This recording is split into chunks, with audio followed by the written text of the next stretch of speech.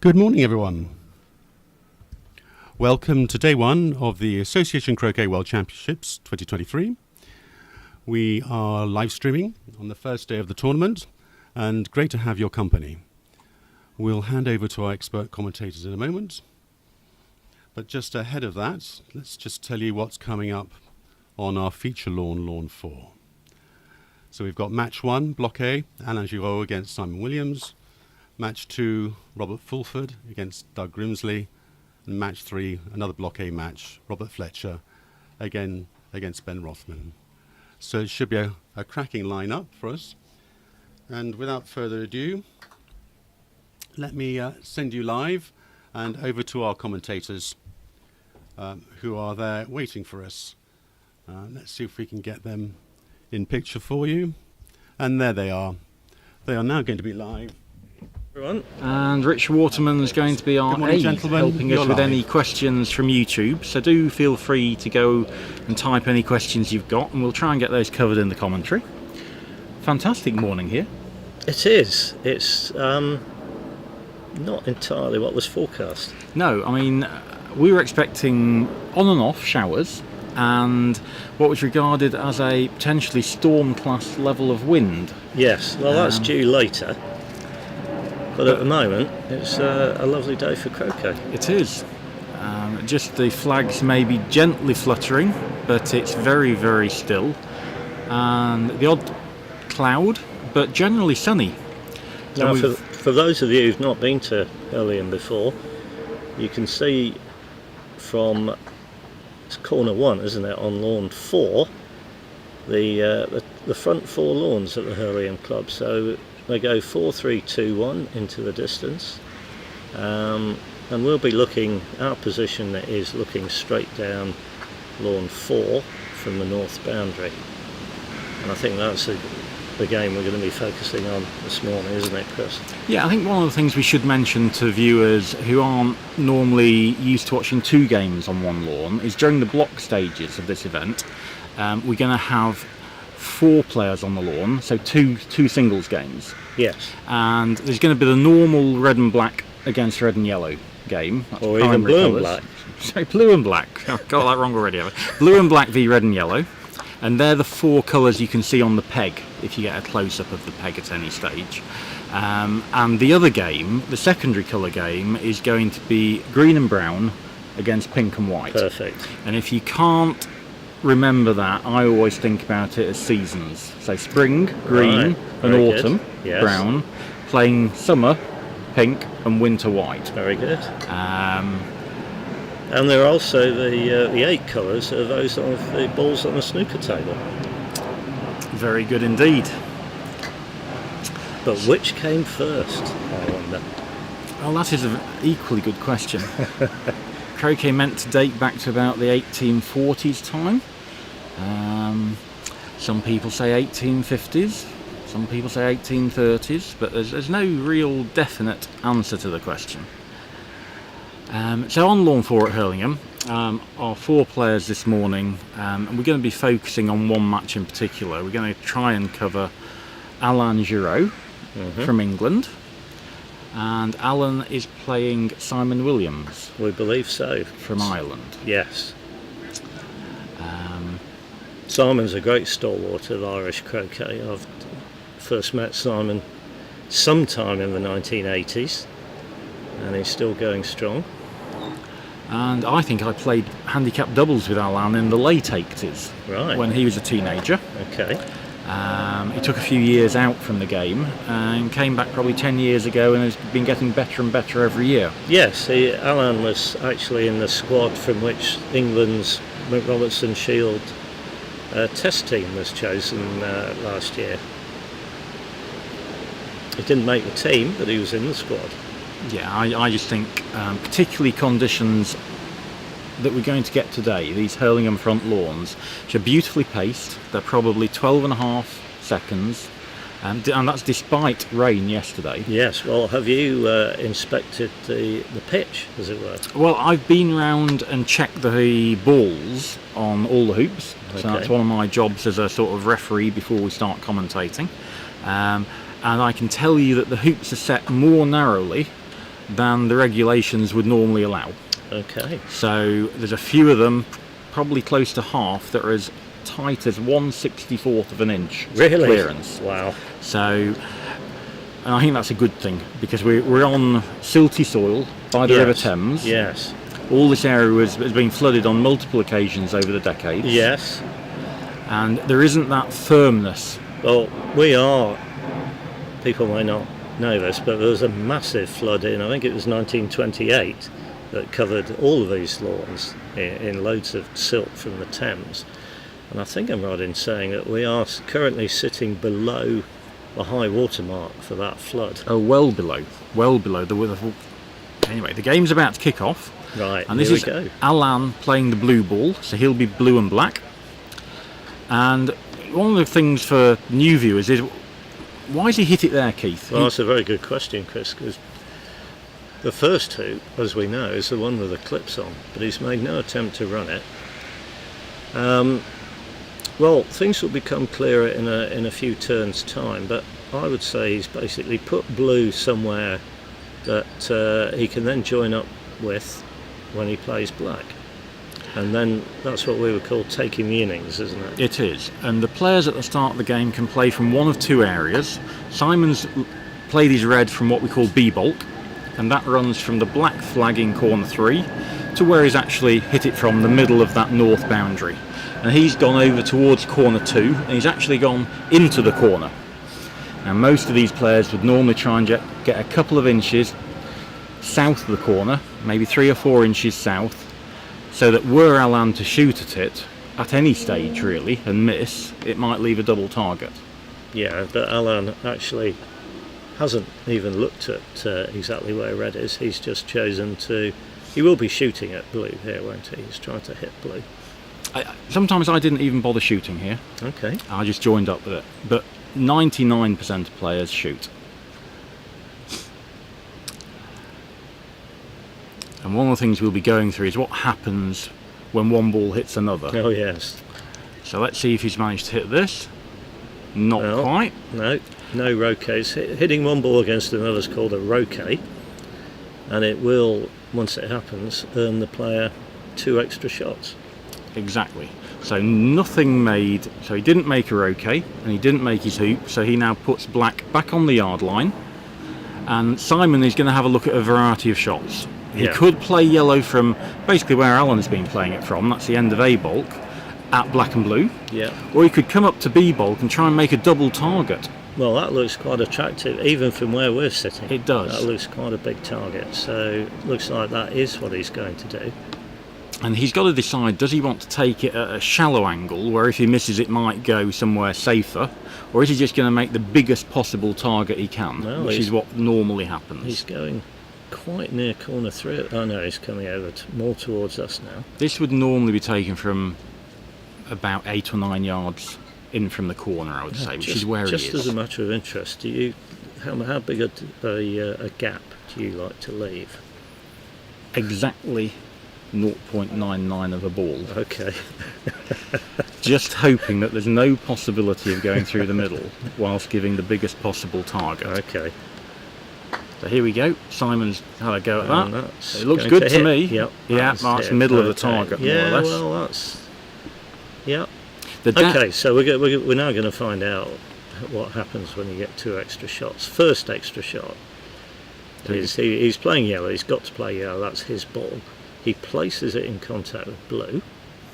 So he can lift it up. He could trundle it with his feet or his mallet. Indeed. He's just got to put it next to that blue ball. Yeah, it's dead as soon as it's hit blue. Although it can interfere with other balls and stuff like that. Right, so that's called the croquet stroke. It's gone into black. Now, okay, so I was going to say after the croquet stroke he gets a continuation stroke in which he could make a roquet, but actually he's kind of wasted a stroke because that in itself was a roquet on black.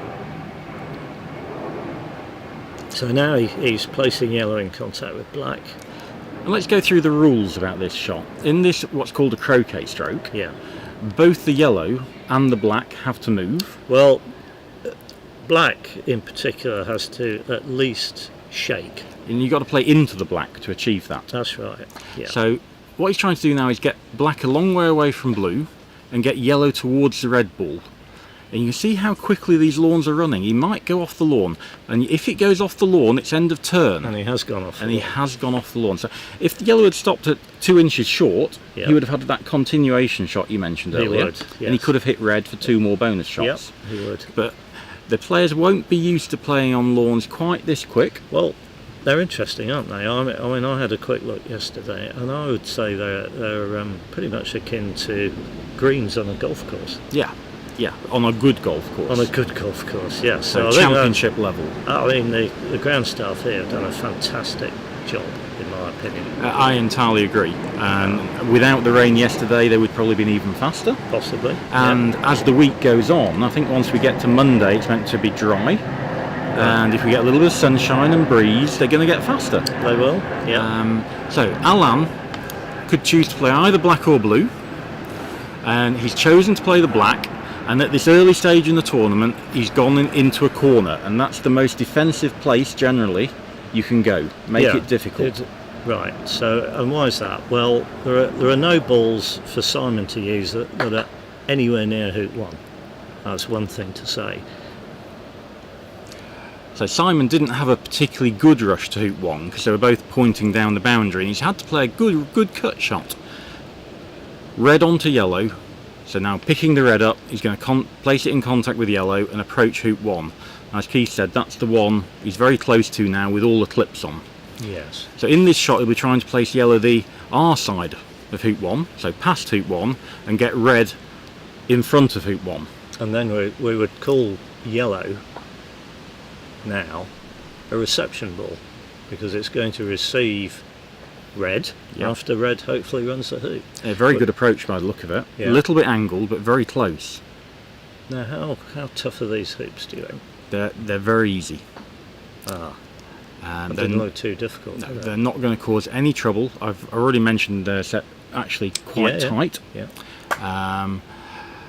But this soft soil isn't going to cause any particular difficulty. Lovely rush to hoop 2 now. Yes. So he's ignored the black and the blue, and blue's actually quite close to hoop 3. It is. So if he makes hoop 2, he's got a chance to pick up a 3-ball break. Yes. Whereas at the start, now he's just been making a 2-ball break over the first 2 hoops. Little bit under hit there. He would have preferred that to go through a couple more feet and give a straighter rush over to blue. Is he trying to rush it over to blue, do you think? I think he'll try and get part of the way there. Now, I would have tried to get a bit closer than that. Okay. I mean, he's got this croquet stroke. He's going to be trying to send yellow to hoop 4, isn't he? He is. But the main priority, I think, is the red ball. It is. Because we've already seen if red goes off the lawn, it's going to be the end of the turn. Yes. And he'll be trying to get it past the blue. Yes. And obviously that would give blue a very easy shot if he went off the lawn. So he wants to get past the blue so he can hit blue to hoop 3, but can't afford to risk going off the lawn. Now, you used the term rush earlier. I think we should explain perhaps that a rush is a particular example of a roquet. Yeah. He's played a fantastic shot there. That is very good. Yeah, that looks fantastic. Right, so a rush is something I would describe as a roquet with a bit of purpose. Yeah. So you're not just trying to hit blue in that case, you're actually trying to send blue to a particular place or in a particular direction. Yeah. So in that case he rushed it in front of hoop 3. Yeah. And this shot is a croquet stroke, and he's approached the hoop, we would say. That's an approach shot. And you like to play approach shots from the line of the hoop, don't you? Straight down the line, Yeah. ideally. Now, this time he's run a little bit past blue. And it would have actually been nice if he'd stopped short of it, wouldn't it? It would. It would have meant the next shot was played from closer to yellow and black. Whereas now he's going to have to play a roll stroke. Oh, that's brave.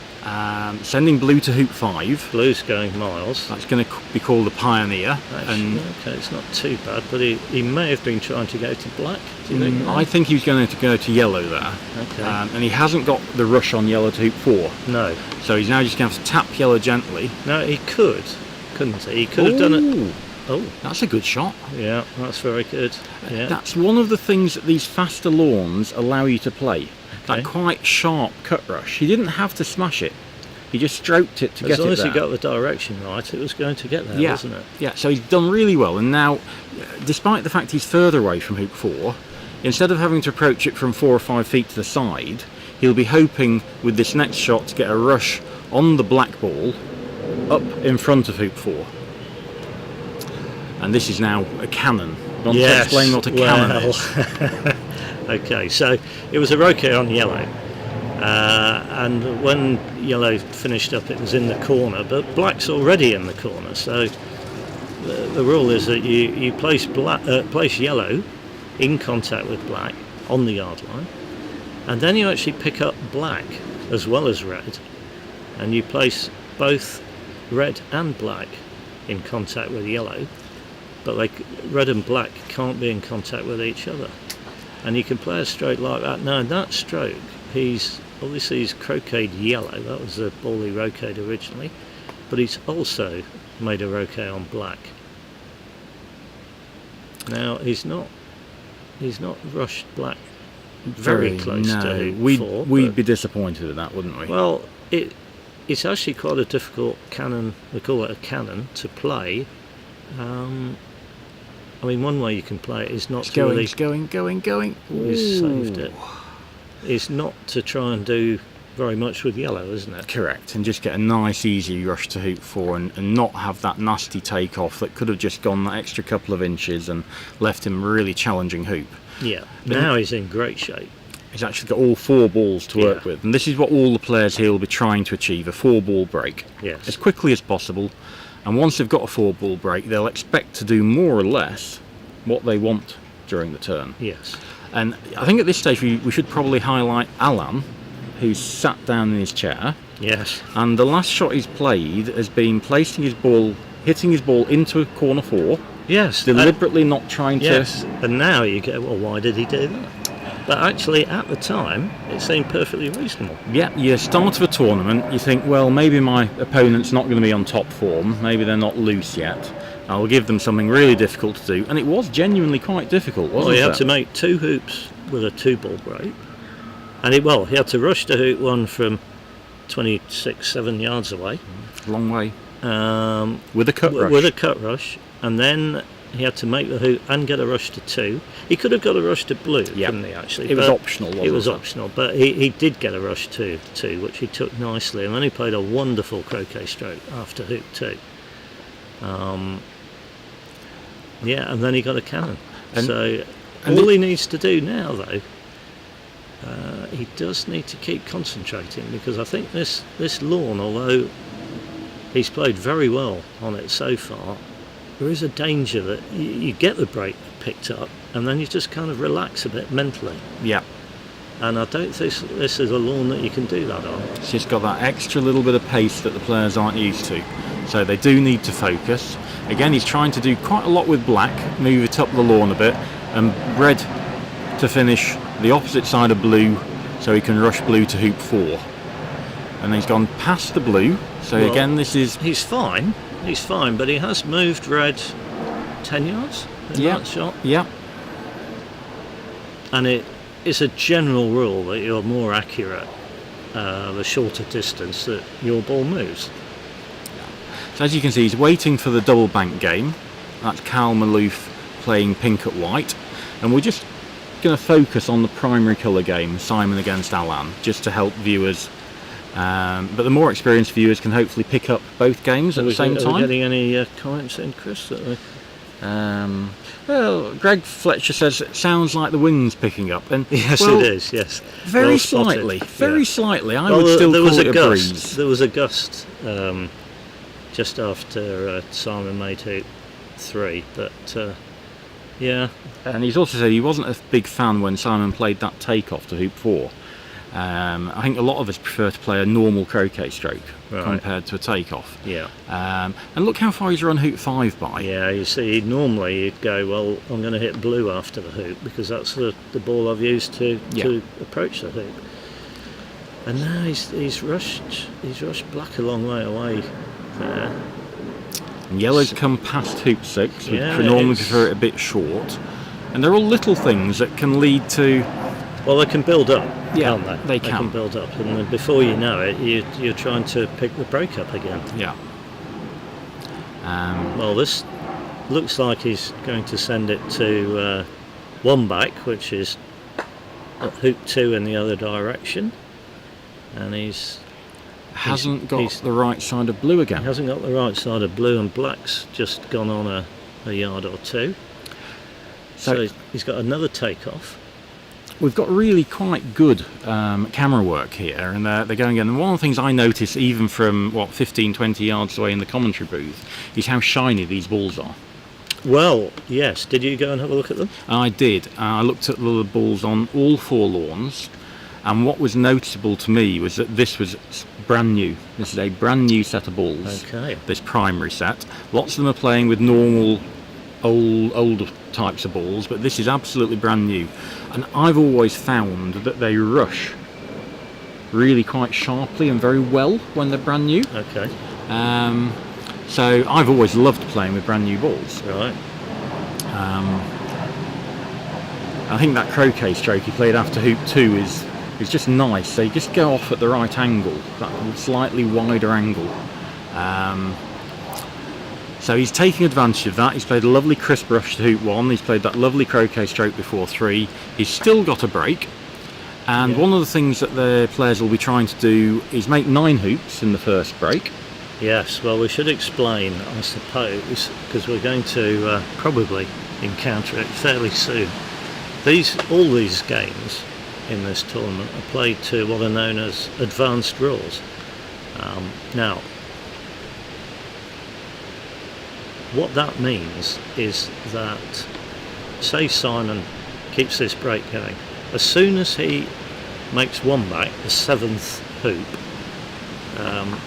his opponent, Alan, when it's his next turn, will be entitled to lift either of his balls and play from the start lines, A and B ball. And the effect of that is that there's a limit to the length of shot, the maximum length of shot that Simon can leave. Whereas back in the day, before advanced rules, the reason they were brought in is that the top players got so good that the first person to get a break would go all the way around to the peg, and they would leave the opponent's balls either side of hoop 1 such that they couldn't see each other, so they couldn't make a roquet because the hoop was in the way. We call that being wired. So the opponent was cross-wired at hoop 1, and the player who'd played the break would go to the other end of the lawn in corner 3, and that leaves a shot of over 30 yards. Yeah. And so many games apparently went that way. So the person who's cross-wired either hits a 30-yard shot, and they miss it, and if they miss it, then the first player can just play another 12-hoop break and win the game. Absolutely. So the point of having advanced rules with a lift at one back, and there's also another lift, I should say, any time the striker puts their ball through the 10th hoop, which is called 4-back, the opponent would get a lift on the start of the next turn. Yeah, he's overhit this a wee bit, I think. Just ran on that extra yard, so it's only probably 4 feet over hit. Yeah, but the faster the lawn is, the further black's going to travel when he makes this roquet. That's one of the problems, isn't absolutely. it? And you really just want to almost tickle it On the right-hand side. on the right-hand side. And how's your nerve? Yeah, he's just tickled it in the middle. He's done pretty well. I'm always happy with hitting that in the middle gently. Sure. Well, not a difficult approach. but it is from the side. And he's overhit that again. You see, that was an approach from the side. And They are harder. normally, we'd be looking at this going, there's a chance he might fail this. Yeah, and you think there's no chance. And I think this is now still 98%. Okay, well, is he going to hit this hard or just stroke it through? You just want to stroke it through.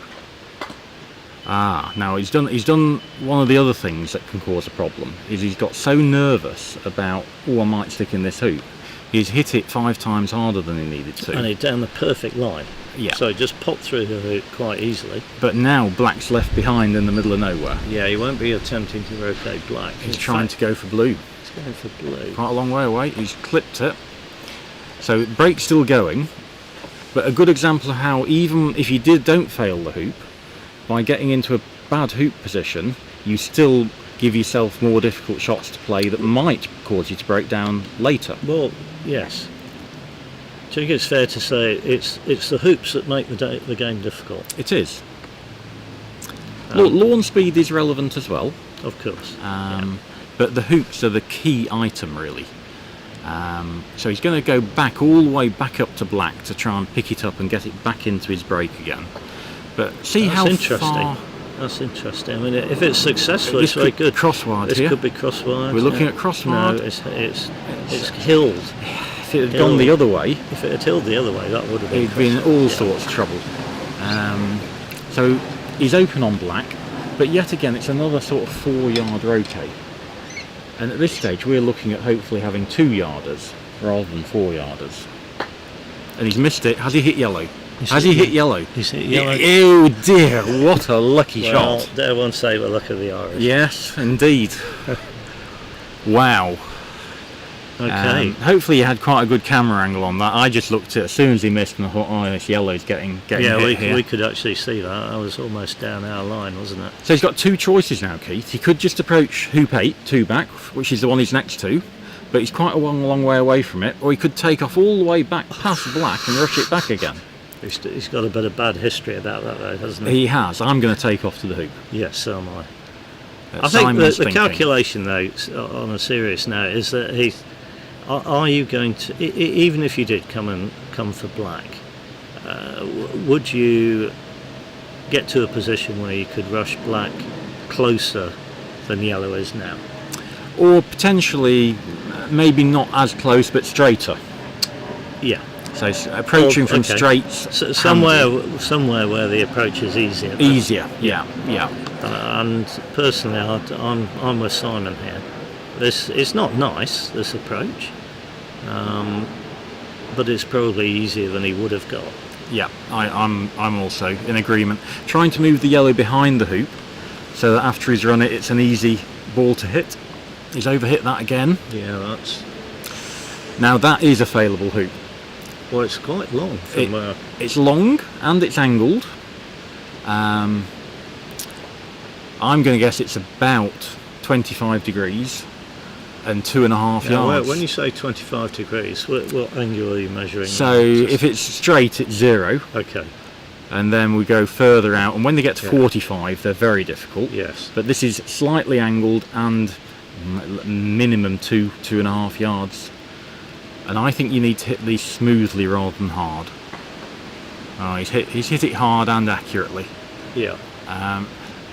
Generally, I like having the ball rolling forward rather than still skidding when it hits the hoop.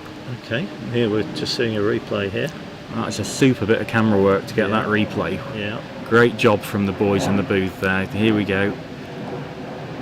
So there's almost an element now of Simon can relax because his crisis has passed for the time being. And yet, black is still in what I would call no man's land. Black, It needs moving, doesn't it? It doesn't. The reason it needs moving is it's only about 10 yards away from B-bulk. Yeah.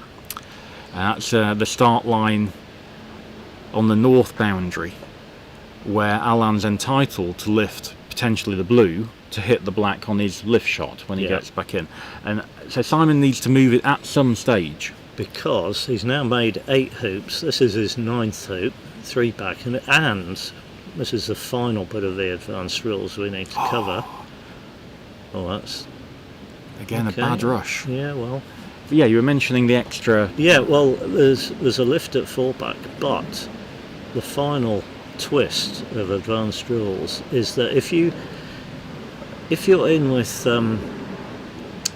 playing a break and you make one back and four back in the same turn before your partner ball has been through one back, then as well as having a lift, the opponent has the option of what we call taking contact, which is essentially lifting either of their balls, placing it in contact with one of the other three balls, and playing a croquet stroke straight away. So it means they don't even have to hit in. They don't even have to hit in. That's right. So Simon's done quite well this time. He's played a better length takeoff, and this should be within his comfort range. So that's why people make 9 hoops in the first break, but they don't make 10 generally. Right. So he's made his 9. So he's made 9. He's not going to make any more hoops. So he's got to sort out where he wants to leave the balls. He's moving his clip up to hoop 10 and putting it on the side. And the side means you're on that hoop on the way back. Yes. On the second round of the lawn. Yeah, that's right. So all the clips Yeah. are on hoop 1 to start with on the top. And now that he's made 9, that red's put on the side of the hoop. And he's going to decide, am I going to hit the blue first or the yellow first? Well,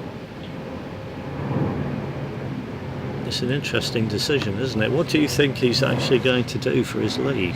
I think he's going to hit the blue, croquet it towards the peg, but potentially a little bit east of it. That's the right hand side as you look at it from the south boundary. So let's have a look at the picture we've got. And we're looking from the north at the moment, so the left hand side of the peg as you look at it, he's actually managed to snick it in such a way that it's finished quite close to hoop 4. Now that could be useful, couldn't it? Yeah, he's already looking at putting it near the wire of hoop 4 where it can't be hit from A-bulk. Yeah. And if he's been lucky enough to do that, he might get a really good leave out of this. Yes. So just nudging blue a foot. So that now can't be hit from the end of A-bulk by black. And he'll then rush the yellow off the lawn, about level with hoop 5. And then he'll take off all the way to black to move it further away from B-bulk and further towards the right hand side of the lawn as we're looking. Well, I mean, he might. He probably will do that, but I suppose there's a chance he might get a rush on black to up the wire of hoop 2. He might do, but even then you probably have to take off all the way back to yellow and you might move it out of the way. The safer option, I think, is to just move black towards the boundary. Sure. And now he's thinking about thinking about not giving blue and black an easy shot. Yeah. A short shot. But he's also thinking about assuming blue or black misses, or at least doesn't make a roquet. You're not bound to take a shot. But how his next turn, the turn with yellow, is going to work out, isn't it? Yeah. So he's made the 9 with the red. The next time he'll be looking to make 12 with the yellow, as well as peeling. And you can explain to the viewers what peeling is going to be. Peeling the red through the 10th, the 11th and the 12th, 4 back penultimate and rover, and pegging it out to finish in one turn with what we call a triple peel. Yes. But in order to do that, you've mentioned he's trying to place the balls so they're helpful for him. And black moving it over towards the boundary, but still near hoop 2, and then leaving yellow a rush on red to wherever he places that black, means that he can immediately rush to black and utilise it for his hoop 1 pioneer next turn. Yeah, so if blue was lifted and took a shot, say at red and yellow from corner 3 or something like that, and ended up in corner 4, Simon could still get going with yellow because he would have a rush towards black. But equally, if Alan goes, well, I'm not going to leave in black to rush to, I'm going to take a shot with black, there are other ways of getting going, aren't there? Because Simon can use blue to make hoop 1. Yeah. Now I will. Oh, look at this! This is what we didn't expect. This. No, I didn't. No. What is this? This What is this? Potentially. Well, it's a real. He certainly didn't mean yellow to hit the peg. No. And having got to that really good position with blue on hoop 4, we expected him just to stay over there, because blue can't hit red and yellow because the hoop's in its backswing. Yeah. So we thought he'd just stay over there and just move black to the boundary. Having put yellow in the middle of the lawn, there is almost nowhere good to join up now. He may even not join up. Well, he might do. I mean, well, it depends how brave he's feeling. He could just rush black off the side boundary somewhere, and there's probably somewhere he could go near yellow that doesn't actually leave a shot. It would need to be shorter than the one he's already left. On the line of corners 2 and 4, because if it isn't, it might leave a double from A bulk or B bulk. Well, he could leave it across the lawn, couldn't he? Just sort of straight across. Straight across. Depends where black is exactly.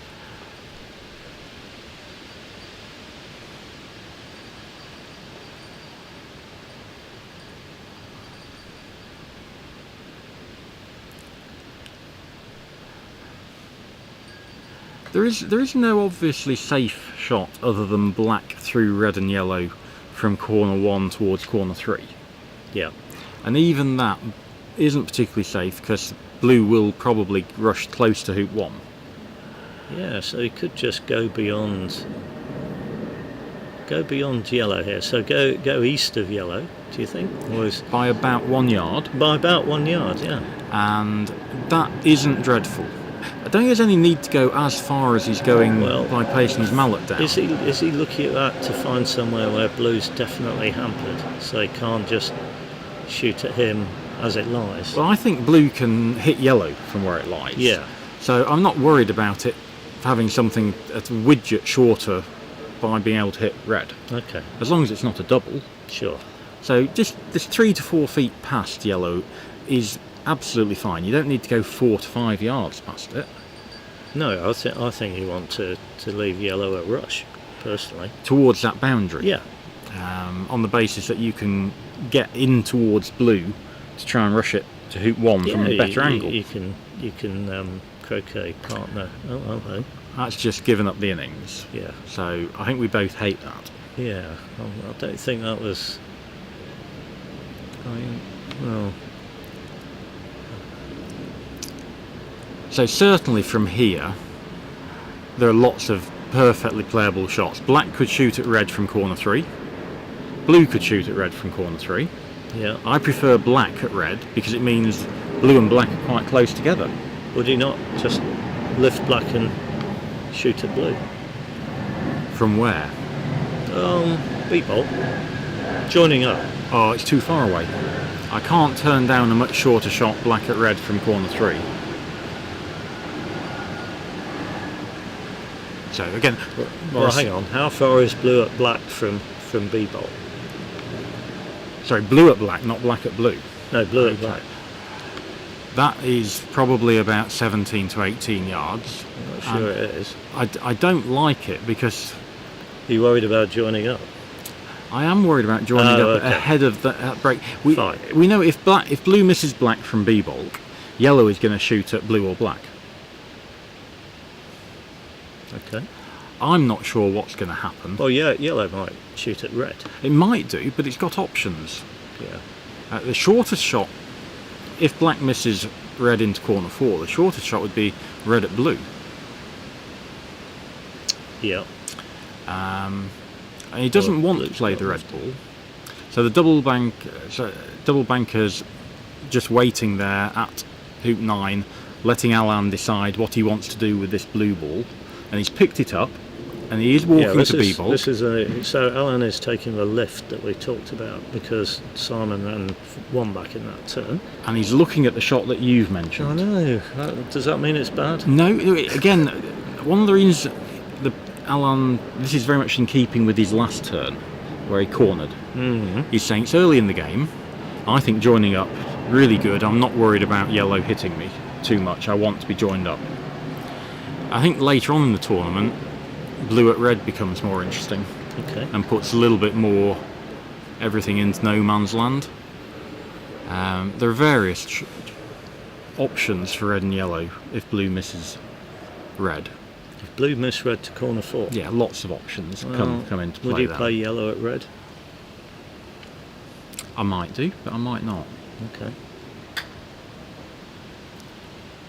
In the middle, super shot. That's a good shot. Very And- smooth, wasn't it? He didn't hit that hard at all. He just made a nice, clean strike. And one of the things I mentioned earlier is I think these lawns suit Alan down to the ground. He hasn't got very much power, Okay. but he is a lovely ball striker. And I watched him play in the Open doubles last year at Hurlingham, and he didn't make an error for 3 days. It was just a wonderful performance, and I think he is as confident on these lawns as anywhere else in the world. So having hit in, he still has to play that blue ball the entire turn, doesn't he? Well, yes. Now, okay, what's his plan for making hoop 1 for a start? Well, he'll be trying to make it, I think. I think he wants to make it off red. That is the precision way to pick it up, isn't it? Because yellow might not rush to hoop 1. That's what I'm looking at. And ideally, if you can take off short of yellow and rush yellow to red, that's better. Oh, that's It's travelling. overhit. That is travelling.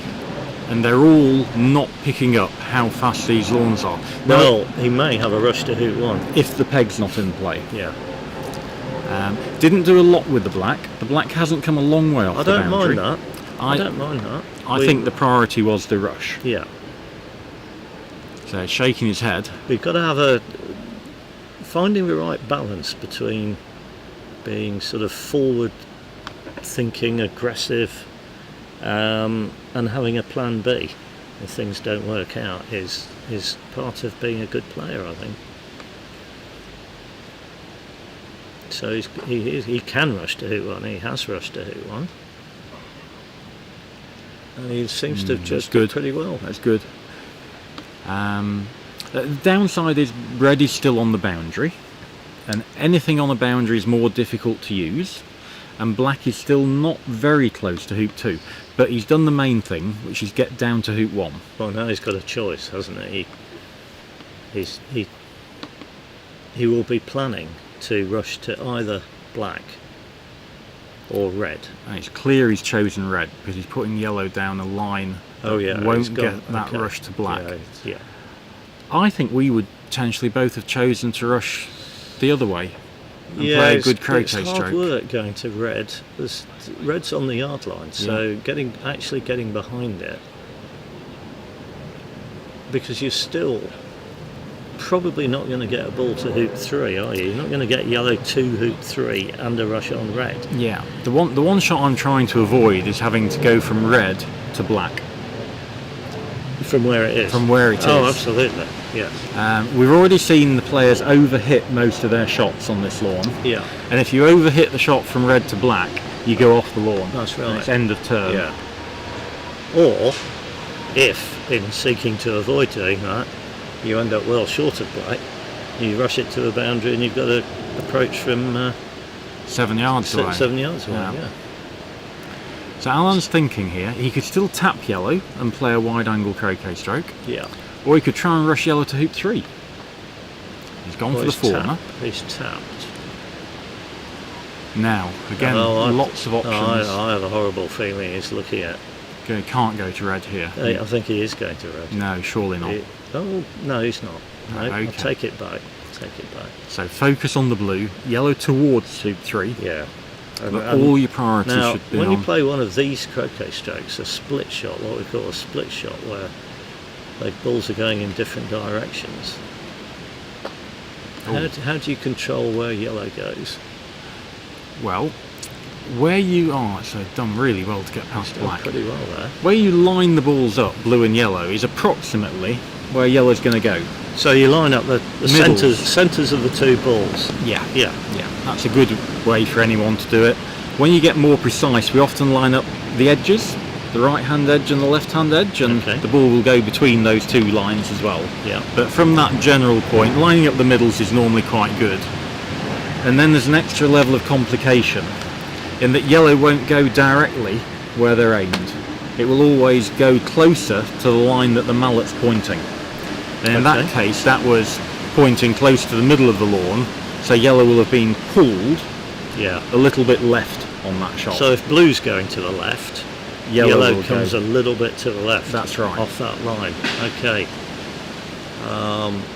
And that's presumably just through friction and the contact between the balls and a bit of friction. So all these balls, they're not smooth. They've got what we call milling. And particularly if the players aren't too careful about where they place them, the milling can actually go into the other milling on the other ball and grip and make for more pull. Okay. Well, I was quite OCD about that, and I always played in a way that I thought reduced the possibility of because you have choice with where you put your ball. Yeah. Not the ball you're taking croquet from. You can't move the ball you're taking croquet from, but you can place your ball how you like. You can orientate it how you like, and I thought I did it in a way which reduced the chance of any meshing of the milling. And the way to do that, Keith, if viewers don't know that already, well, you'd have to have a croquet ball to look at, but you could see there are what would you say? There are lines around the ball in two ways, aren't there? Around two poles, and if you get you avoid having vertical milling at the contact point, is how I would think of it. Okay, and the other thing a lot of players do, perhaps a little bit simpler than that, is that they put the maker's mark, that Dawson spot, as their point of contact each time. That's probably a good idea too. I actually had the maker's mark on the top, and one of the other axes. One of the other poles was in contact with the croquet ball. So I think that now that we've got Dawsons for quite a long time, most of the modern players will just be used to using that maker's mark. Well, that's the thing. I started doing that in the 1980s when we had Jake's balls with incredibly deep milling. Yeah. And they used to say they were quite crunchy to use, and it was just a nightmare, particularly if you're doing peels. Peeling from an angle. Now, we haven't explained peeling, have we? No. Peeling, for a start, it's an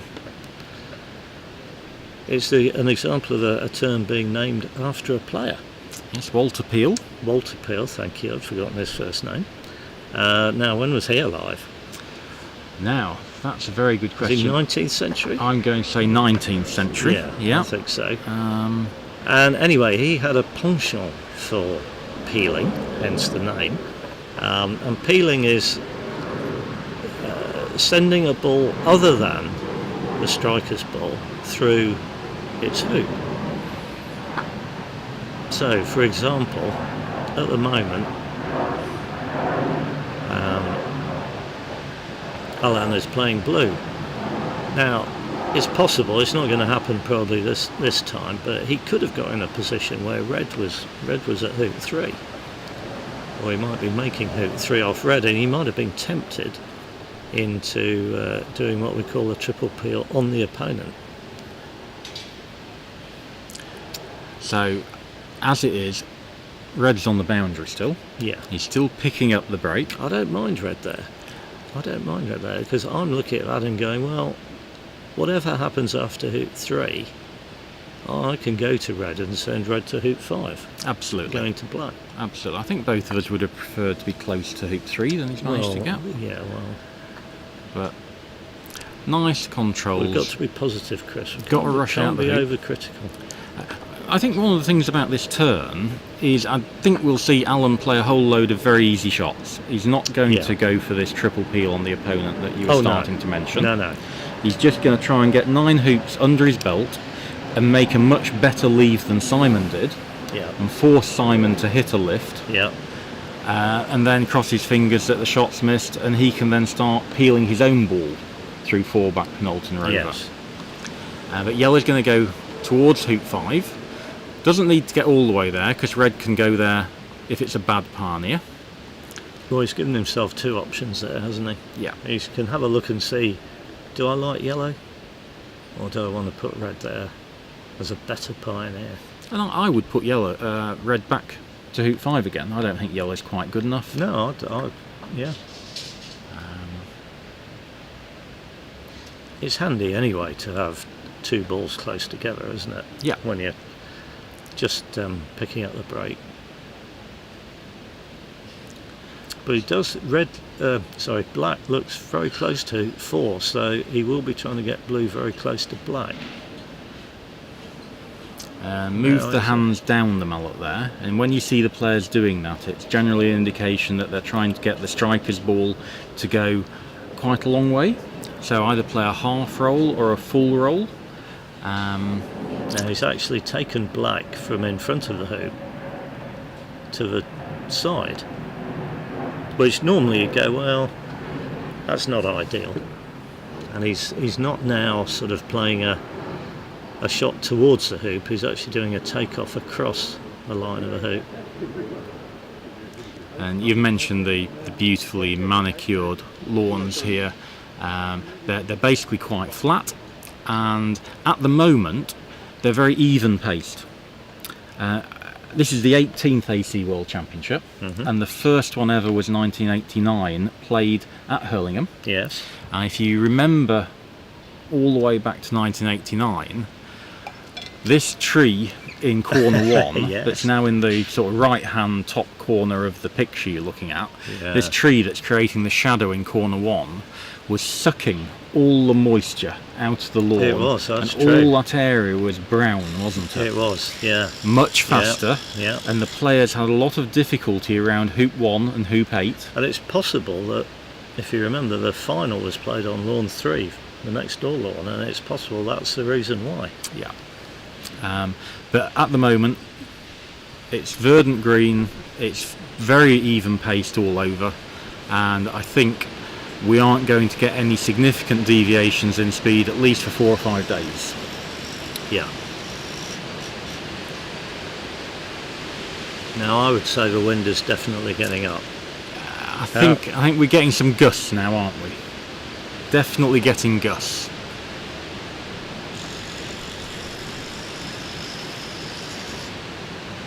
But up to 45 miles an hour is forecast today, and that will make a significant impact for all croquet players. Everyone will be affected by that. It'll make a significant impact if this tent isn't secured properly, Chris. So, lovely control now. This is Yeah. much better control than Simon had. He's approaching hoop 5 from dead in front. He's got a good ball at hoop 6, and it's nice tidy control. It is. And doing the little things well. He's still taking care though. Yeah. Doing the little things well is one of the things we always focus on. Absolutely. Yeah. He wasn't happy with that. It was only, a 9-inch hoop. Yeah. He went back and restalked it. Yeah, yeah. It's good to see. This is your big chance to settle for the day. There's not a lot of difficulty about this turn, is there?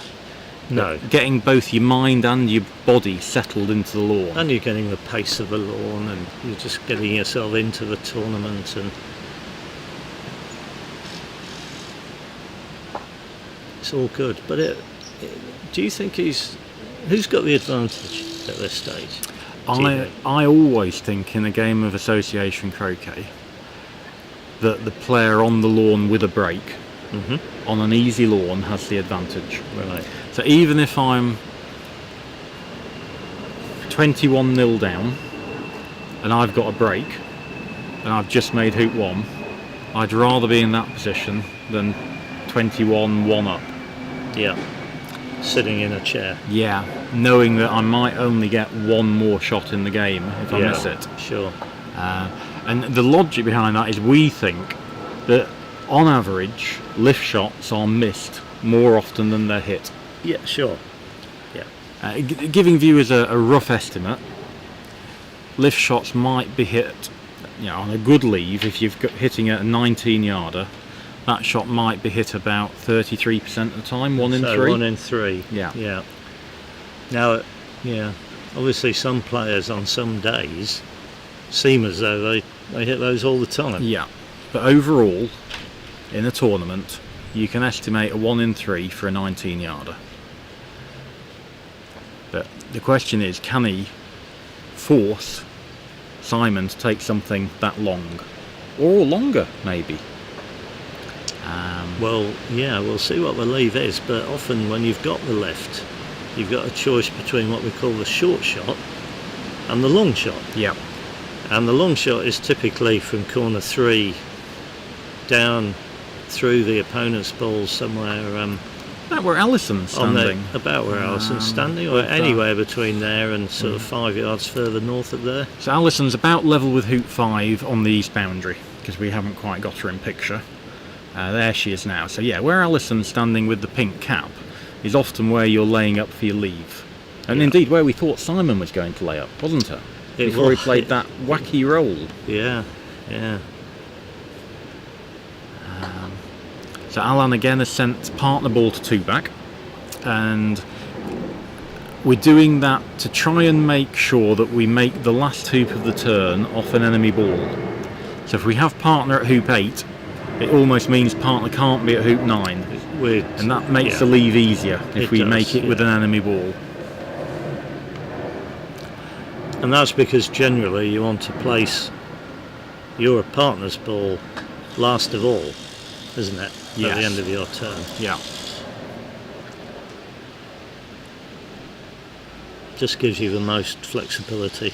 And you know where the other balls are, so you know, if there's questions of making sure you're not leaving an open shot or something, you've got control over the situation. Yeah. I'm just going to mention the double banking game. Okay. Allison's playing Kyle, and they're both new to World Championship play. Allison's done fantastically well to come through the qualifier. Yeah. But I think we're already seeing, if anyone's been watching the background, multiple errors. Whereas there's not been a sort of absolutely obvious error in the game between the two more experienced players that we're watching. Whereas there's been multiple in the other game. Well, the errors have been... they've been recovered from. Either by accident or... yes, good point, yeah. Because Simon missing that short 4-yarder up by hoop 7 when he was for hoop 8 was a clear error. Yeah, sure. But he obviously hit the ball in the background 20 yards away. Yeah. But here we've seen quite a lot of missing short shots and not getting going in the double bank game. So there is a difference between these two experienced players and two people making their debut. So we'll go back focusing on these two experienced players. Alan now is going to be placing the yellow in a similar position to where we were talking Simon might have put that ball. Yes. So away from B-bulk, so it's got quite a lot of yardage, and it needn't be as far away from B-bulk as normal, because we know that Simon wants to play the yellow. Yes. And he wants to play the yellow because that's what we call his backward ball. Yellow's on hoop 1. Red has already made 9 hoops. So if he can hit him with yellow, he's got a chance of finishing the game next turn. So what you're saying is, when Simon made his leave,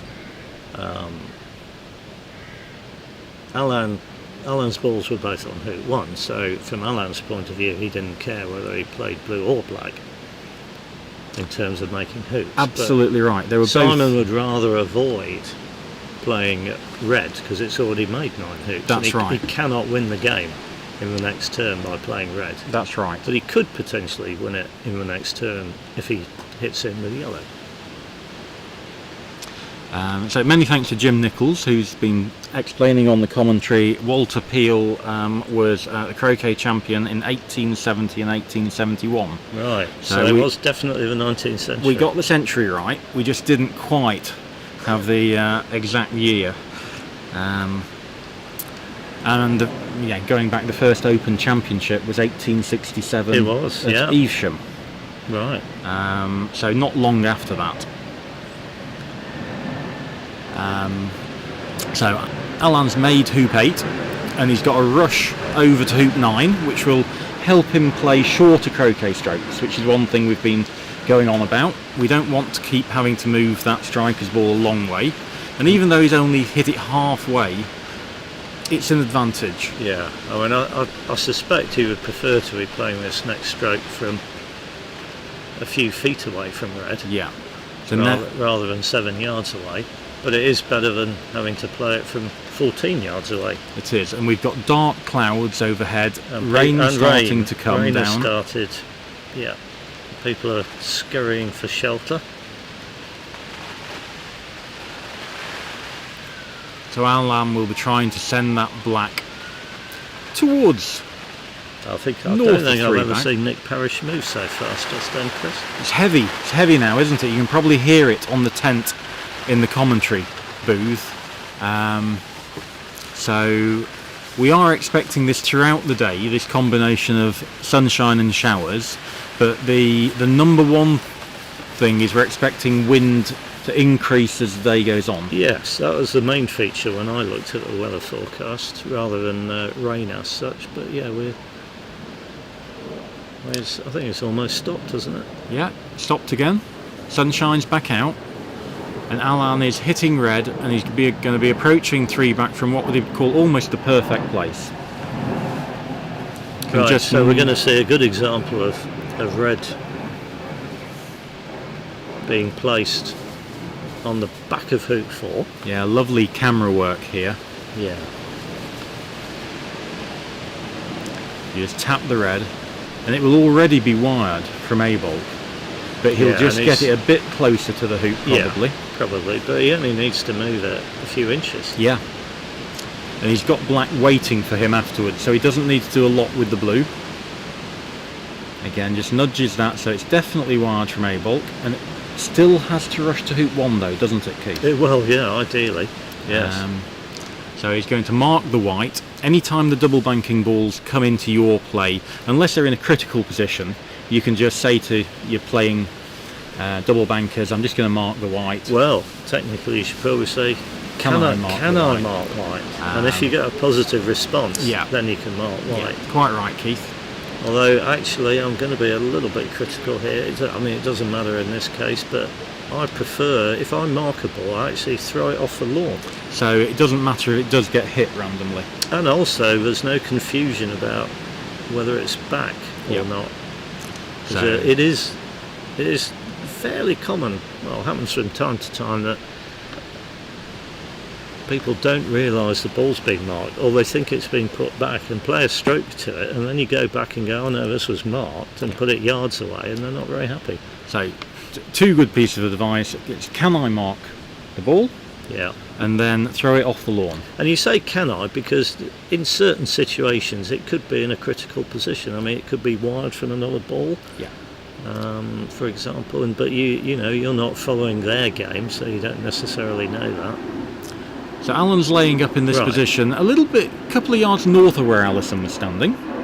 So that means it's a shorter shot. I think he's, what do you think, halfway between 5 and the peg, or maybe a bit nearer 5? Fractionally nearer the 5, but definitely north of hoop 5. So it's approximately, I'm going to put my calculation neck on the line here and go, it's about a 20 or 21 yarder from corner 3 at black. And probably about an 18 yarder from A-bulk. Yeah. So 3 yards difference, and it's much safer, much more defensive to shoot from corner 3, isn't it? Well, I don't think it is in this case, to be honest. Do you? And that's because red can rush to hoop 1. If red had been lifted, I would definitely agree with you. But because red's there, well, we may see Simon hit, of course, and we'll see how he proceeds if he does. So Simon again waiting for Kyle. If he misses, then Alan using black would tap blue, not move it very far, take off to yellow, and he's got a shot that you'd hope that he's practiced hundreds and hundreds of diligently, sending yellow to hoop 2 and getting a rush on red to hoop 1. And yet, it's still quite a tricky shot. Well, I don't like it personally. I've never been I'm not a great rusher, as you probably know, so I would need a sort of 2-foot straight rush, and that's quite a difficult croquet stroke from corner 4. It is. This was my standard leave, so I'm used to playing the shot from the corner. Right. You're a better rusher than I am. Probably a better rusher, but not as good as the top rushers in the game. I was never a great strength of mine, but the combination, you get used to it after a while. Simon's missed that by a long way, and That's hasn't. well short of the corner. Yeah. In fact, Kyle, I think, is. No. I thought he was marking the spot for him, but no. Definitely But didn't he's reach not- the corner, no, did it? I don't think it got anywhere near the corner. But where's Simon going? Yeah. About 2 yards north of the corner. Okay.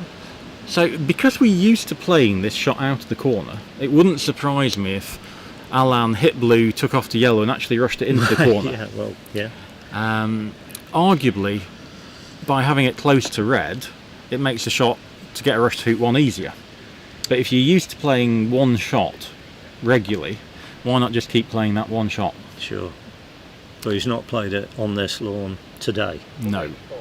At least if he did it in the warm-up, I didn't notice. No. So, Alan's just disappeared for a little while. So this is Alison Morn shooting the brown ball at the pink. And she's hit. And she's one of the best shots in the world. She is. She's got a very, very good swing, I think. Technically excellent. Yeah. Irish grip player. Mm-hmm. One of the improvers, you would say, here. Yeah. Came through the qualifier. 7 out of 10 in the qualifier. Excellent shot. The other parts of the game still improving. Yes, I think that's fair.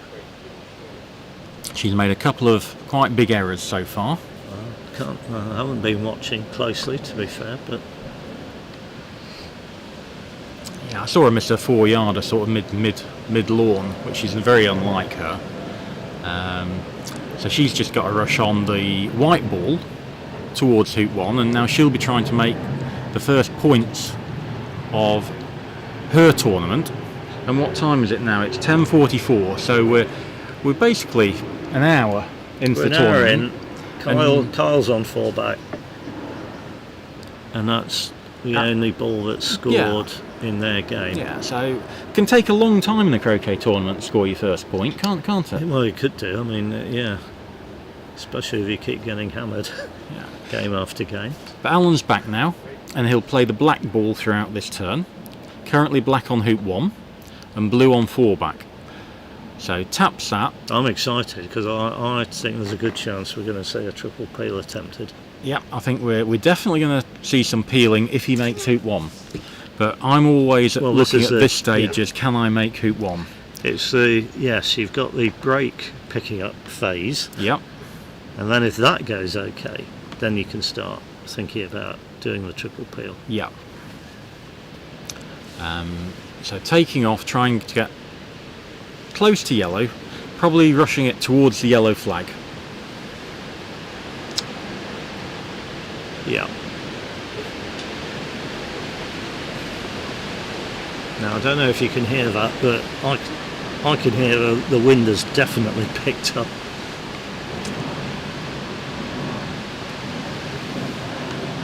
And our tent is so far holding up nicely.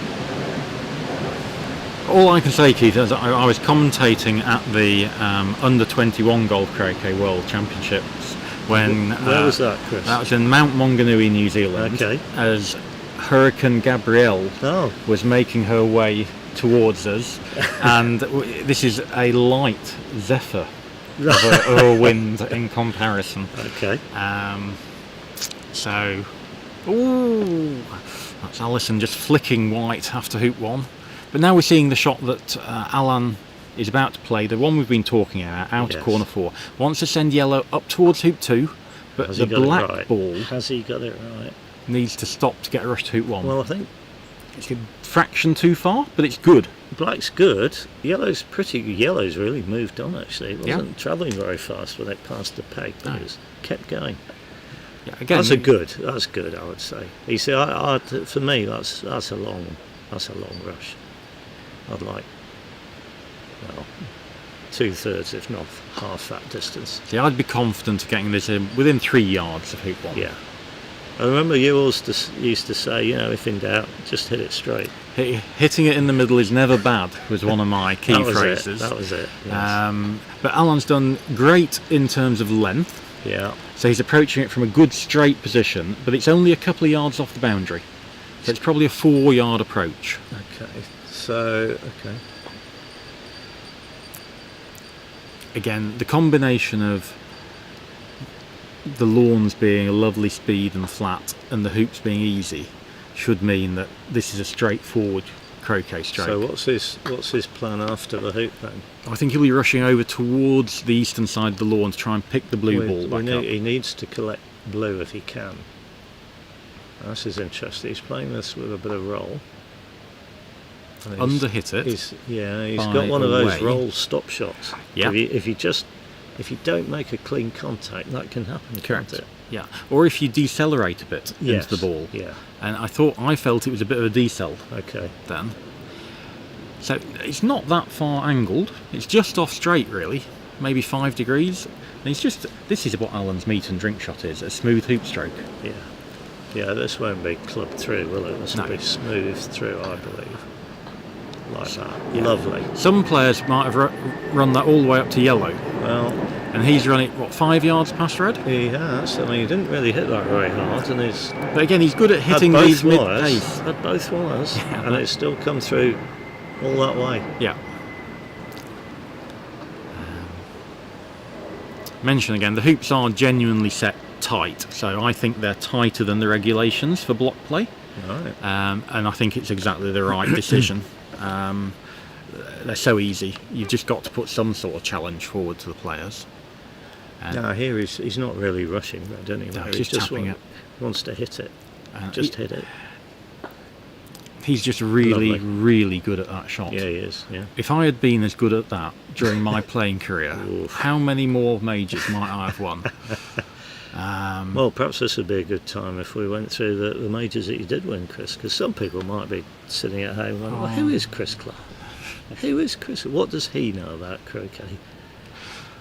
And I'm going to tell them that, well, Chris has won this tournament twice.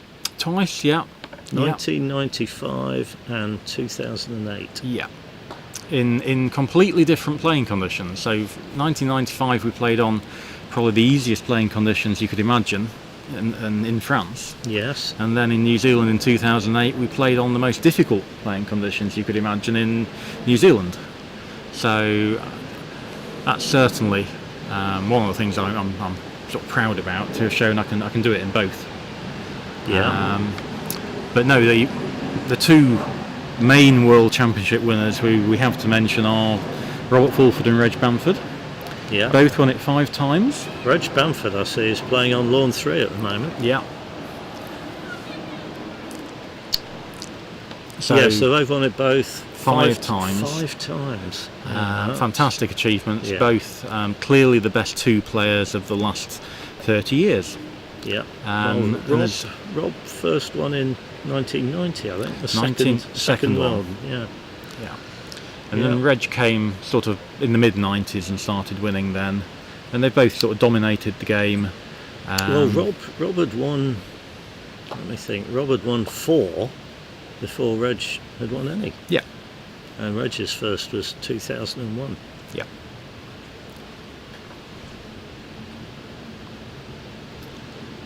And I did actually did a bit of research on Chris Williams's Croquet Records Fantastic website. Very good website indeed. And I believe there have only been 8 different winners of this event. So that's a little quiz for you at home. Who are the 8 winners of the AC World Championship? And if we get that answered too quickly, we'll give you a much more difficult quiz question after that. Yeah. So Alan again hasn't done particularly well. He didn't get the blue over to hoop 3. No. And remember, what we've said is he's going to try and peel the blue through 4 back, Penult and Rover this turn. That's hoops 10, 11 and 12. Yeah. And he's also approaching hoop 2 from that angle that we don't like, that sidey position. I don't like it, no. And the reason I would say it's harder is when you're approaching straight up towards a hoop, you can be fractionally wrong with how far your ball goes. You can. And you've still got a straight hoop. You can. Whereas from the side, of course, you've got to get the strength correct, otherwise you get an angle tee. And he has got an angle tee, albeit not much of an angle. And one of the good things he did there was that he just felt the presence of Allison behind him, and he just walked away. Some people just keep playing and then they go, oh, that double banker put me off. Don't. The lawn's under your control. So he'll rush this a little bit north of blue, croquet yellow to hoop 4, and rush blue up towards the red, ready for the peel. See how good you are at predicting. Again, just waiting for Allison, who's now settled and has got a nice 4-ball break, so that'll put her at ease a bit more in her first World Championship.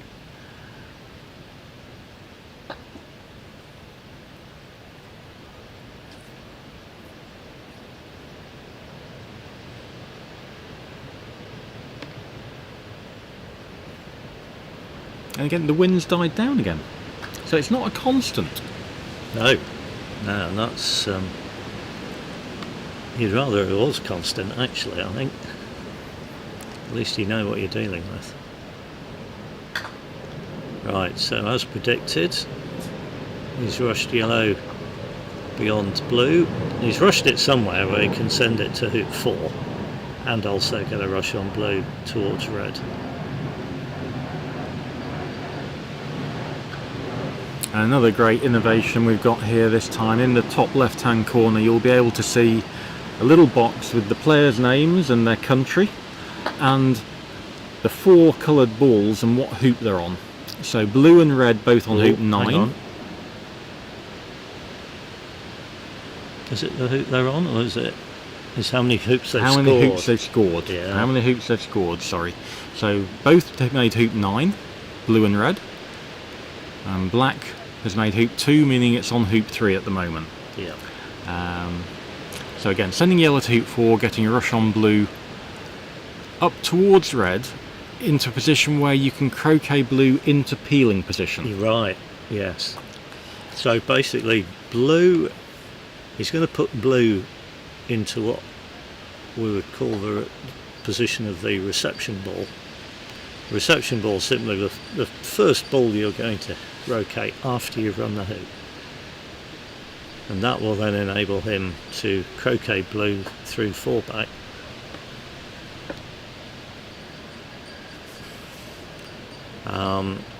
Getting in a position to rush red near a yellow, if it all goes to plan. Let's see how he gets on. Right, so that's croqueting blue in front of 4-back. That's a lovely shot. Seems to have gone very well. And he's also given himself a nice easy hoop approach. Now, which side do you want to put red here, I wonder? Well, yellow seems to be slightly to the east of hoop 4, so I'd be wanting to rush more towards the east boundary, or east of yellow anyway. Yeah, so as a rule of thumb, you'd normally put the escape ball, this red ball, the same side of the lawn as yellow. Yeah. So if it's east of hoop 4, you go east. If it's west, you'll place it west. Now you don't want to run these too hard. No. Well, he's positioned blue so that he was never going to go past it without rotating it. Now there are 2 ways of playing this next shot, Oh, Keith. there are, yes. One of which is a straight stop shot, and Alan's going to be getting down now. We mentioned earlier looking at the middles of the balls. When we get to really precise positions, the players will start looking at the edges, and he'll be lining the left-hand edge of both balls up to go inside the left-hand edge of the left-hand wire, or the inside bit of the left-hand wire, and likewise the right-hand edges of the ball to the inside part of the right-hand wire. That's a lovely peel. Now, he clearly played that as a straight croquet stroke, Yeah. didn't he? And So- that was to eliminate having to calculate the pole. Correct. Yeah. And he's still got a rush on red And to a he's useful position. And that's because he put red in a position where he could do that. Correct. So all pre-thought, Yeah. putting balls in useful positions allows him to play a series of easier shots. So when that blue ball went through hoop 10, he picked the clip up Yes. to show that the blue had gone through. And again, one of the innovations we're using this tournament is these are clips that are probably double the size. So I'm hoping but on TV you can actually, if you're watching it on a big size monitor, see them. We've got a set in front of us, and I would say they're a good 2 inches. Yeah. And very wide, very sturdy, and the colours are much better than normal. The brown's got a white stripe down it, and the green's got a white dot on it for people who have difficulty with colour blindness. And yeah, they're just really good clips to be able to see at distance. So many thanks to the organisers and the Hurlingham Club for that. It's really, really good. Yeah, attention to detail. I'm very impressed. So a little bit further away from yellow than we would both like here, but he is good at hitting shots gently. And he's just hit that in the middle, beautifully in front of the hoop. A lot of players get nervy at that length and just give it an extra 30%, and suddenly you're approaching from the side or behind, or you've rushed it onto a wire. Alan's really good at that type of shot. So he's going to run hoop 4 and get a rush all the way back towards corner 3, hopefully. Yeah, because he wants to collect blue, and he wants to get blue ready to do the second peel, which will be through the 11th hoop, or penultimate, which is hoop 6 in the other direction.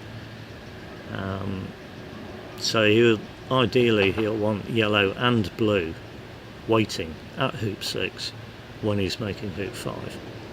And what a lovely shot. Yeah, Yeah, he's you predict it and he does it, Chris.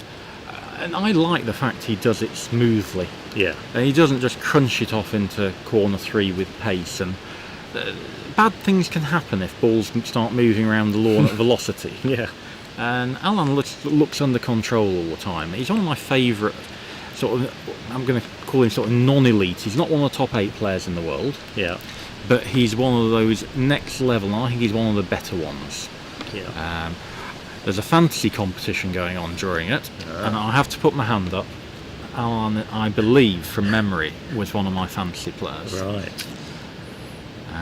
So you've got a particular interest in how he gets on. Not just whether he wins or loses, but I'm hoping he's going to complete this triple peel for bonus points. Points win prizes. Now, he's gone to get a rush on blue there, and where's he got a rush to?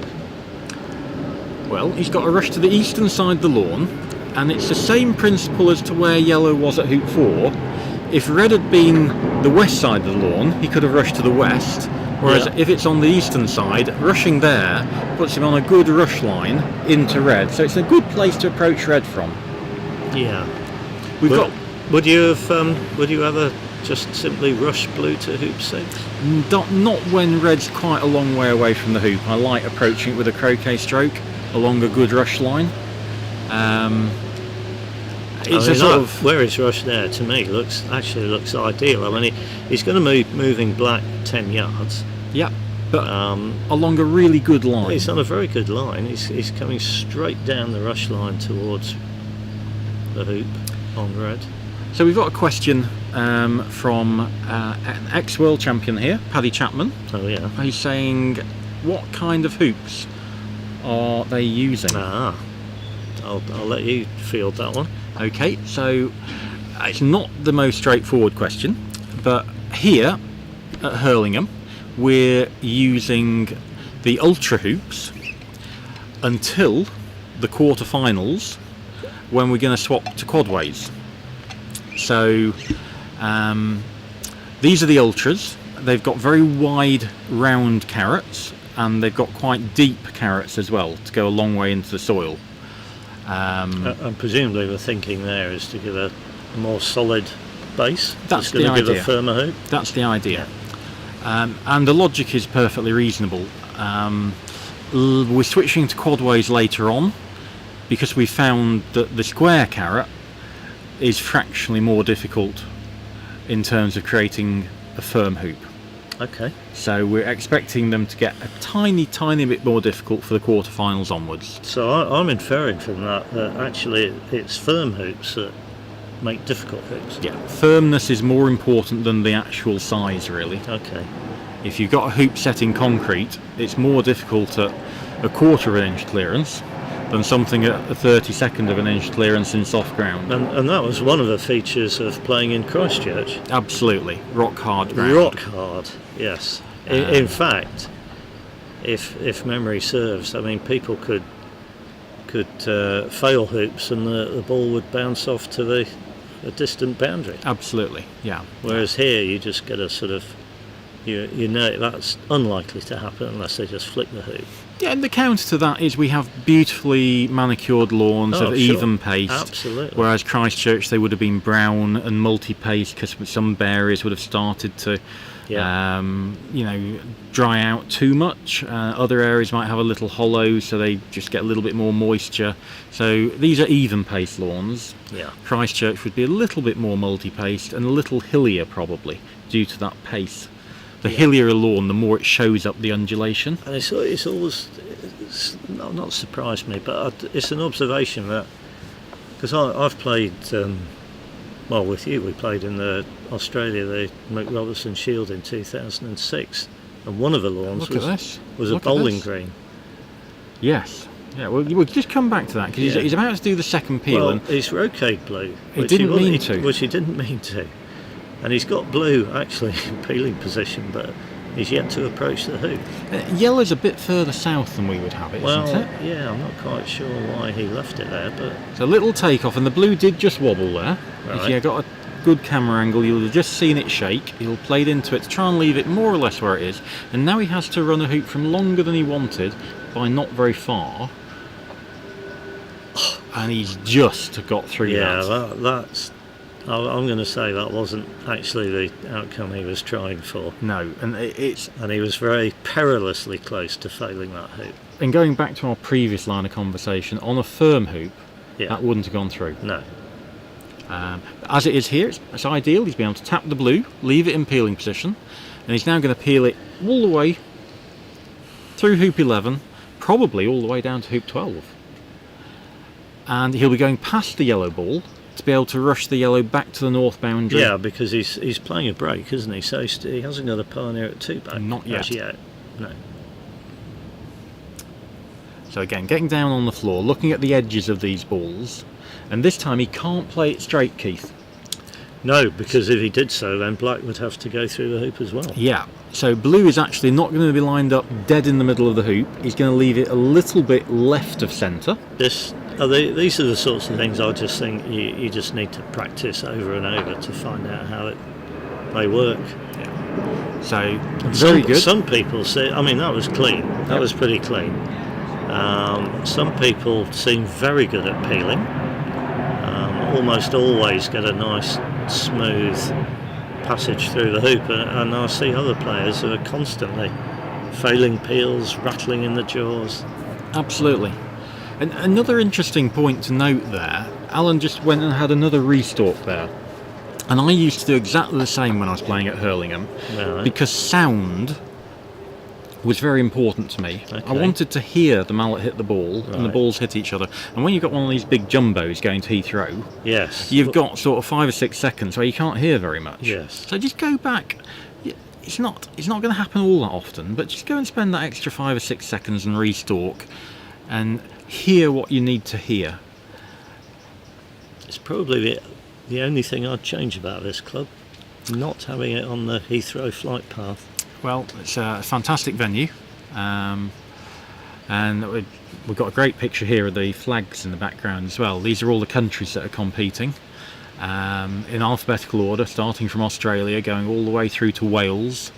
And it's great to see some of the lesser countries. There's smaller countries playing. So we've got Latvia, we've got Switzerland. Spain used to be a small country, but now got thousands and thousands of croquet players. Very, very popular. Mostly golf croquet. Virtually all golf croquet. So at golf clubs, I understand. Very nice venues. Yeah. Alan put out a good yellow there. Yellow's gone quite nicely down to 2 back. That's very good, but I would say. Black's just stopped that 2 feet short. Yeah, so it just needs to tap it. Yeah. This is all under control still. 2 peels done, remember. We saw the 4-back peel after hoop 3. Yes. And the penult peel, the hoop 11 peel after hoop 6. No. And that's what we call a standard triple. Yes. He has actually got, once he's run this hoop, he's got 5 more hoops to make with black. So it does give him plenty of time to organise the peel through the last hoop with blue, but he would actually be wanting to do it within the next 2 hoops, ideally, wouldn't he? Yeah, I think we would both be trying to set up a nice tidy position to peel the blue through Rover, that's hoop 12, the red one, before 3-back, Yeah. hoop 9. Yeah. One of the downsides of the position he's got here is he's going to be sending red out towards 3-back, hoop 9, from absolute mile away. Yes, but almost as far as you could have to do it. Yeah. The positive is it's going to be sent out with quite a straight croquet stroke. So he doesn't have to allow for much pull or doesn't have to do much thinking about what angle to hit it at. Got to make sure that blue's out the way. Got to make sure that hoop 6 isn't in play. Well, he's done that. And it's all good. He's done that. And certainly from here, I'd be removing the big leaves from directly in front. Could easily take 2 yards out of the shot if you get a bobble. Well, we'll see if he does that. If he's going straight between them, he probably won't need to. If he's got good hearing, he might.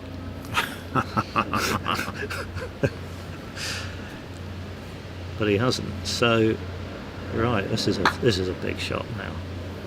So it's gone too far. This is turning.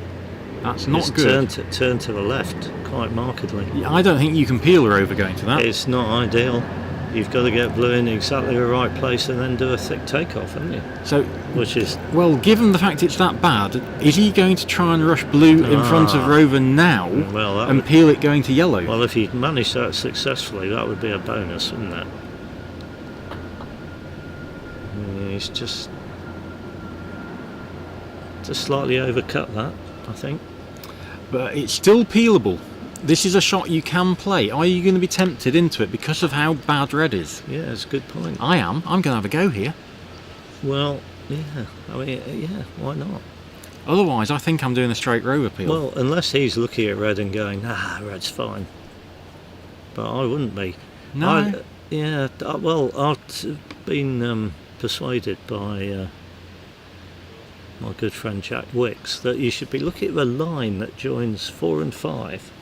And if red's on the south side of that line, it's very good for peeling to. If it's on the north side of that line, it's not so good at all.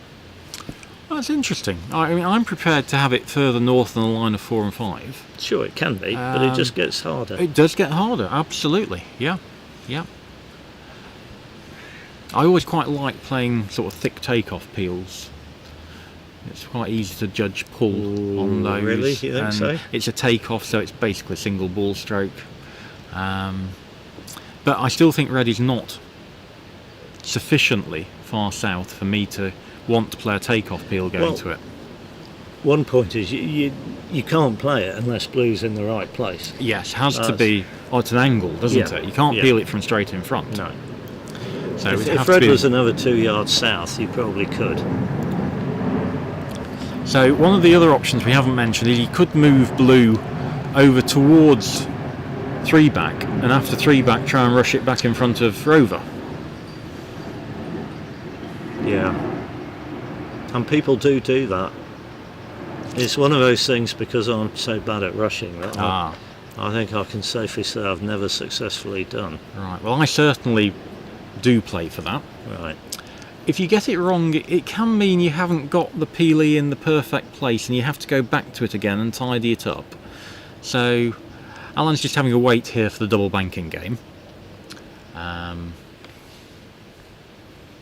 Again, you just need to keep focused, but at the same time be able to mentally relax as well. Absolutely. Yeah. Getting almost still. Very little breeze.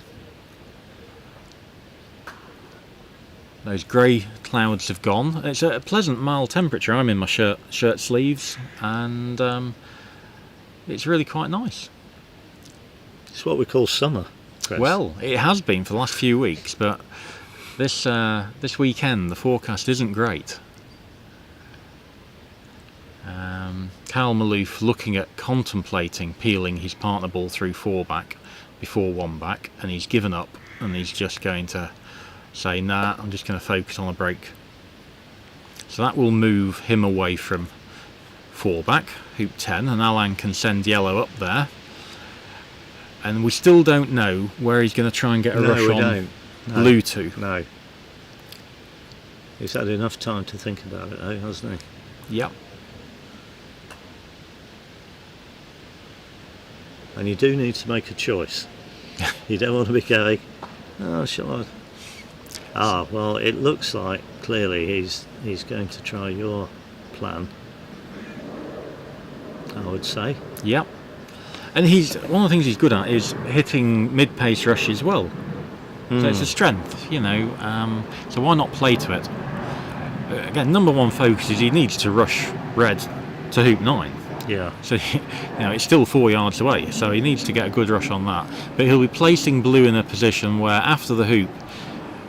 That's quite a nice blue, I think. I like it, yeah. Yeah, it looks because good.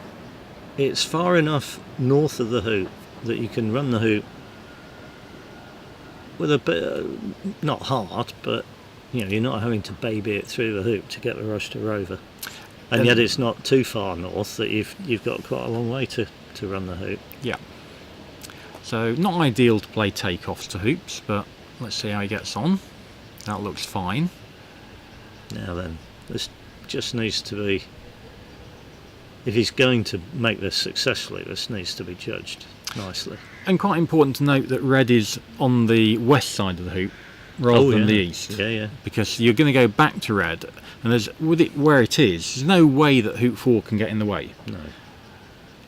That looks good again. Nice to see him take those 2 steps backwards and do that little stalk. Yeah. I see a lot of players, I've been coaching a lot of golf croquet players recently, and they just sort of walk up to the ball and stand at it and hit it. And wherever you're going to it from, walk past the ball and then walk back into it, so your shoulders and your feet are all aligned properly. That's certainly the theory. What I tell people who don't do that is what they're effectively saying is, I've got so much talent that I don't need to do what the best players in the world do. And as soon as they understand that, then they change their mind and they go, no, actually, I'm going to do what the good players do. I'm going to stalk the ball properly. So he's lining this up. Blue will be lined up possibly even to miss the hoop on the right. Oh, yeah. Well, I did miss the hoop on the right, almost. Just flicked it, didn't it? Yeah, so didn't get as much pull as he expected. Well, that's it. Yeah, okay. Well, actually, when he rushed, I thought, well, if it had been me, I'd have been quite happy with rushing it there. Yeah, I would as well. Yeah. I expect to get it in the drawers from there. We've been playing with a mixture of Dawson balls, so I know Alan didn't play at the Open, but we played with Humpty balls there, balls made at Humpty do, and they've been pulling a lot more than this slightly older generation of Dawson that we think we're playing with here. Yeah, well, I think we are.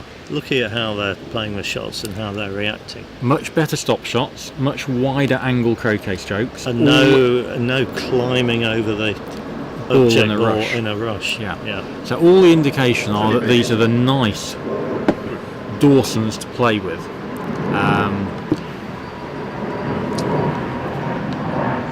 Not a great red, because he wants to go back to the blue. Well, I would.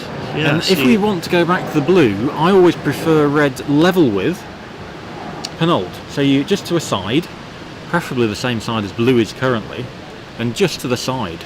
So I can take off short of it and hit it in front. Sure. Rather than have it in front and have to hit it further away. Yeah. Well, I mean, he will want to come slightly north of red, won't he? So that adds another 3 yards to the takeoff from blue.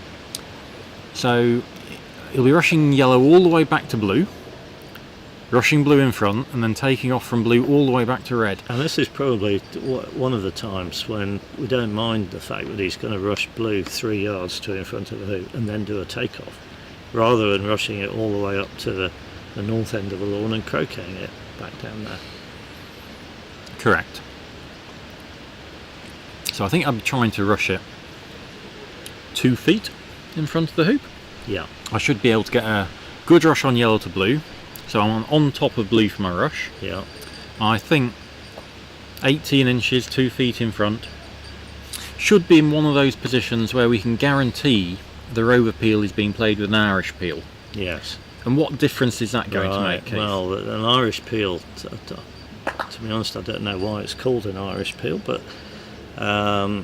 it's where you actually push. It's a croquet stroke, and both the croquet ball and the striker's ball go through the hoop in the same stroke. So you'll make the peel and score the hoop in one stroke. That's what you're attempting anyway. And it's something you do if you're close enough to the hoop to be very confident that the striker's ball is going to run the hoop. Yeah. So you wouldn't do it from several yards away. No. You wouldn't do it from, I wouldn't do it from probably 4 feet away. I would do it from 2 feet. Correct. And then if I'm 3 feet away, I've got to choose whether to do an Irish peel or play a stop shot and hold to run the hoop in the continuation. Yeah. So he has rushed that nowhere near my preferred 18 inches to 2 feet. That's over a yard away. It's And not bad though. It's not dreadful. Is it within your 100% guaranteed Irish peeling range? It's going to be moved closer, we hope. He hopes. And why we're arguing about this, why we're saying how important it is it's all about whether we have to put a deep ball out. And if we're not Irish peeling, we have to put a deep ball, which is almost certainly going to be red, closer to the south boundary, just in case we have to play a jump shot. And he's played another pretty good shot there. By this stage in the turn, he won't be worried about having a 3-yarder. No. Because he's pointing in exactly the right direction. Yeah. And he doesn't have to dribble at it. He can hit it mid-pace and it's going to go in front of the hoop. Yeah. And he is good at these. Yeah. So this time he is moving the leaves on this gentle shot. Doesn't want to be deviated away.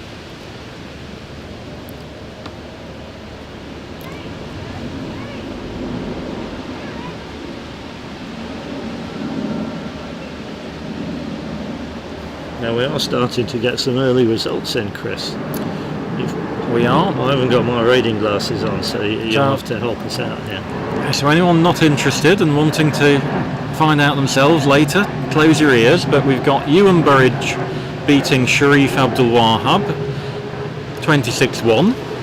James Death beating Stuart Lawrence 26 TP1. Duncan Reeve beating Paul Bennett 26-9. Zach Watson from America 26 TP-0 against Annabelle McDiarmid. Ed Duckworth 26 TP-12 against Matthew Essick. That's a big upset result. Matthew, the current GC World Champion and one of the top 8 seeds in this event. And he was losing finalist, wasn't he? Last time in Australia. 3 years ago, yeah. So that's an early upset there. Nick Parrish 26 against Archibald Zimonyi 26-1 that game. Stephen Forster beat Peter Philby 26 TP0. Robert Fulford beat Stephen Morgan 26 TP0. Robert Fletcher beat Eugene Chang 26 TP0. And that gives you an idea of the easy playing conditions. These 26 TP0 games, just an idea that once you've got a break, most of these top players are not making errors. Yeah, so it's suggestive. I mean, it's not definitive, but it's very, very likely that there won't be many changes of innings. By innings, we mean if you've got your 2 balls close together and the opponent's separated, you would say you've got the innings. Obviously, the opponent's got a shot they could hit, and then they would take the innings off you. Correct. So, red is neither a deep ball nor a side ball. Well, okay. Yellow is a side ball, and yellow's put there so if in the Irish peel, after blue goes through, black follows it through and runs it by half an inch or something, it won't be able to hit. Well, first point is he does not want to hit blue first.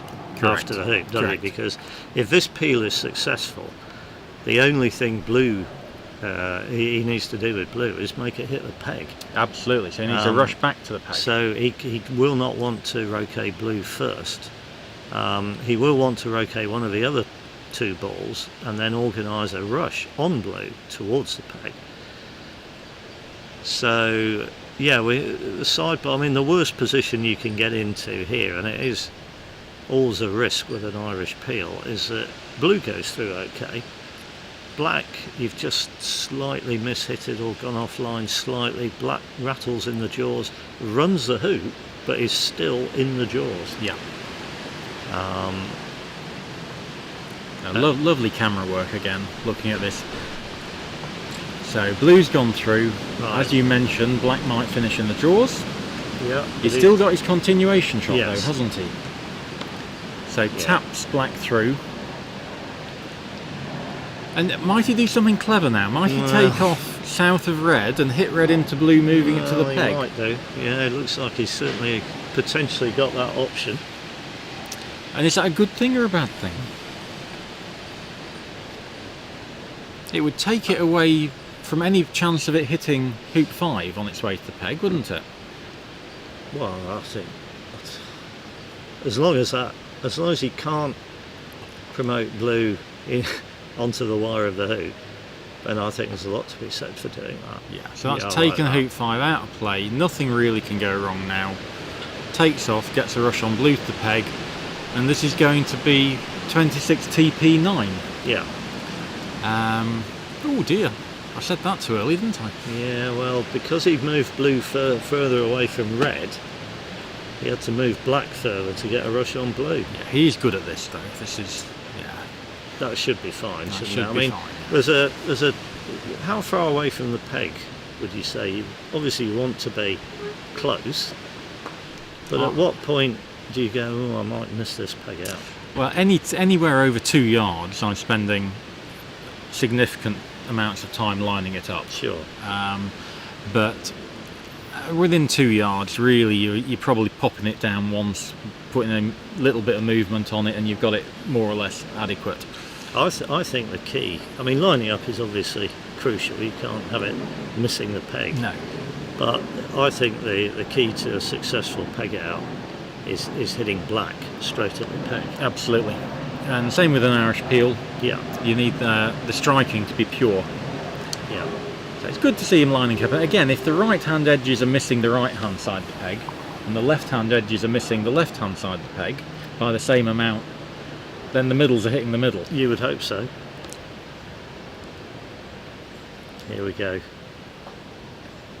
Yeah, pretty good. So blue gets removed from the game, having been pegged out, and black pegs out. Yeah, good win. And that's Well your done. first live commentary game of the Worlds finished with. Simon had that big advantage, and it all came down to really not making a big... You were right, Chris. When I asked you who had the advantage when Alan was taking his first ball round, and you said the person on the lawn making the break. Yeah, and it really was a bad leave. He played that really strange role from the east boundary. Simon. Yeah. Yes. Yeah. Yes. And perhaps if we get a chance to talk to him later, we can ask him why. What was his thinking? What was he trying to do? I'm not as brave as you are, so I'll let you take that. Maybe much later today then. So another result: Debbie Lyons beat Ignacio Groth Aretha 26-0. So no TP in that one. And it's another sign of how well the players are playing, isn't it? The top players will be rolling off triples to start with, and there'll be the odd one that once they're settled, they'll be starting to do sextuples. Well, that's, yes. I think they're going to, the top boys will have to up the ante. And because... And by top boys, I mean top players. Yes, yeah.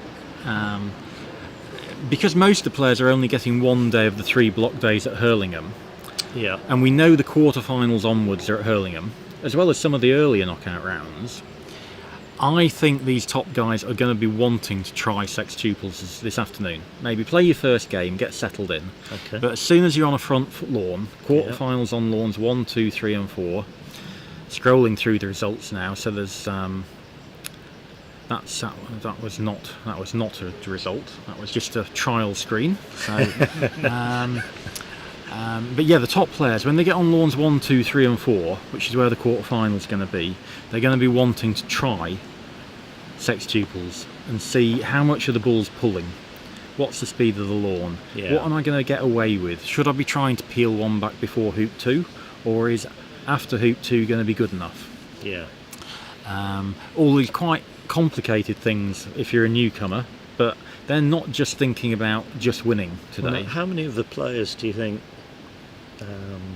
in your opinion, are sort of serious, realistic Sex 2 plus in this event? Well, there are 3 people who I think should be doing them, and that is I suppose we'll go in ranking order, shall we? So Robert Fletcher is world number 1, Robert Fulford is world number 2, and Reg Bamford is world number 3. Right. Now, Robert Fulford and Reg Bamford have both done over 300. Yeah.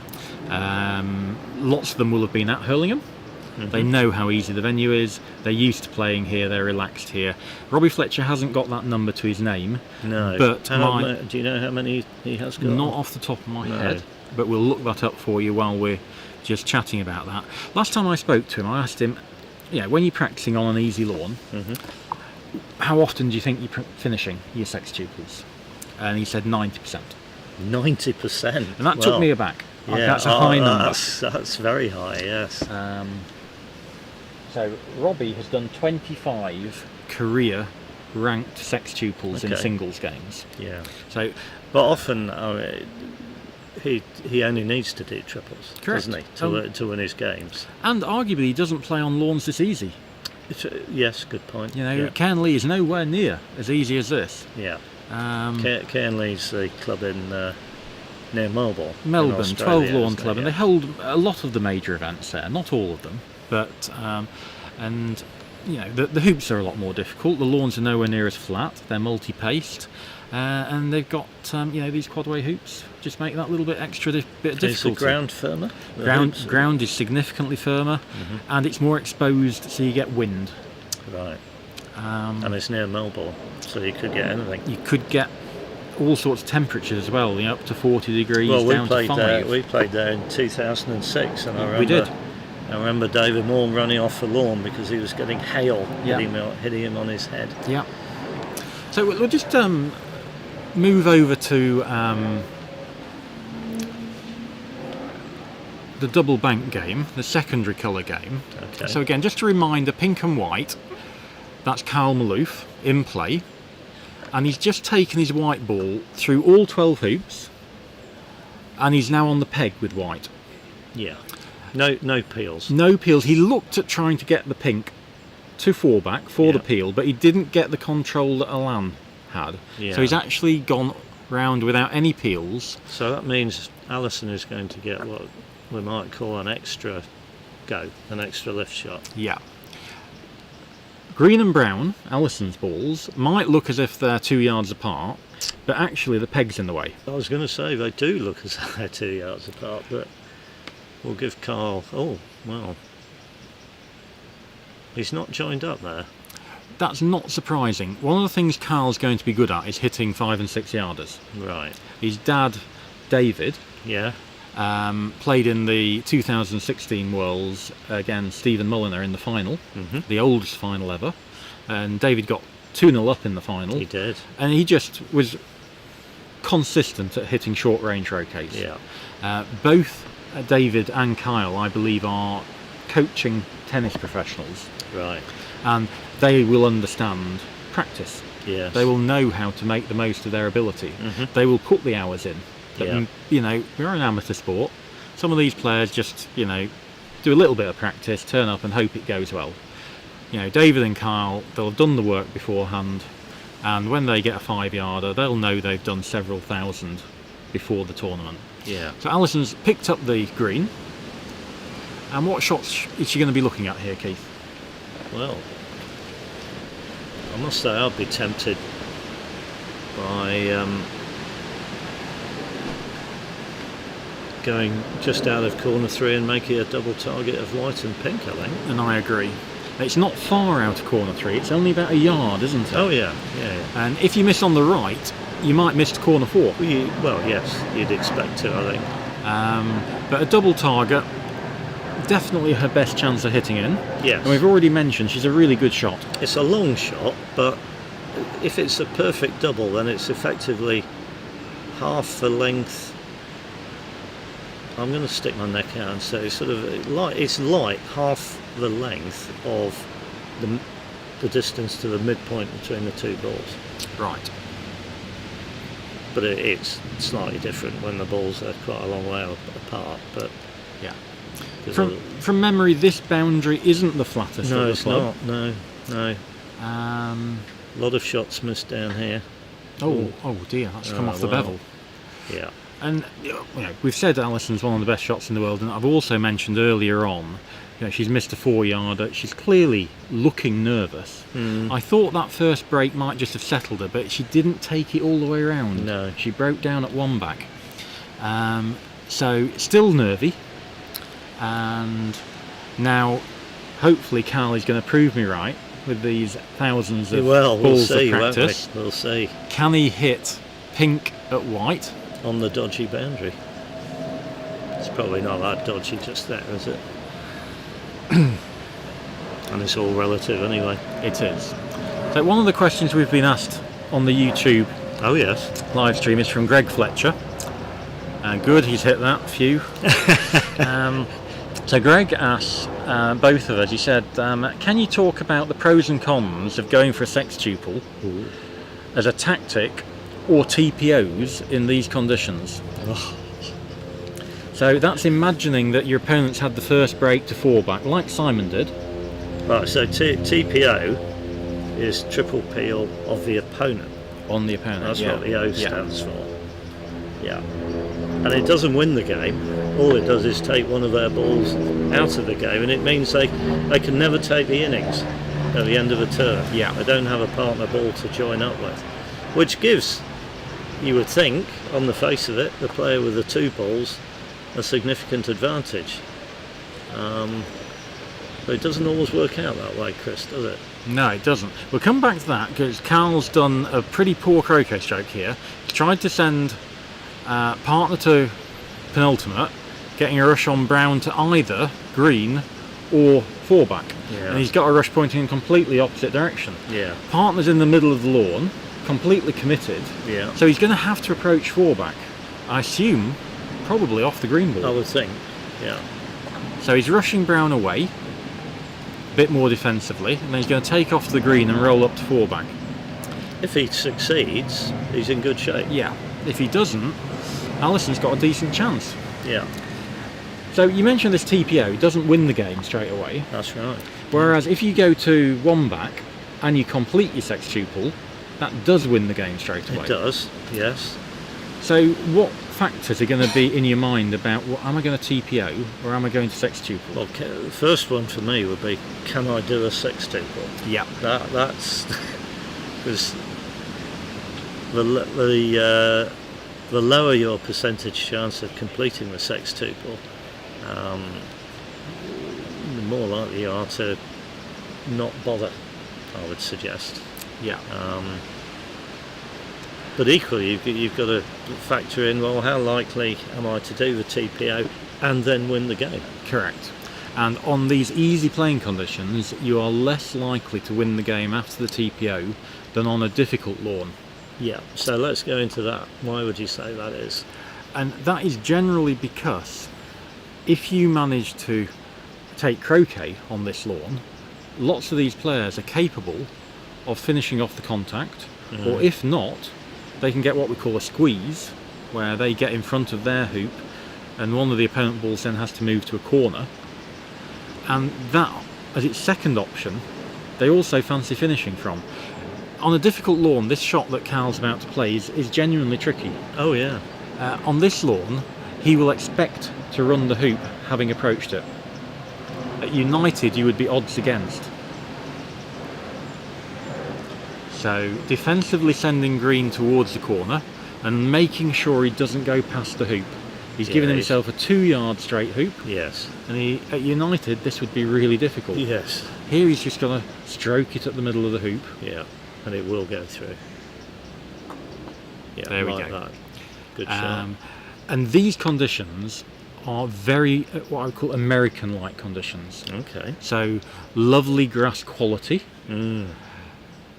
easy paced, and easy hoops. So we've got this soft underground. In America, they often use sand. And it's sand-based easy lawns. because the hoops are not rock solid in the ground. That's right. It's not because the hoops are wide. No. In fact, they're very tight. Yeah, absolutely. So Kyle should finish here, sending green to Rover. It's one of those. I'm thinking, come on, one good croquet stroke, and this game's over. Come on. Has he got the right line? He's overhit it. He It's did not- have the right line. It's not great. It's not great. No, he needed a rush on white. Well, I would have liked a rush on white. He's got to cut this, and he's probably either going to cut it to quite a long straight hoop or still be on the side. He's actually done pretty well there. And sort of linking the two topics we've been talking about, when you're playing at Hurlingham on these easy lawns, these slightly weaker players can get away with these lines of play because the lawns are so easy paced, the hoops are very straightforward, and the differentiation between the players is more about peeling. Right. So And shooting, I expect. and shooting, but on a difficult lawn, the differentiation is who's got the best croquet strokes, who Yeah. can play the tightest break. Yeah. Here you can get away with loose croquet strokes and looser breaks, but you'll be beaten by somebody who has good croquet strokes, and they will do sextuples Yeah. and good rushing and obviously good shooting. And so going back to Greg's question, I'm thinking if I'm 70% or more to do a sextuple, I'm going to one back at Hurlingham. To do the sextuple. Yeah. Yeah. Yeah. And there are a group of people here who will be over 70%. Now, what about a sort of mix and match? Well, you go to one back, so you're not conceding a lift, so you can leave the 30-plus yard shot. Yep. But in the next turn, your next turn, assuming the opponent doesn't hit the shot, rather than doing the sextuple, you attempt the TPO. I think that's the worst of the options available. Okay. First of all, they're going to hit the 30-odd yarder about 15% of the time. So you're Right, automatically so you- sort of losing 15%. Gotcha. Yeah. And secondly, if you do a TPO, and then let's say you get a peel on partner as well, two back. So you're now two back and peg Yeah. against One. one. Then you don't want to give contact with three balls on the lawn because they're going to finish quite a bit off the contact. Right. So lots of people will peg two balls out and leave it 1v2 back.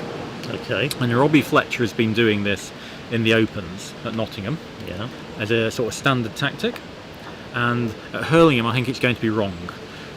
Simply because the 7-point lead, which sounds really attractive, Yeah. isn't worth as much at Hurlingham as it is at more difficult venues. Okay. And that's because if you get a two-ball break, lots of these players are going to be fancying to make a lot of hoops, if Yeah. not all of them. Yeah. And all you need is that rush to your hoop, and they're going to be thinking, well, you know, if I've got a rush to hoop one, I'm going to be disappointed not to get to at least two back, Yeah. you know. Well, typically you get a big croquet stroke, a roll, don't you, to a hoop. you and then often do, if yeah. you make it, You're away. you could be away. Yeah. So I'm wanting, if I was playing at this tournament, I'm not a big sextupler, I would have said beforehand, because I've known how easy the conditions are going to be, I'm going to be having sextuples on the front four lawns at Hurlingham as my number one strategy. Okay. So you Quarterfinals mentioned onwards. 3 players. Yeah. What about outside of those 3? Now there it gets interesting. I think the fourth best player in the event, and that's just Yeah. a win That's a win. for Kyle, playing in his first World Championship. So congratulations to Kyle. 26-6 that game was. Mm-hmm. So we'll have a little break now in the action, but we'll finish off this little conversation. Yeah. Yeah. So we've got Robbie Fletcher, Robert who's Fulford. Robert Fulford and Reg Bamford. Right. Matthew Essick is clearly the fourth best player, Right. the fourth most likely winner in my opinion. Really good shot. Now our statistician is probably going to look up how many sextuples Matthew Essick has done.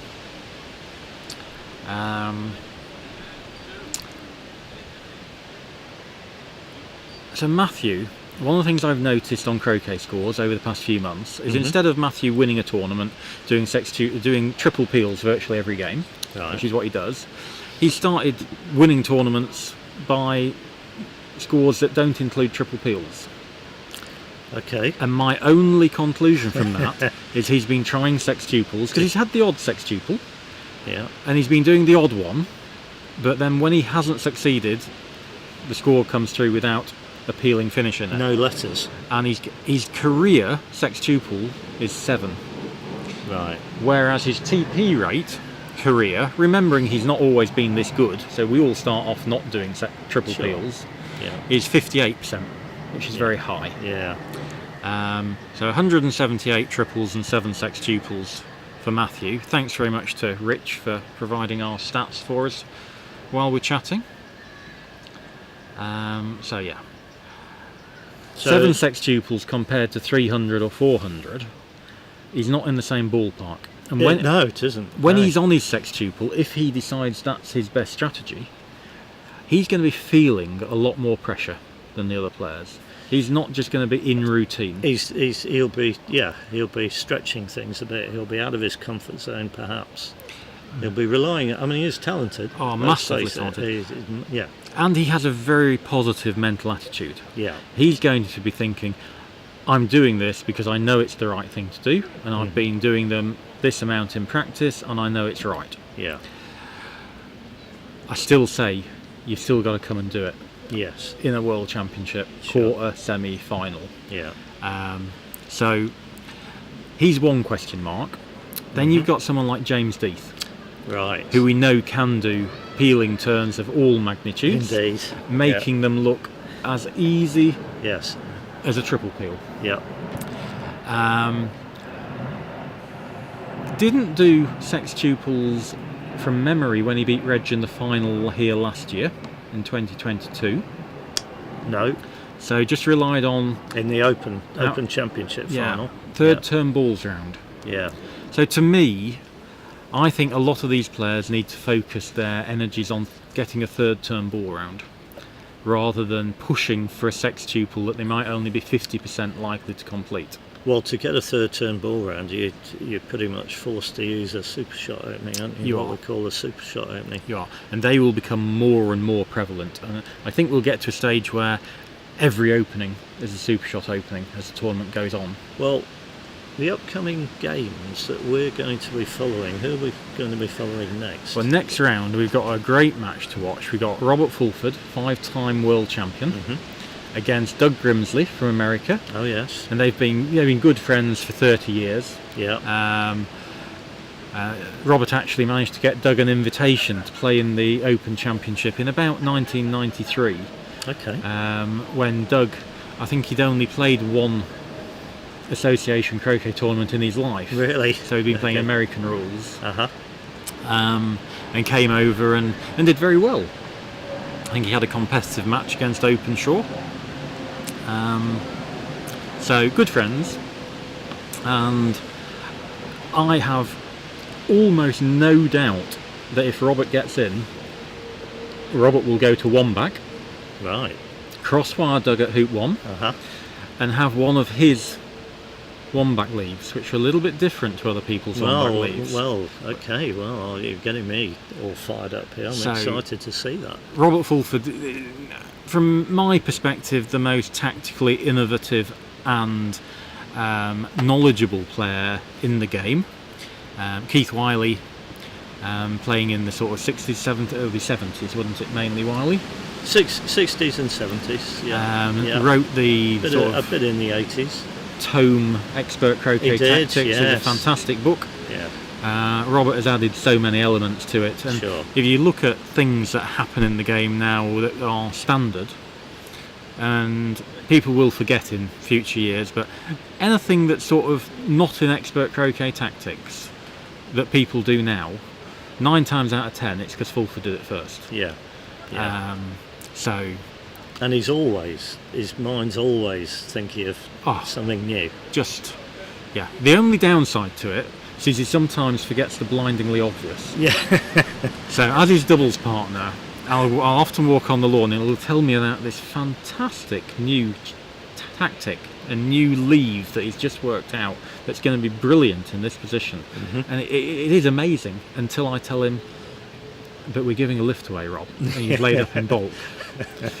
And then he goes, oh yeah, okay, and then we go on something different. But no, he's understands the game to a different level, and that applies to American rules as well. So really only Reed Fleming would be competitive with him tactically at American rules. But so that's to look forward to. The players will normally be taking lunch, I would think, before second round. Okay, well, it's about 11:45. So they could have a lunch at 12. Yeah. Has Doug finished? Have we got that result in? Because Robert definitely has. So Doug's still in play. Right. So we haven't actually got the players. We've got the lawn. And lawn 4 is empty. Lawn 3 seems to be empty. Well, it's on lawn 4. Lawn 2 is empty. And now I'm just seeing how many games have finished. Yeah. And it shows There's a game on lawn 1 still. These front lawns are the easiest 4. Yeah, now there are 4 other lawns that are in use at this club, but they're not permanent croquet lawns, are they? They're out on Hurlingham has a cricket field. Cricket field, yeah. What we'd call out the back. I think we behind the house. Or are we using lawns 5 and 6 as well? No, I don't think they're not in use. I think there are 4 lawns on the cricket field. I just had a feeling Jenny told me one of her games was on lawn 6 this afternoon. Well, in that case, I'm wrong. But she could be wrong. Well, so I was telling her about the hill at hoop 6 on lawn 6. Famous hill at hoop 6. Go and check that out in your practice. Yes, and if the speed is anything like this, it's more of a cliff than a hill. Yeah. Just a few more results. We've obviously watched Kyle beating Allison 26-6. Reg beat Omid 26-0. Robin Brown beat David Druitt 26-TP0. David Morm beat James Hopgood 26-TP1. Ben Rothman had quite a competitive match against Lorna Dewar. Okay. Lorna's a Scottish lady and played in the Women's World Championship in Christchurch earlier in this year in January. And anyway, Ben has come through that 26-TP16. Tom Balding from America has beaten Bruno Hess 26-1. And here we've got another asterisk game, another upset. Andrew Hobbs, who I should mention is in my fantasy team, 26. Unfortunately no TP, so I don't get the bonus points. Team's doing okay though. Oh, they are. And he's beaten Dominic Nuns, the England player. Yeah. Very strong player, Dominic. And here Andrew won 26-6. Was that a sextuple leave, or was it a breakdown? I think it'll be a breakdown. Well. 2 more results. Jeff Sue, many times USA captain, 26, beating the number 8 seed. So this needs to be asterisked as well. I was going to say, that's not marked this as is an a upset, big upset. Yeah. The number 8 seed, Logan McCorkindale, playing in his first AC Worlds. I'm quite looking forward to seeing him. From New Zealand, hasn't played at this level, but has won the New Zealand Open. Beat Paddy Chapman. Chapman in the final. Yeah. Runner-up in the invitation to Paddy. And had 15 consecutive triple peels, I think. Today now. During that run. Right, okay, so, well, TP machine. And these are playing with Atkins hoops, quadway hoops, so doesn't matter really the level of opponent you're playing against. If you put 15 consecutive triples together with quadways, you've got some sort of game, haven't you? Yeah. So, big upset there. But out of season, I'm guessing. Yeah. That's always one of the issues, isn't it, in our amateur sport? And the next People result travelling across the world is a minor upset as well. Okay. This is definitely against the seeding. How many asterisks for a minor upset do you think? Probably just the 1. Okay. So we've got the youngster Blake Fields. I'm trying to remember how old he is now. He's about 16. I think he's 17. 17. Okay. Yeah. So Blake Fields 26, Ian Lyons 9. Right. Very experienced. Ian Ascot Lyons. Robertson Shield Absolutely. player. Yes. Yeah. Married to the Secretary General of the World Croquet Federation. Debbie. And Debbie I think won her first game. Yeah. So Rick's come up with a current tournament TP rate of 55%. Right. And that's not bad for the first round. No sextuples. And that's across all venues, not Yep. just here. Yep. We were talking about Death beforehand as my number 5. Oh yeah. 94 career sextuples, Wow. which puts Matthew's 7 into context. It does. But it's still not 300-400. So where does that put James in the all-time sextupling table? I'm assuming 4th. And who's third? Or is Mulliner ahead of him? Has Mulliner got his 100 up? I think Mulliner might have his 100 up. Okay. We'll get our David Moore? statistician on that. David Moore? So Mulliner and Moore sextuples we're looking for. Stephen goes for a lot of sextuples. Yes. Dave less so. He used to go for a lot. In sort of minor weekend tournaments, Yeah, maybe. not so much these days, maybe, But certainly both players capable of doing them. And indeed there are a raft of players who can do them. We should probably mention... oh, you've done them. Even I've done them, yeah. So, And even I've done them. but going back to, I think 3 weeks ago, we had a comparatively lowly ranked player had a sextuple.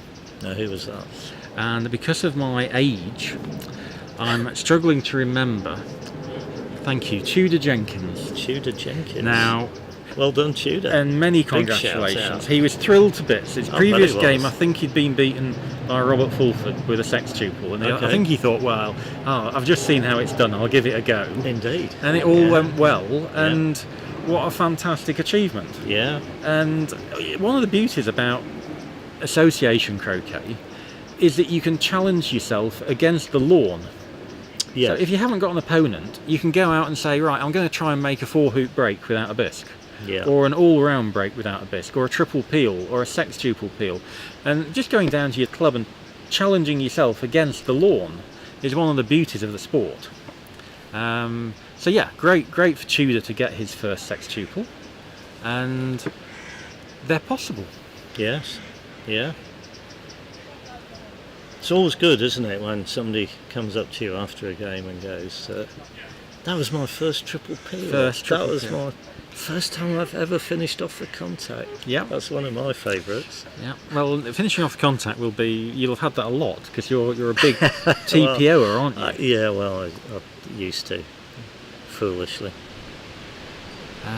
But so- yeah, I have had people say, yeah, that's the first time I've ever finished off the contact. Yeah. Well done. So I think we'll give the viewers a little bit of a change of commentary, and we'll let our excellent statistician Rich Waterman take over from me and join Keith. Okay. And I'll have a little wander and join you later on, hopefully when we've got Robert Fulford against Doug Grimsley on lawn 4. Looking forward to it. Yes. Well, thanks. sextuple. I hope, well, maybe. Thanks for that, Chris. Great. See you soon. And here's Rich.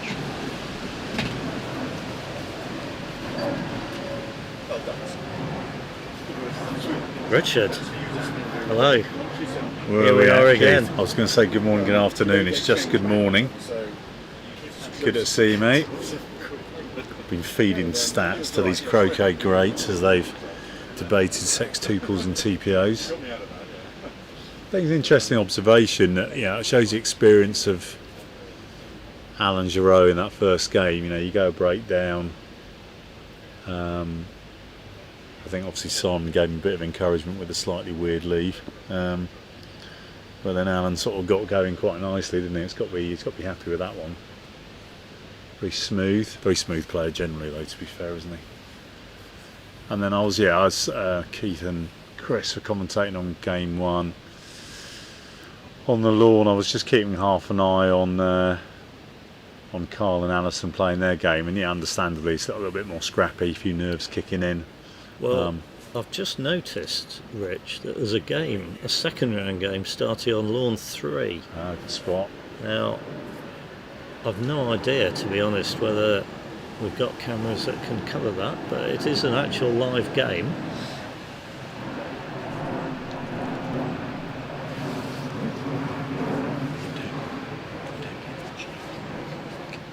At the moment, the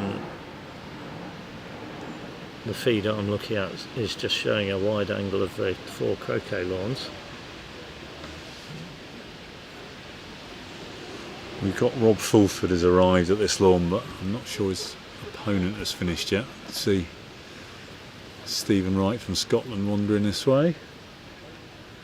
But yeah, it was interesting watching the other game on this lawn.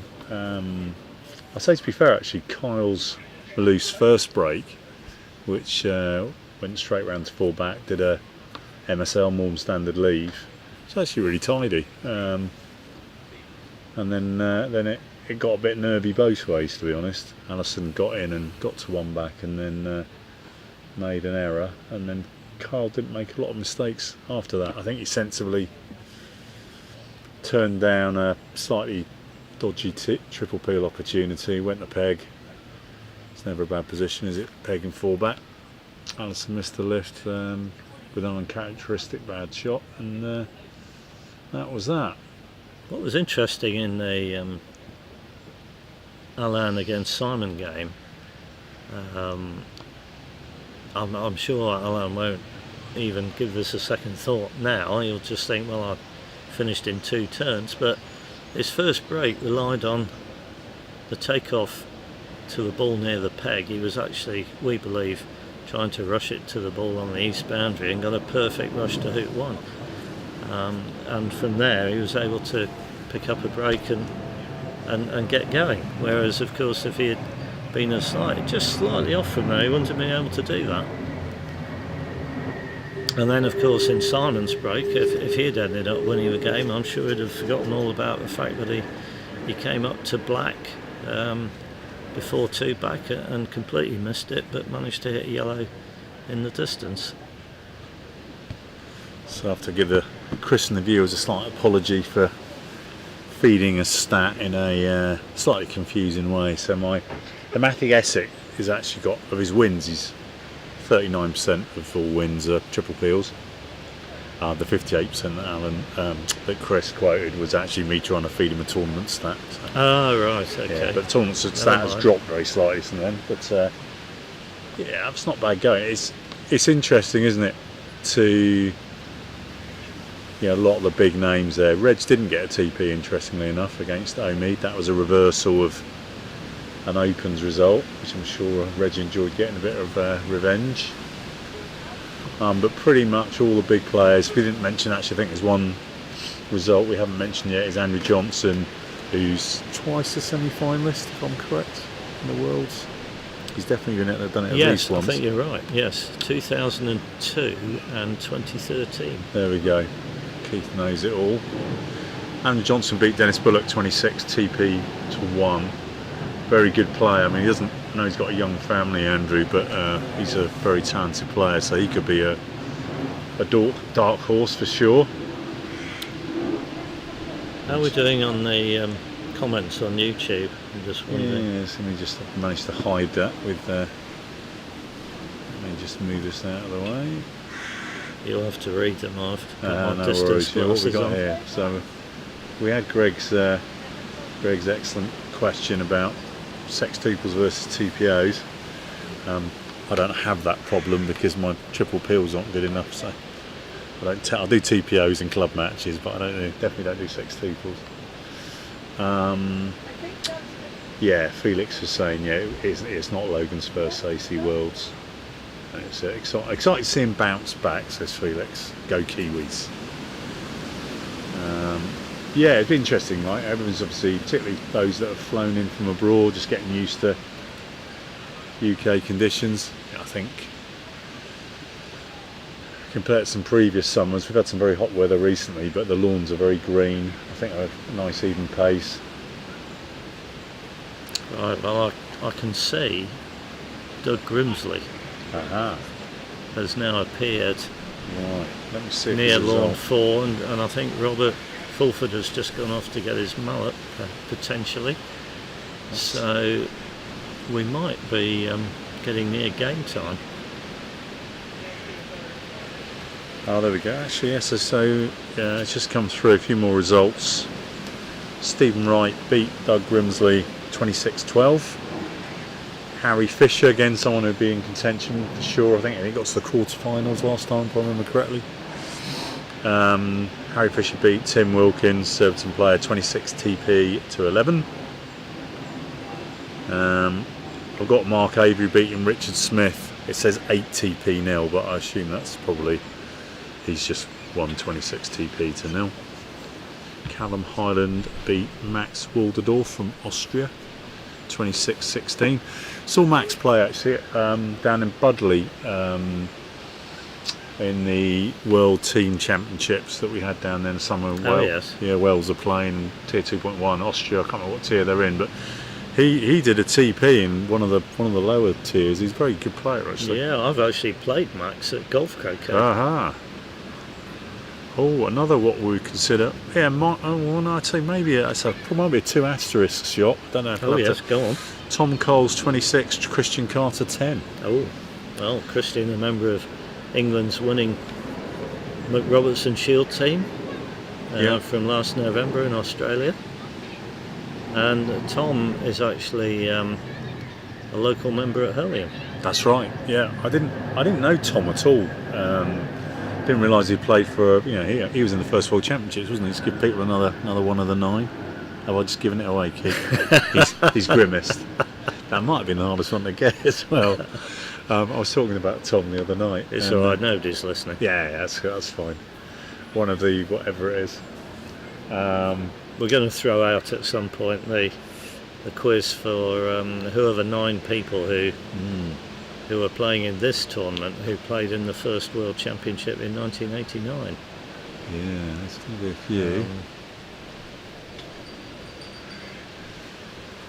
few. So I met Tom. I was playing inter-counties golf croquet, funnily enough, for Essex, and I came across Tom. I'd never come across him before, and he proper duffed me up, and in probably the most pleasant way anyone ever could. He's an absolute gentleman. And we played an inter-counties match, Colchester down here against Hurlingham. Tom played incredibly well in that game. Now this game that we're supposed to be paying attention to has actually started, and so Doug's gone in with the blue ball and he's put it pretty much peg high right in the middle of the lawn. That's deep for a super shot, it's what isn't I it? call a very, very deep super shot ball, and Robert has come up to B bulk, and I think is he? No, he's not. Okay. I wondered for a moment if he was actually going to try and hit blue, but he's chosen to send yellow. I would imagine just south of corner 2. Anyway, here he comes. He's got a very, very good tempo to his swing, consistent tempo. Yeah, as predicted, just south corner 2. Now you will notice if you watch closely that Robert's mallet is slightly unusual. In that the entirety of the shaft is not vertical.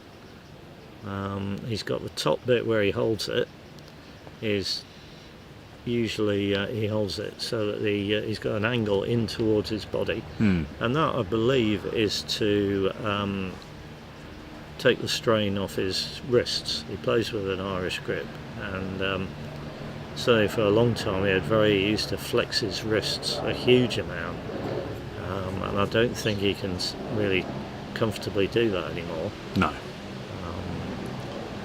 So he doesn't actually hit the ball as hard as he used to. But he did get to the final of the World Golf Croquet Championship last year. Yeah. Doug's shooting at the ball in corner 2. Yeah, so Doug's thinking here is if I can hit yellow, which he does. Which he has.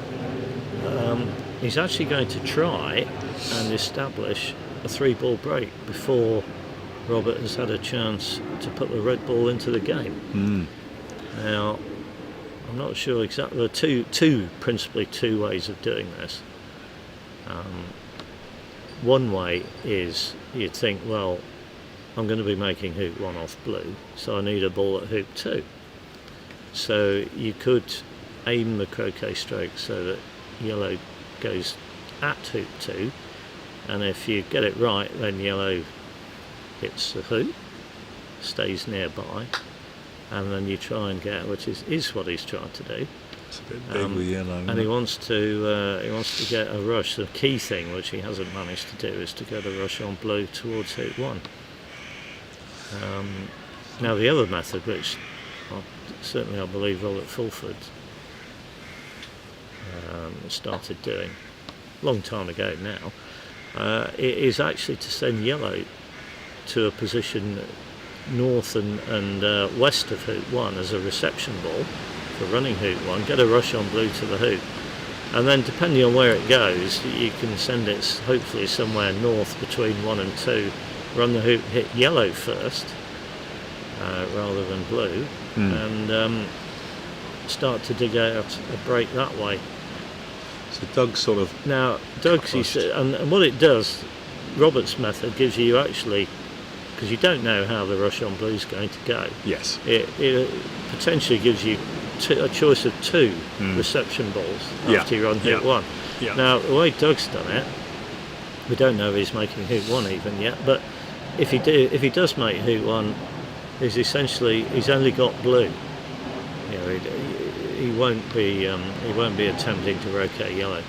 No, he's got a runnable hoop here. A little bit angled, isn't it? Oh dear. Okay, well You didn't want to do that. Yeah, no. Don't want to do that. No. So Robert has to play red, and he would have to play red wherever yellow was, even if yellow had a very short roquet on one of blue or black. Because red is not yet in the game, it's the one time when you don't get a choice of which balls to play. Once you've played one of your 2 balls into the game, in your next turn you must play the other ball into the game. And will he be trying to make some sort of double with black and blue? Absolutely. So he got a choice of where to place red in a bulk, and he will do it in such a way that he will aim between black and blue, such that he's hoping that if he'll be expecting to hit black, but if he doesn't hit black, he'll miss it on the right hand side. I think he's lined it up, and then he'll hit blue. It's black. He has hit black. The way that he nicked that on the right hand side suggests to me that he pretty much hit the middle of the target that he had set up. So now, okay, so any time it's not obvious, you haven't got a pioneer at hoop 1. You've made your first roquet of the turn. It means you can still roquet the other 2 balls. It may be obvious, but you're actually going through a little process that goes, well, which ball am I going to make hoop 1 of? Yeah. And the choice is pretty obvious here. It's going to be blue, simply because blue is much closer to the hoop than yellow. It's not going to be black. It's not going to be black because he wants to do something useful with black, which was to get it to hoop 2 as a pioneer. And he's not only done that, but he's also got a rush on yellow towards blue. Now, why is that a good thing? Well, it means that in getting the rush on blue now, with his croquet stroke, he's doing it from a lot closer to blue, and therefore he should be more accurate. Yeah. One of the coaching I've had off Keith at this point is always try and play small shots, and Robert's very good at doing that. All the top players that are. I mean, that's if people want to make an improvement in their play, I think the biggest improvement they could probably make is getting around the idea of moving the striker's ball shorter distances because it's more accurate. By Robert's standards, that wasn't the best rush to 1, was it? No, That's not I mean, really the problem. But we were said in commentary on the first game, you'd prefer to be approaching up the line of the hoop from in front rather than from the side, and therefore you're going across the line that you're going to run the hoop on. In typical Fulford style, he then plays a croquet shot right in front of hoop 1 and comes through. Sure. Now, okay, so this is something we didn't talk about in the first game. Some people might have thought, well, why is Robert croqueted yellow there? before he got the rush on blue. Yes. And I think we can now reveal that the reason he's done that is that he's actually going to peel, or attempt to peel, blue through hoop 1. Right. Now, why on earth would he do that? He's just giving a point to the opponent. Now he's actually, well, I won't say he's been completely fortunate. He would have been very unfortunate had blue hit yellow, which it did just then, and then he ended up in a situation where he couldn't hit Yes. yellow. But he hasn't. That hasn't happened. He survived that. So we've got to remember now, blue is actually for hoop 2.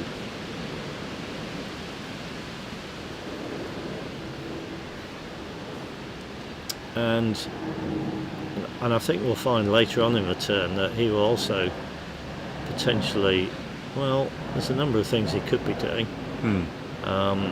He might also peel black through hoop 1, because he's going to make a 1-back leave, so he's going to make 6 hoops with red. Yeah. And he's going to cross-wire the opponents at hoop 1. So it would potentially make sense to have neither of those opponents actually for hoop 1. Yeah. So they can't potentially run it and do something else. So if they did happen to hit the 30-yard shot, they haven't got a ball at that hoop. Yeah. Yeah, it makes sense. Now, the other reason he might be, he may just do the 1 peel on blue, make a 1-back leave, and then leave blue quite near the south boundary, so it's not a particularly good pioneer at all for hoop 1. Yeah. And he can leave it straight in front of the hoop, Yeah. because it's not blue's hoop any longer. Yes. And even if black would still be for hoop 1, and black would be on the north side of the hoop, so have a shorter shot, but even if it hit that shot, it doesn't have a good pioneer left. No easy start. Yeah. No easy start. So that's one thing another thing he could be doing.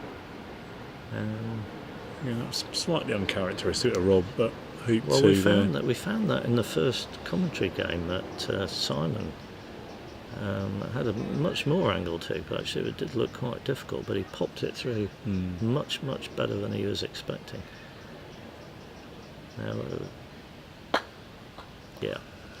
I guess one of the things that probably goes through Rob's head is kind of ways that Doug could win this, and most likely would be get round to 4-back and then triple. So by popping Doug through,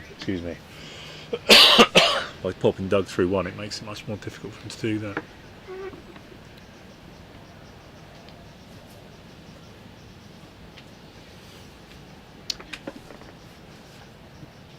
Yeah, so now Rob's sending black down towards hoop 1.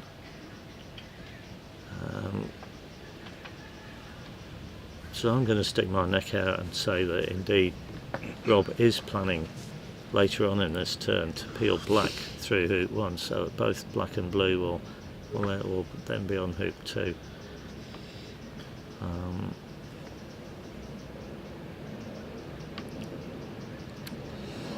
But at the moment he's keeping his break going, so he's got yellow at hoop 3 as a pioneer, and he's just going to probably do a slightly thick takeoff, by which I mean he's going to send blue more towards hoop 4 than it currently is, closer to hoop 4. Yeah, that's a very good shot. Has he got the pace right on red? Looks pretty good, doesn't it? Well, he's A little bit wide. It's a bit, well, you could say it's a bit wide. It's also gone a bit too far north, because remember black is down the other end of the lawn near hoop 1, and by far the easiest way of getting black in position to do the peel would be rushing yellow near it after making hoop 3. So again, he's got another approach from the side. I don't suppose it will cause Rob difficulty, but you don't generally in your play want to have too many of these. But he's played that casually and well. Typical Fulford style. So if he runs this by a couple of yards, or 1 to 2 yards, then he'll have a rush somewhere over to the west side. I imagine he'll put yellow to hoop 5, and then he's expecting to rush black in front of hoop 1, and then he could peel it going to blue. Yeah. Or if not, he'll peel it going to yellow after he's made hoop 4. Yeah. Oh, now that to me, I don't want to criticise a great man, but I think that was a misplayed rush there. By the way he looked at it, looked like it didn't quite turn out Well, as planned. if you're a commentator, I'm beginning to notice that reading body language Yeah. is quite useful. And the worst players to commentate on are the ones who seem to treat every shot as though that's exactly what they intended to do. Don't play them at poker. Right, so he was sending yellow to hoop 5, and he's going to get a rush on black. So Yeah. we can absolutely guarantee he did not want to rush yellow where he's just rushed it. Anyway, he seems to have coped with that very well. But he will give us some attention. This rush is longer than he would have wanted. It's pointing in a good direction now, I think. And oh, that's very good. Wow. Yeah. Well, if you've done over 300 sextuples, I can guarantee that you get a lot of those. So you'd expect him to be pretty good at them. Yeah. It's, one question I got for you, Keith, is obviously, being one of the main contenders, is this partly Robert challenging himself to get to a standard that he knows he needs to hit if he's going to win the thing, or is it partly keeping himself interested because he can do a full ball break with his eyes closed, probably? Well, I would say it's very much. I mean, obviously he wants to win the game. He's expecting to win the game. He's not doing anything that, in his mind, is putting winning the game at risk. But to an extent, he is sort of practicing for later on. Yeah. Now, it could all go horribly wrong when Doug ends up winning the game. Yeah. Because Doug's a good player. He can finish in 2 turns with a triple peel, and Rob would only have to miss one lift shot. Yeah, exactly. But sextuple's significantly more difficult than a triple. Yes. So in a sense, it's a calculated risk that he's taking. He's stretching himself, but it's probably in the longer term look at the whole event. He's probably going to be better off trying some sextuples in the early rounds, so that Makes sense. Now. Why is he crouching and looking at that? Well, this is something we haven't actually covered in the laws. He's run a hoop and he's gone within the yard line area, so he's gone closer than a yard to the boundary, and because it's a hoop shot, he can't bring red back onto the yard line. Yeah. So it hasn't. So he's got to play it as he lay, and he was just checking to see whether red had in fact crossed the boundary, because if it had, then it would come back onto the yard line. Yeah. But obviously he decided that it hadn't. It looks like black, after that attempt to peel, black stuck right in front of one. So well, it did sort of rattle in the jaws, but yeah. So I think that's quite peelable to yellow, isn't it? Yeah. There we go. No, he's played an absolutely fabulous croquet stroke there. Yeah, that's... Yeah. He's decent, isn't it? Yes. Why is it so good? Well, blue's gone right to hoop 6, and he's got a very straightforward croquet on black. And I can't tell you how good a shot that was. That's beautiful. I mean, that was fabulous. Right, so we are getting. I'm going to stick my neck out again and go. We are definitely getting a one back lead. So he's peeled both blue and black off hoop 1. So the leave we're looking for him to make is blue and black cross wide at hoop 1. Yep.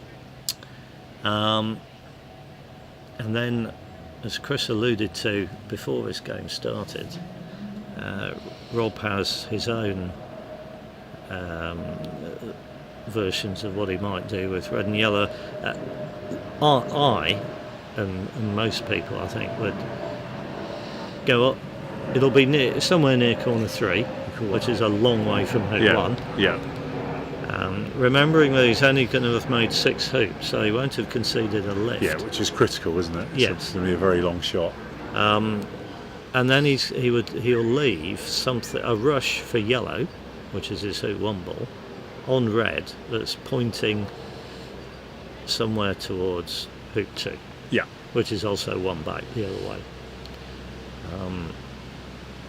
So he's made 5 hoops.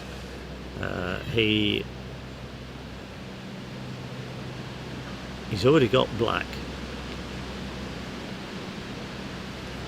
somewhere near hoop 1. Yeah. Now, wiring can be quite tricky, especially if, rather than having done these peels on the opponent's balls, the blue and black are still for hoop 1. Because you have to wire it at a diagonal across the hoop. Yeah, otherwise you're leaving the potential Otherwise, hoop shot. you potentially leave one of the balls with an easy hoop shot. Yeah. Because they're for hoop 2, he can leave things in such a way that he can cross wire sort of straight up and down the lawn. Yes. And okay, you might say, well, what about running the hoop and hitting the other ball? Well, he won't leave that possible, and that's not actually guaranteed to happen, even if you run the hoop. He's put black fairly close to hoop 1. That obviously makes wiring a bit easier, doesn't it? Well, I suspect also that he will leave black. He might leave blue. Well, he'll probably leave it such that neither blue nor black rushes easily to hoop 2. I mean, it's a bit of a nuance. Yeah, which is the sort of stuff he thinks about as opposed to us mortals. Well, thinks about and does. Yeah.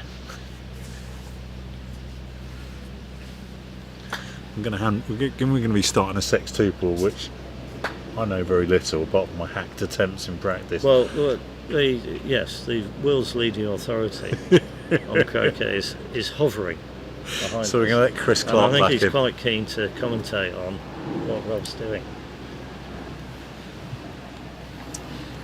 So Chris, just you probably haven't heard, but I managed to get through why Rob would be peeling both the opponent balls through hoop 1, and I've said, well, it now means that neither of them is for hoop 1. Absolutely.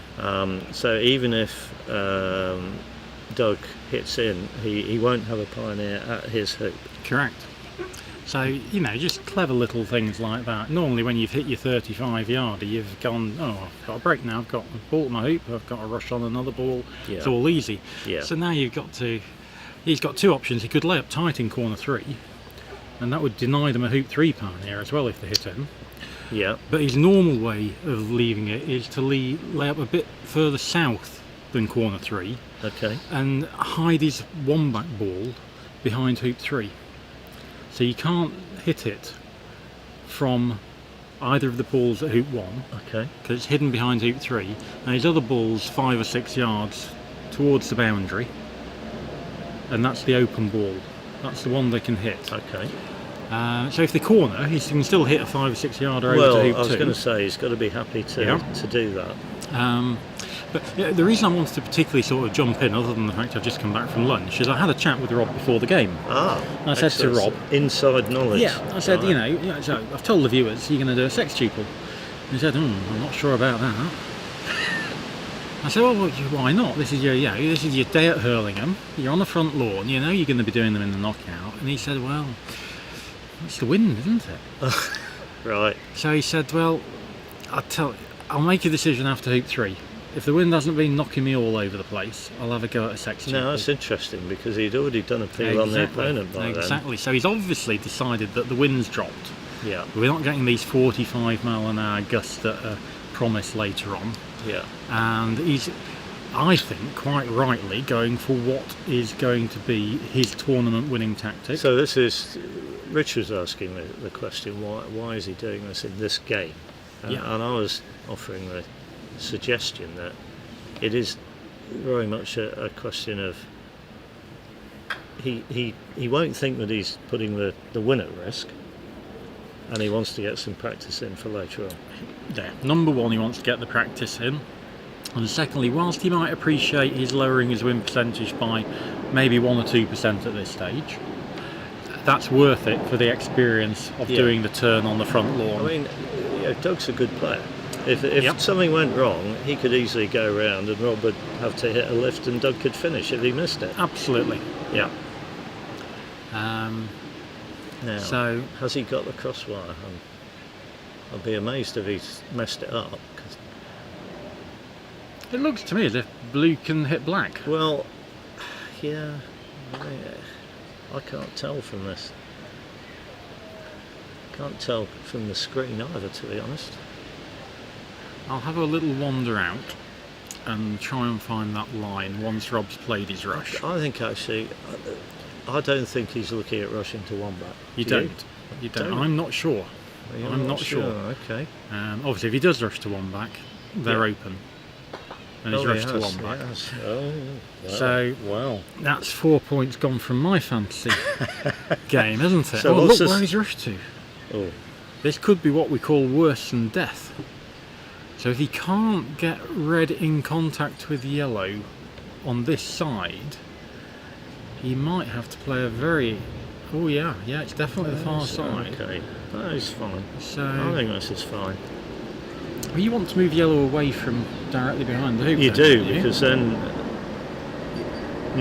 You do or you don't? You do. Yeah, you definitely do, because otherwise you could play the perfect hoop shot, red hits yellow and just stays there. Yeah. So it's a little bit more to do. And he's played that very badly. He's not moved yellow. And he's gone into the hoop and bounced out to the side. Yeah, this is arguably a jump shot now. And this is Doug's hoop now. This is also Doug's hoop now. Yeah. And he's probably got a lift with blue if red finishes in certain positions. Yeah. And they might be open anyway. Oh, got the follow through. Just about enough follow through there. Yeah, because the key thing there was red has to end up through the hoop. Correct. Otherwise he won't have scored the hoop. I know that sounds simple to say, but the risk there was, because yellow was where it was, I mean, many a time I've failed that by, I don't know, it's the secret, hitting it harder. It helps. But no, I'm just going to have a look at these balls and see how open are they. Yeah.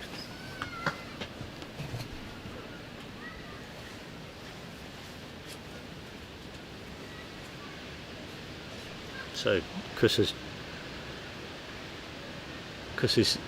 rushing to get on the line before Rob moves one of them. It's obviously pretty close. Anyway, meanwhile, Rob is going to be roquet blue and sending it to 3-back, as though he was just playing a break to 4-back, which is what he's now doing. So what's the verdict, Chris? So black could snick the edge of blue, Okay. but blue could hit almost the middle of black. Right. That's a surprising error, I would say. Very much so, and personally very disappointing, because I think everyone viewing We've would have set been... it up. We've got them all excited. Yeah.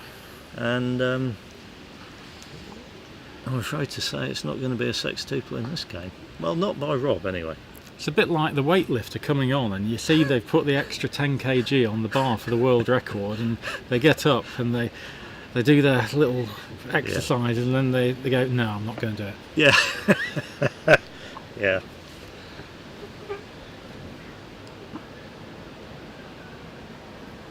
I just had a quick mental image of Rob with an extra 10 kg on the bar there, but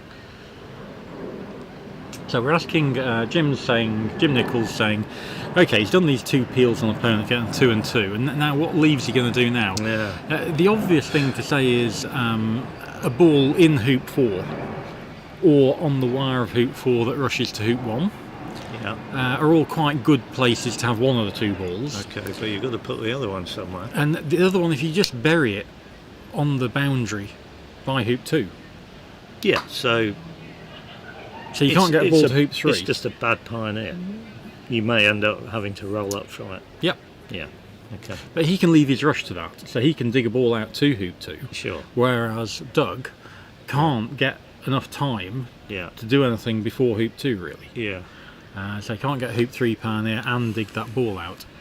So So a new standard leave, so but with a deep ball over here. Not just 2 yards off the boundary ball. This looks like a. so the other option is you can have he's trying to do too many things here. So you can have black on the peg, so it won't rush to 2. Won't rush to 2, and you can have it the other side, either side of the peg. You can have it hampered on one side, or you can have it the other side. Yeah. So the peg's in the way of hitting anything. Yeah. Yeah. So there's either side of the peg for black, so it won't rush to hoop 2 and can't hit the balls on that side. And then there's blue, either in hoop 4 or just on a wire, so it won't really rush well, to. if it's in hoop 4, it won't rush to hoop 1. No, but he can cannon it out. Okay. But here it looks as if he doesn't want to put that blue in that position, and he might be going for some sort of defensive diagonal spread. So after the hoop, rushing blue off the lawn. Right. Come back to black. Come back to black. Put it the normal side. Yeah. So the and eastern side of the peg. Yellow off to the east boundary. Yeah. Yeah. Okay. I thought there were potentially more interesting options. But he may still get black tight to the peg, so it won't rush to 2. Oh, I'm sure we will be getting that. Well, we were sure he was going to get the crossbar hoop 1 at one point, so.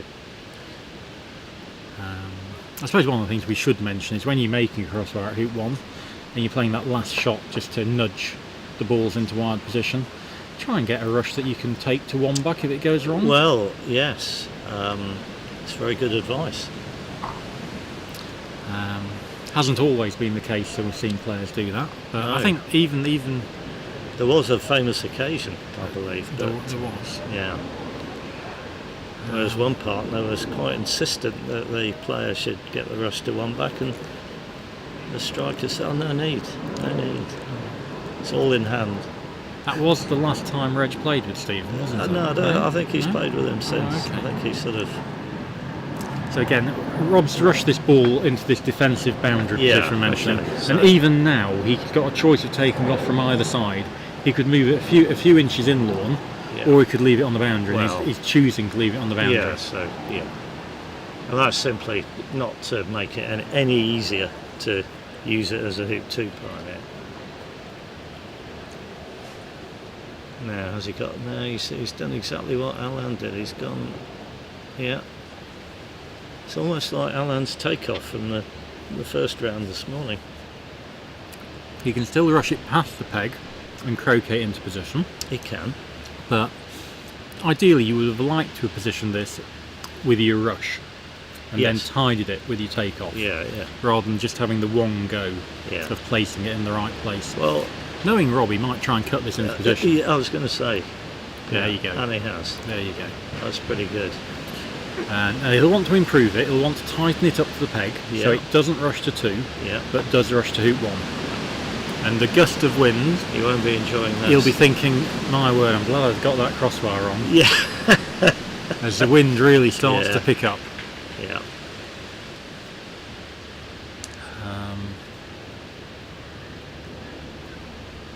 You see the leaves moving across the lawn, the flags are now extending. The wind direction has changed, actually.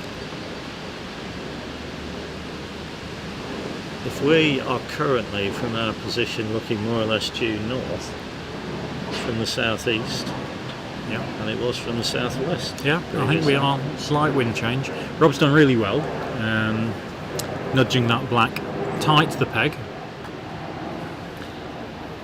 So just a ball to fall back with a diagonal spread, Chris. And 2 pops. Yeah. And an attempted crossbar at hoop 1. Yeah.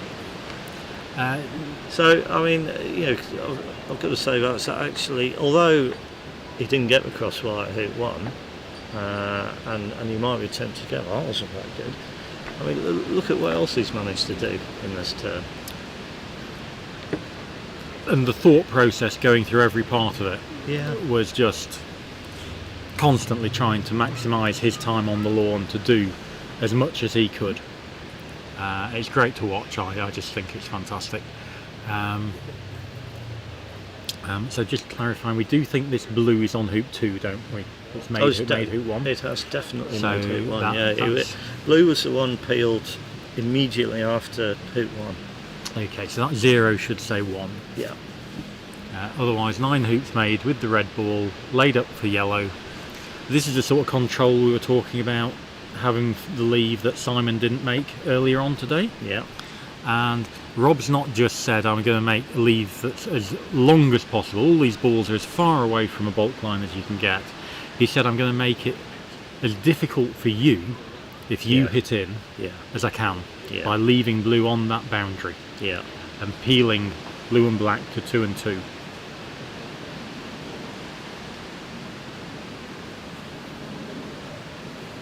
Now, I'm going to stick my neck out here, and I would go, if I'm Doug, I want to take the shortest lift shot I can find. I'm not thinking, I need to be defensive, and if I miss, I need to be in corner 4, because I'm playing Rob, and Rob doesn't care about doing a delayed TP versus a standard TP.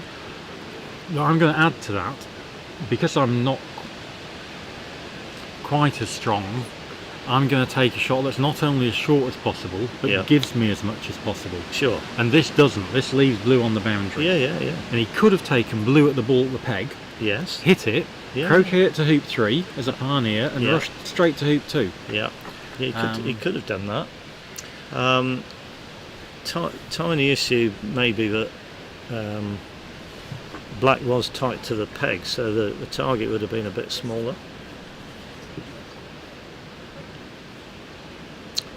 So anyway, Doug's chosen this shot down the east boundary, which we don't think is a completely flat boundary.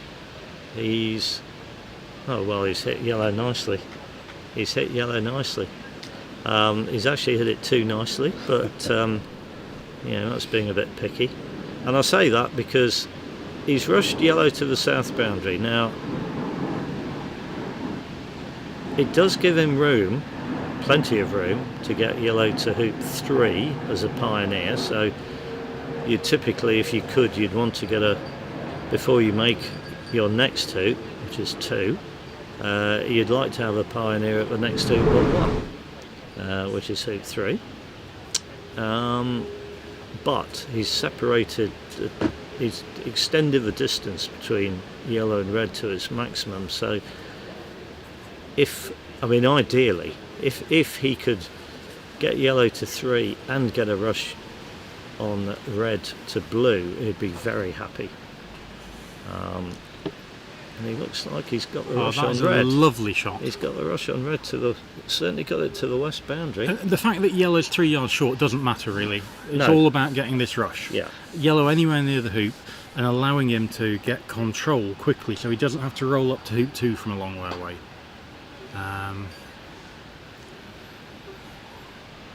So he's done pretty well. At the opens he was struggling with these types of shots and sometimes overcutting them.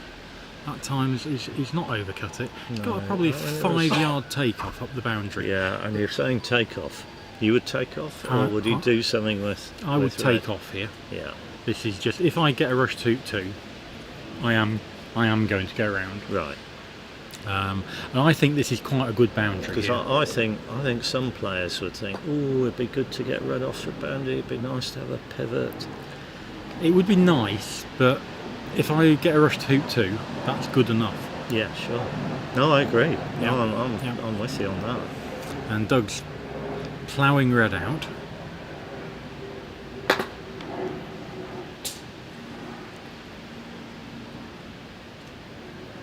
It just compromises the rush on blue.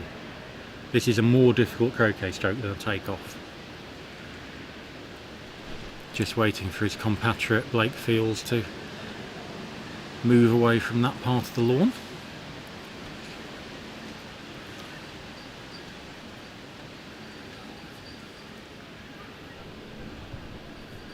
Yeah, it's good to see Blake here, the next generation.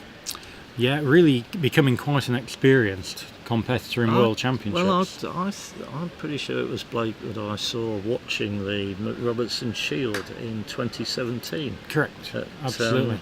Mission Hills. Yeah, but even before that, I think he'd played in a golf croquet under 21 Worlds. Did he? Even This before is that? off. This is off. It's Yeah. gone. Yeah. Oh, So yeah. not only did Doug fail to get a rush to hoop 2, Yeah. his turn has ended because he's croqueted the red ball off the lawn. And that's simply he's just hit it too hard. Yeah, yeah. And the red ball is the ball that Rob has made 9 hoops with. So it's not as big an error as it might be. Rob's got a 12-yarder and it's with the ball he doesn't want to play. Yeah. So in terms of errors, there are going to be bigger errors made this tournament. Now you're talking about this as though it's a given that he'll be taking this shot. Yeah, you have to take this. This is compulsory shot. Otherwise, We'll just let Rob play because Yeah, he's sure. probably more used to my voice, so it might be more off-putting.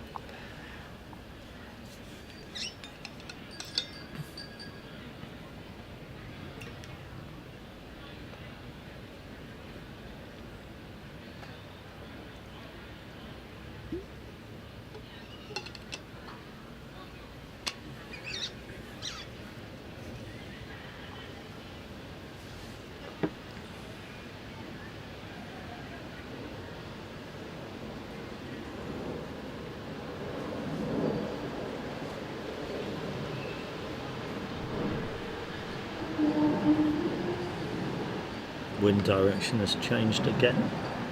It has.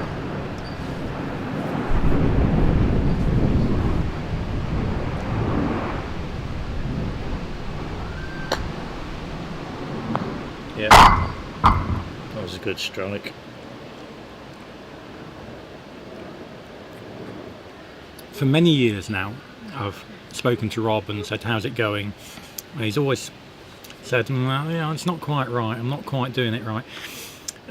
I've had much more positive feedback before this tournament. Right. He's happy with how he's striking it. Yeah.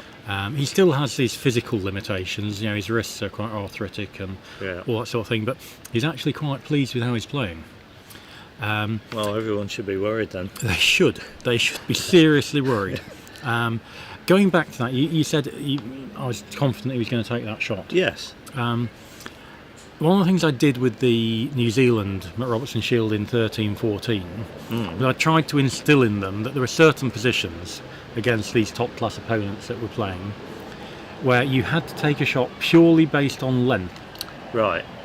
And I said to them, if it was 13 yards or less and there are 4 balls on the lawn, you needed to take it.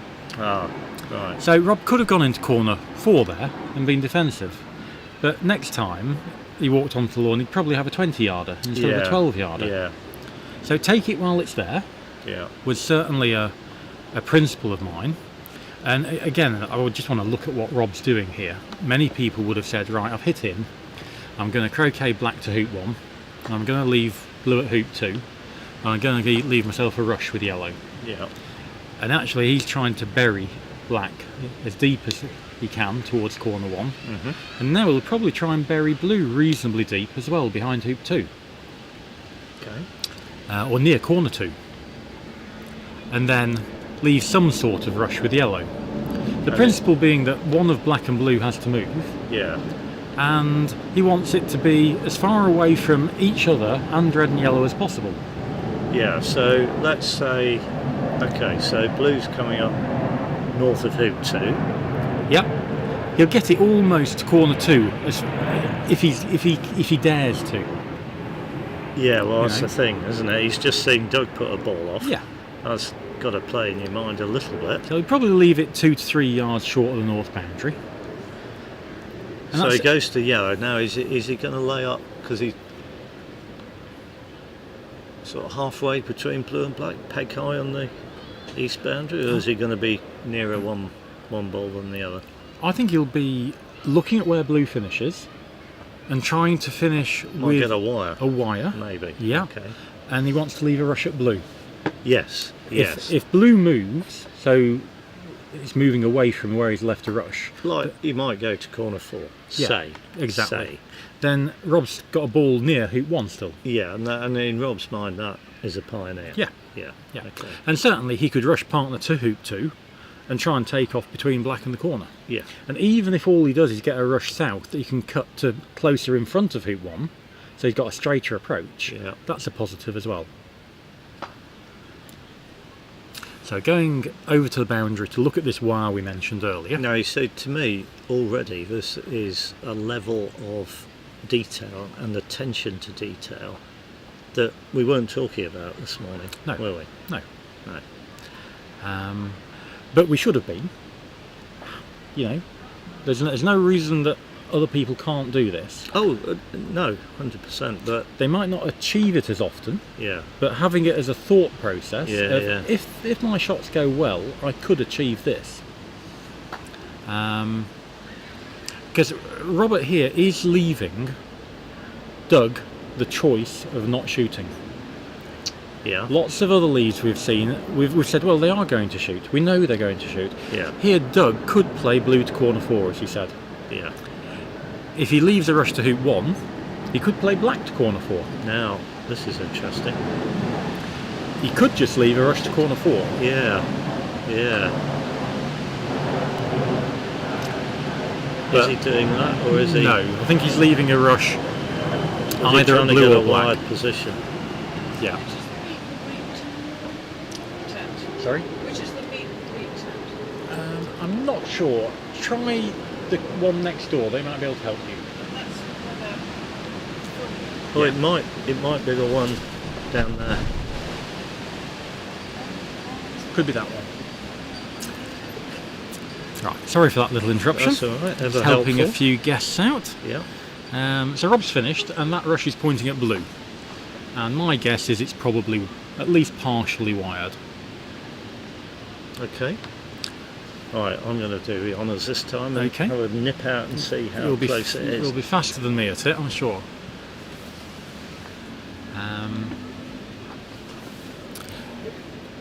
So yeah, instead of this normal leave with black at hoop 1 and blue at hoop 2, which often leaves, what, about a 21 yarder, he's lengthened all of the shots.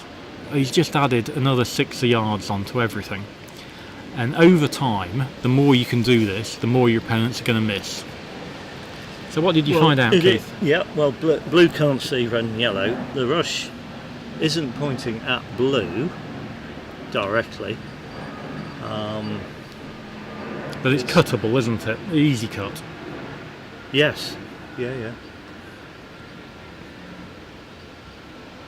Now, I didn't go down and check whether what black can see, but it's quite possible that black's wired as well, don't you think? Absolutely. I'd be amazed if it can see both balls. It's almost certainly wired on one, and Doug is taking this shot. And let's imagine he hits this very, very long shot. It's still not the easiest of breaks. This is a good effort. Yeah, he's got it. Oh, good shot. Got it. Well, it is if he can play a roll. A roll, yeah. So he wants to roll partner to hoop 3, Yeah. finishing in a position where he's either close to red and yellow, or he's got a double target. Yeah. So 6 Ideally yards short close. and a double Well, is adequate, but near is better. You run the risk of you hit one and you red saying you cut it 5 yards south of yellow and then you can't get rushed to 2. But yeah, I mean ideally you get close. And Doug likes playing rolls Yes, that's true. as he lines up for a takeoff. As he lines up for a takeoff. Yeah. So, yeah, you can't hit yellow and get it all the way to hoop 3. That's why we like the roll, isn't it? Well, it's one that's off. That's off. This is close. That's off. It's close. Gone. Yeah. Bang.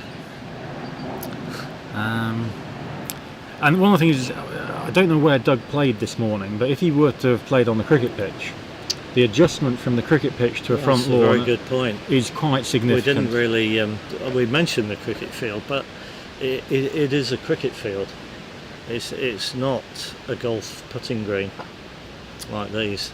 No, so I mean, they're perfectly good, adequate, Yep. very good croquet lawns, Yep. but they are not the quality of grass that these are. and probably I would say 2 to 2.5 seconds slower, Yeah, potentially. and that's a big difference. Yeah. So now Rob has got the innings, but Blue is only a little bit out of corner 2, Yeah. and for most people this would be quite a challenging turn. Yeah. He's a long way away from hoop 1 for starters. He's got no chance of getting a good hoop 2 partner, No. and let's just see how he digs this out. Every shot he'll be trying to improve the position of every ball. So Black's already further in lawn than it was, and has immediately gone to attack corner 2. Rushes it straight No, that's into a the very corner. good rush. Yeah. But he had a pretty, well, he made sure the attention to detail there was he got that rush into pointing at corner 2. Yeah. And then it's very good technique and execution that he could take it into corner 2. Yeah. And now, well, he's not got a lot of room at all, but he will get red A little bit a further. little bit further into the lawn. But his key priority is to get a simple rush to hoop 1. Yeah. And one of the things Robert always says is with this trimmer mallet, he hasn't got as good a stop shot as he would like. Okay. So he's got a very consistent stop shot, but in terms of the actual suddenly being able to pull out a 9-to-1 ratio, Yeah. he hasn't got that. Right. So the focus is again on yellow.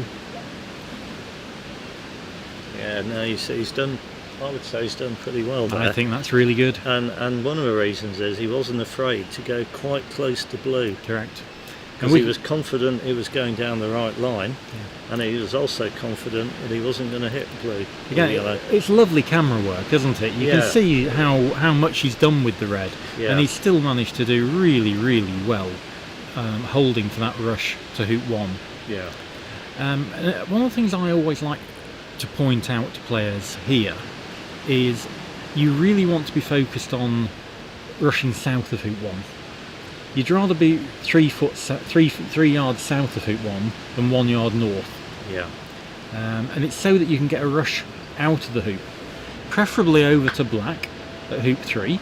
And you can get a rush because if you rush out of the hoop, because if you rush south, you've got complete flexibility with where you croquet the reception ball. That's right. Whereas if your rush ends up a yard north, well, it's going to be a yard north. That's right. You might move it sideways, but you aren't moving it north-south. Yeah. And It has he's finished done a yard north, Yeah, it has so finished a yard north. that is so- not where you want to be. No. I think he'll try and nudge it a bit to the side and run it with control and try and get a rush to black. Yeah. I agree. That's tricky though. But That's going to be tricky. we've seen players play these shots and the ball's gone into the wire. Yeah. Well, we saw Rob do that. Correct. Yeah.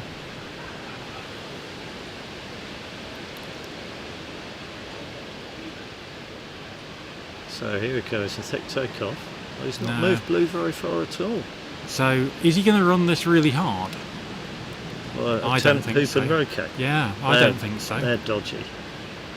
He's looking at the angle yellow might Right, come we've out. got good camera work again, so we're going to see close up exactly how yellow comes out of the hoop. I think if he runs this hard, he could miss the blue, Well, that's always a risk. and therefore I don't think he's going to take the hard shot on. Well,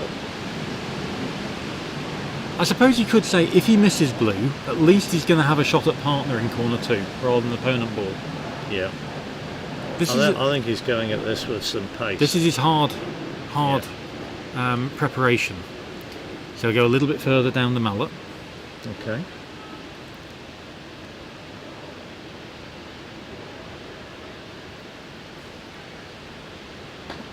And he He has did missed miss it. Now he'll shoot at red, unless he's crosswired.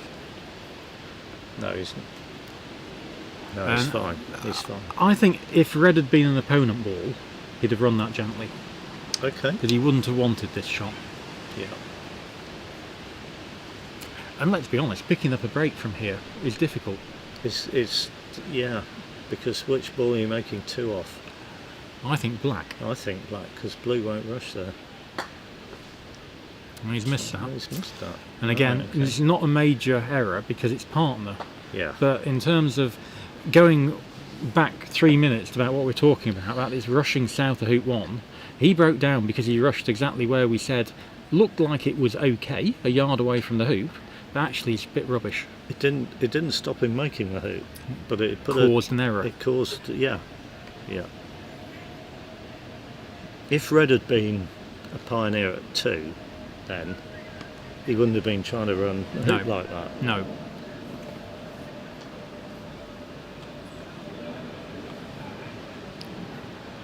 So Doug's hit his last 2 shots. And his lift shot and then his one up the lawn. Fantastic angle here. He's got a double that he can get through the middle of with a really perfect shot. Well, you hate those, don't you, when that happens. On red. Got red. Oh no, he hasn't. Oh dear. That can't have held off, did it? It was always close, wasn't it? Yeah, I thought he had it. I don't think he had the middle of it though. No. No. Right, so this is now looking a lot more promising. And one interesting option you've got here is you could tap blue, croquet behind hoop 2 a bit more, getting a rush on red. But instead of rushing red to hoop 2, you could rush it straight to hoop 3. Yes. Yeah. Would you swap them over? I would actually. Yeah. Yeah. I'm not sure what Rob's going to do here, to be perfectly honest. Because you could just nudge this a bit further, rush to hoop 2, which is obviously quite close to where he is, run the hoop to blue, and then get a rush on red over to yeah. black. So I'm not sure which of those options he's taking. Oh. That's a rush to hoop 2. Yeah, that's a rush to hoop 2. And it's not only rush to hoop 2, it's a sort of Monte Carlo, where he can rush a yard away from it and stop it further over to give him room. Do you think that was deliberate though? I don't think it was actually, but I think it's what he's going to play. Yeah. He can get this halfway to hoop 3. Oh, you can get it. Yeah, you can get it well beyond hoops. Oh, beyond hoop 6, I would have said. Depends what his stop shot actually is like. Yeah.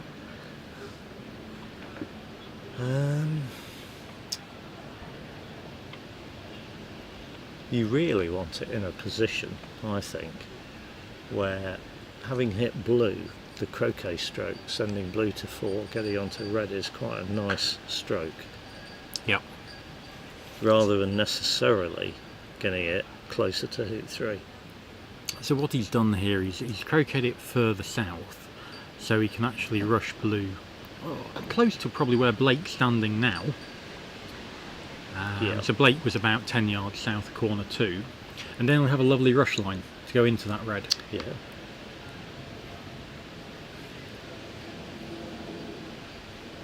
Again, not bound to happen, but you give yourself a chance, and he's thought about it. So that's pretty good. Again, I don't think he was playing to rush 4 feet away from the hoop. I think he would have been happy with 2.5 feet away. Yeah. And move red half that far.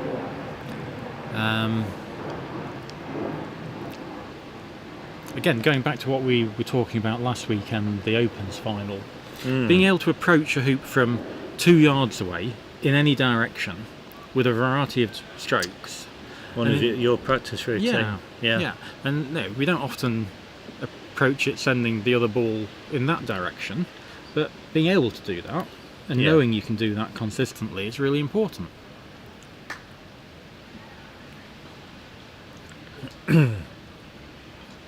Well, I think as a general sort of coaching point for people who want to get better, when you're approaching a hoop, not only should you have an idea in mind of where your ball is going to end up, you should have a good idea of where the croquet ball is going to end up.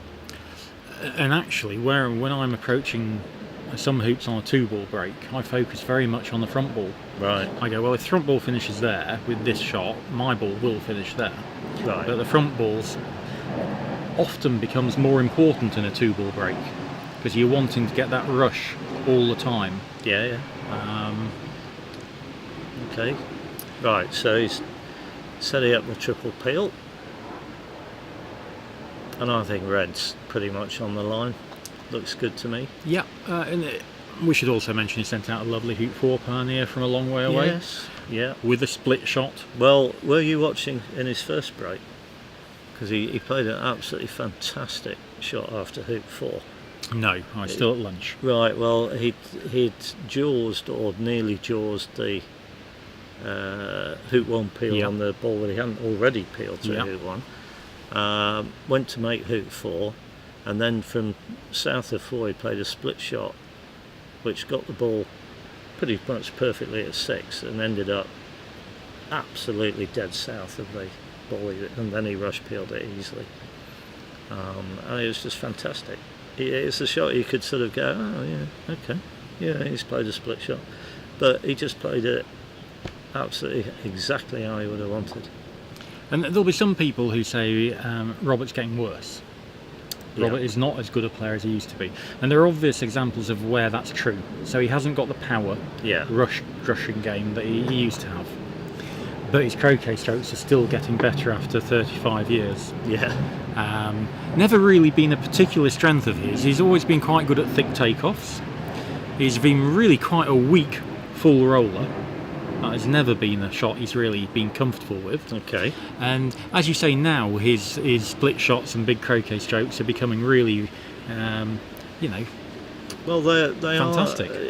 Yeah, and there's always a trade-off between, if your croquet strokes can be a little less accurate if you're really good at rushing. Yeah. And vice versa. Yeah. Can't they? Yeah. If you're not so good at rushing, I was never good at rushing, but my croquet strokes were what kept me competitive. Exactly. So he's in the same position we saw Alan this morning. He made hoop 4 with the peel gone through about the same distance Alan had it through. And he's got black on the east side. But he hasn't rushed this as far as he needed to. So instead of being able to croquet blue to hoop 6, he's now just going to punch it a few yards closer. Sure. And he'll rush red south of black, I think, and croquet it back again. Yeah.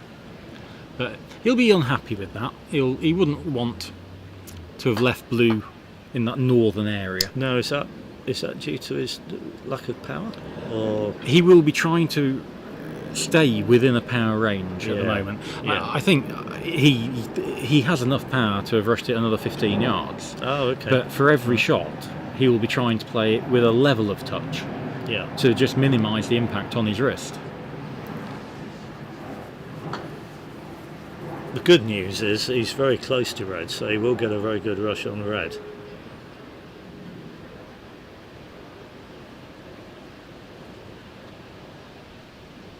And now, to me, that looks like a rush to 6. And he is going to take it to 6 now.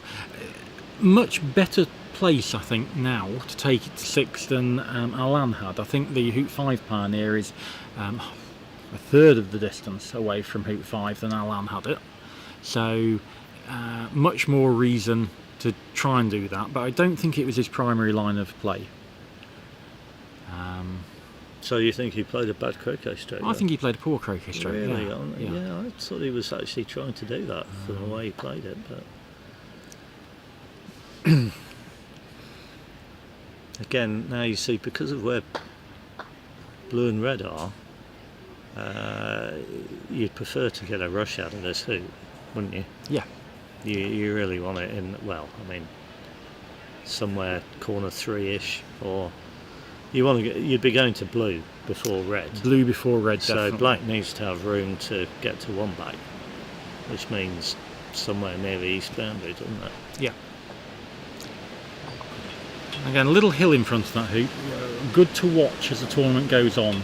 These little hills, the lawns are flat. They're excellent lawns, but because they're very quick, Yeah. The little hill that moves the ball a quarter normally moves Yeah. it half a ball, Yeah. and you can just end up with a hoop that's a little bit more angled than you want, particularly if instead of playing a good shot, which is what he did, you actually make an error and you've missed it to the right to start with, and then it starts going even further. Yeah. So I think he's got room here to croquet this to one back and get a rush on blue to red. And he can go north of blue, can't he? Yep. But again, I think in the past Robert would have just gone, I'll just club this to corner 3, play my croquet stroke, and now he's constantly trying to play almost precision rushing. Yeah, well, to he's minimise. got a very good rush there, I would say. He And could take this easily near a red. good one back pioneer. Yeah. Some people would say, oh, it's north of the hoop. Shouldn't it be south of the hoop? I'm fine with it there.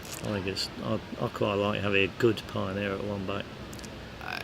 It's completely different to playing a 3-ball break. Yeah. If you're playing a 3-ball break, you can't be guaranteed of getting a rush out of hoop 6. So maybe you want to give yourself room for margin of error and have it south. Here he knows he's going to play the peel and get a rush on blue to north boundary. So why not have a genuine one-back pioneer? Yeah.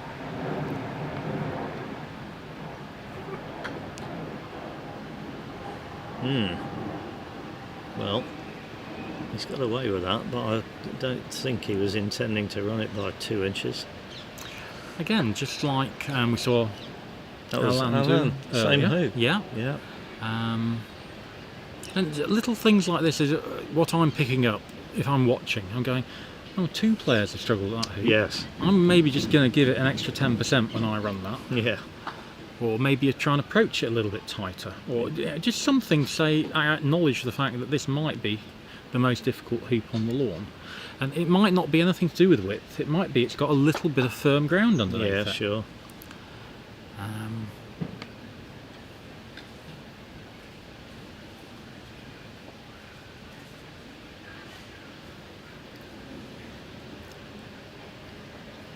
So what's the chat?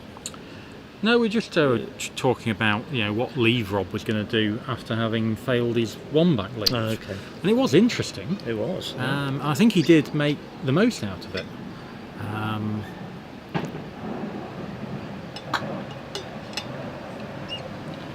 He certainly didn't make the most out of his next turn, and that's certainly a worry because Rob would normally not make errors like that.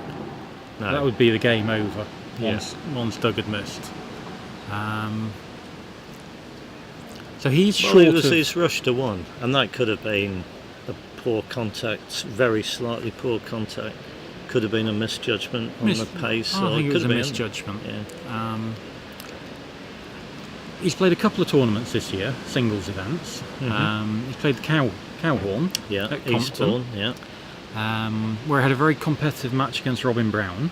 Okay. That was a really good, test of match play that he won in 3. There were 3 TPs or TPOs in the match of a high quality match, and then he turned up and played Rest Park Okay. and won that event, Right. beating players like Alan in that. So his results have been good. So he tells me he's feeling pretty good. And again, we can see this ball going to 3-back is hilling right to left. Yes. So again, this is going to be the lawn the finals played on, I would think. Now Good to that's- start noticing that's- things like that. Well, okay, he's slightly underhit that for me. I think he can play this. Oh, he can play it. I just think it would have been a little bit easier if Red had gone 3 yards further. Yeah, it would. It would. Simply because he's now got a wider split. Yeah. And with a wider split, you've got to get the judgment You do. much better. Yeah. Yeah.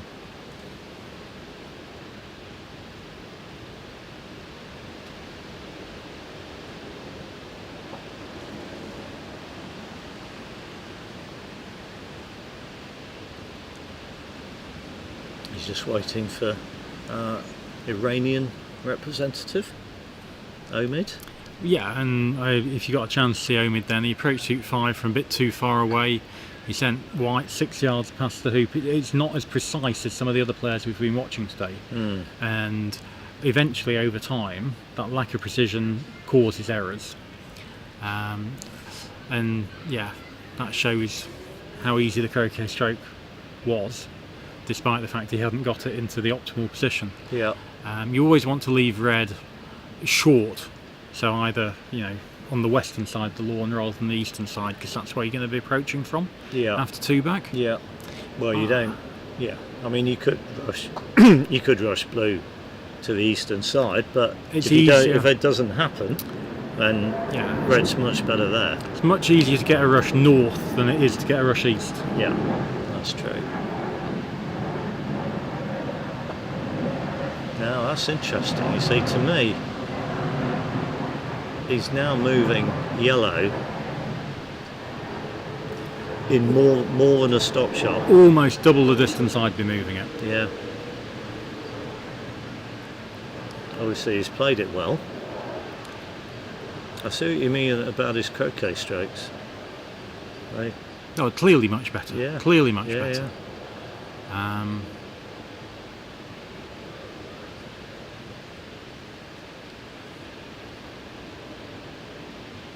Now that fell into the James Death category of putting a ball down and hitting it. You mentioned that last weekend, didn't you? It That's was gone through. perfect. Well, Yeah. it's more than gone through. Well, it's yeah. flicked a wire and gone through by 4 yards, hasn't it? Yeah, you can do whatever you want with that now. That'll rush to blue. Got a It's- poor contact on that. Slight bobble. So all appeals before 3 back. Yeah, Just needs to finish a 4 ball break now. just needs to finish. And it'll be, I don't know, I'd be guessing he's done 1,300 triples. I don't know. I That'd be a can see guess. our statistician wandering around, but Yeah. where is he when we need him? Yeah, well, you're right about Omid, because he's just clattered into hoop 6. And you know, for the players who've got that on video, it was just a mistake waiting to happen, and normally they don't because the lawns are easy. But Yeah, the more opportunities you give yourself to have a 5-yarder or a 2-foot hoop or a approach from 2 yards away, eventually something goes wrong. And if you're playing at a tough venue, it goes wrong about 8 times a game. Yeah, Where here it might be once every 2. Rob's playing a full roll here. Just needs to make sure he gets past red. Just about. Not quite. Just about. Here is our statistician back in the booth. So we want to know how many triple peels Robert Fulford has done. That's our next question. My guess was 1,300. Yeah, I think.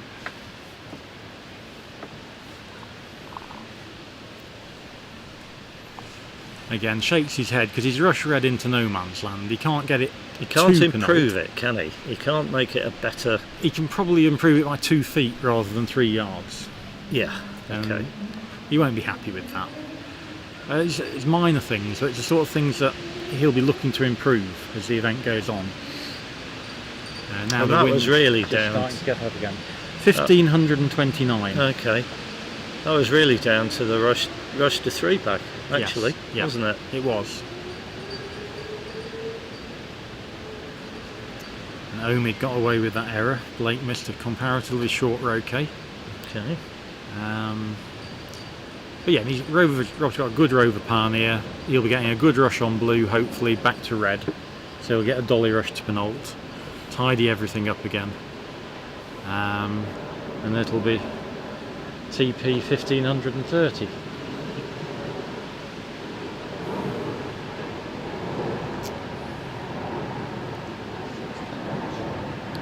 Yeah, so over 400 sextuples now, 405. 405. Yeah. Okay. Is that the most? Reggie's over 400 as well. Reggie's over I 400. thought. Oh, right. Yeah. Okay. I thought he was anyway. Maybe I'm wrong. Doesn't play as much as Rob over the last 25 years, but has played more recently. Yeah. Certainly thought he had a lot. 3-3-4 apparently, so it's the other way around. Rob has got that big lead on him. A bit surprising because Rob hasn't played much since the kids arrived. Yeah. And really probably only plays 2 or 3 tournaments a year now. Didn't travel for the last World Championship in Melbourne. So yeah, he'll be looking at this going, this is my chance to get first player to 6.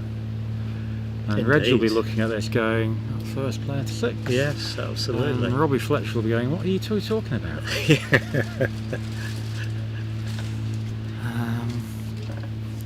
And then, I mean, this Friday, quarter-final day.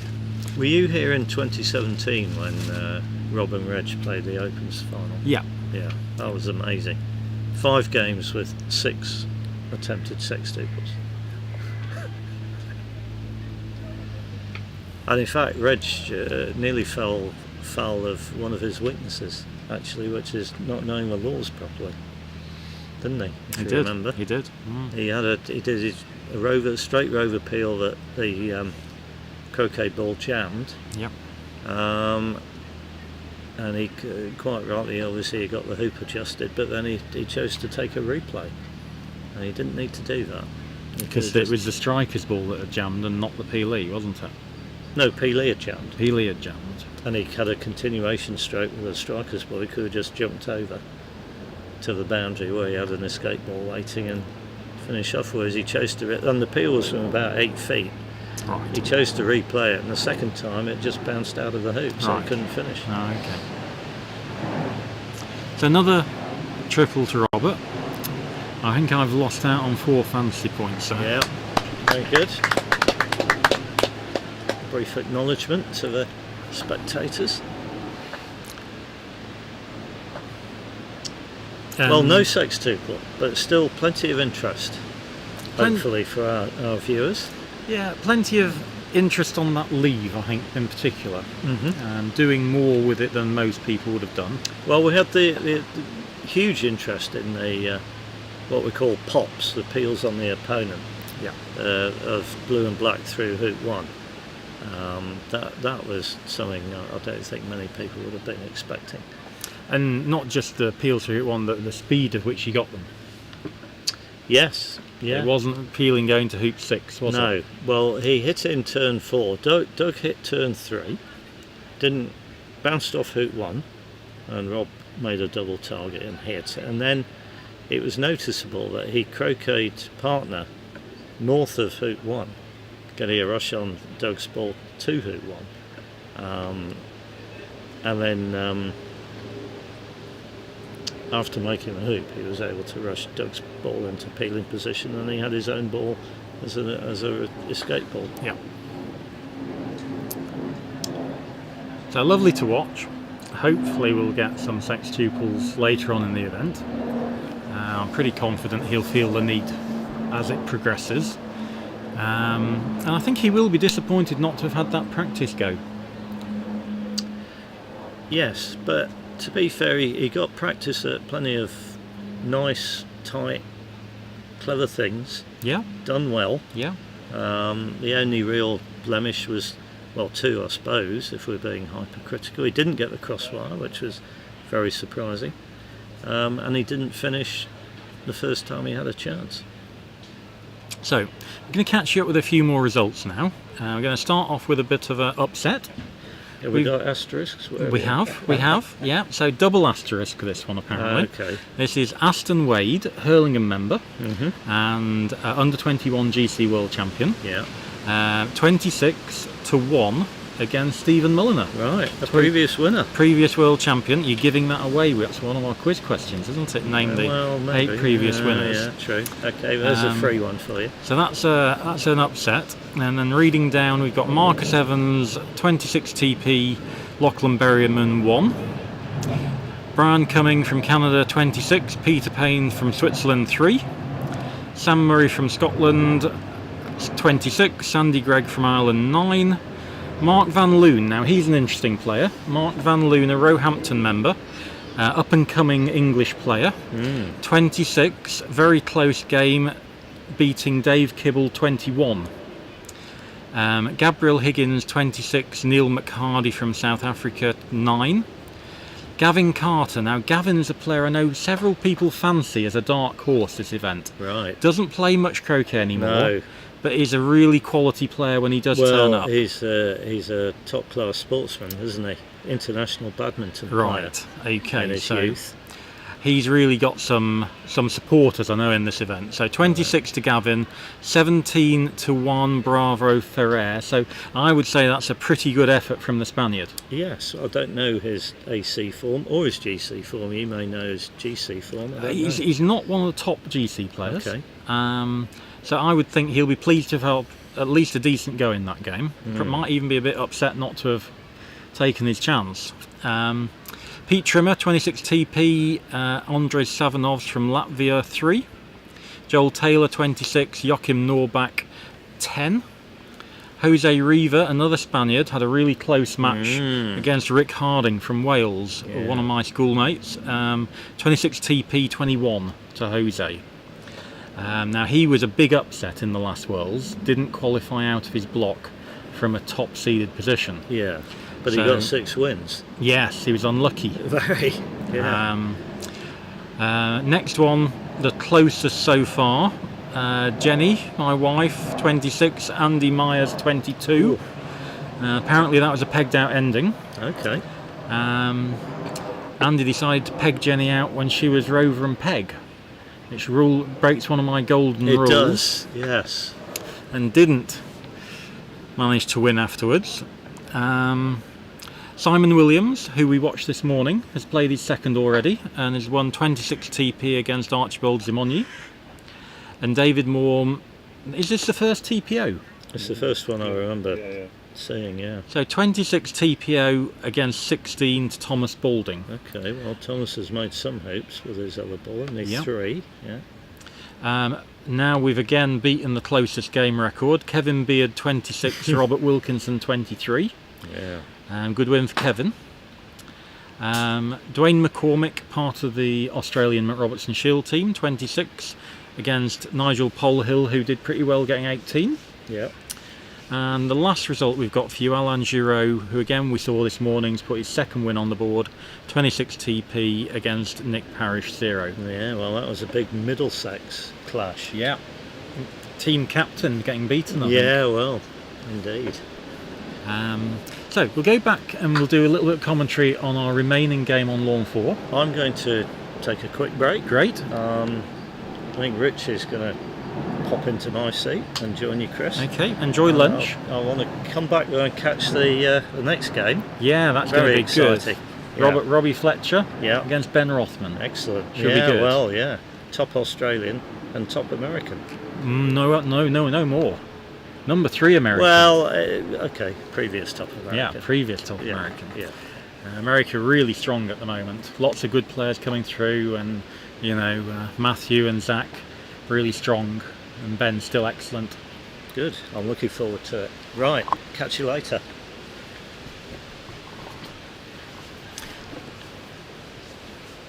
Thanks very much to Keith, and welcome to Rich. Chris. And so we're joining this second colour match, and again, just reminding people who aren't used to it, it's Blake Fields playing the white and the pink against Omid Hallam from Iran playing the green and the brown. And Blake is just starting his own triple peel. So white's just made hoop 3, and he's going to try and peel the pink through 4-back, and it's from quite a long way away. Yes, decent angle as well, isn't it, Chris, as well? So I think anything in the jaws he'd be happy with. It's not the tight positions we've seen from Fulford and Giraud. And that hit the near wire and still got in the jaws. Yeah. Now, I'm not going to say the Atkins are going to be miles more difficult for the quarterfinals, but I'm going to be surprised if you can just put a ball straight in the near wire and get it in the jaws. It will bounce away more. Yeah. And that's going to be one of the differences. Where Blake's actually in quite a good position now and can come back and rush peel that later, had it bounced a couple of feet to the side, he's got a lot more work to do. Yeah, his green at 4 is a little bit east than he'd want, but his decent croquet shot will be okay. I think that's not too bad. A little bit short. Yeah, you'll see throughout this break that it's not going to be as tidy as Alan or Robert, and he's still a youngster. Primarily to start off with a GC player, now starting to play more and more AC, and getting better every tournament. But he's not going to have the level of precision that some of these players who've been playing 35 years have got.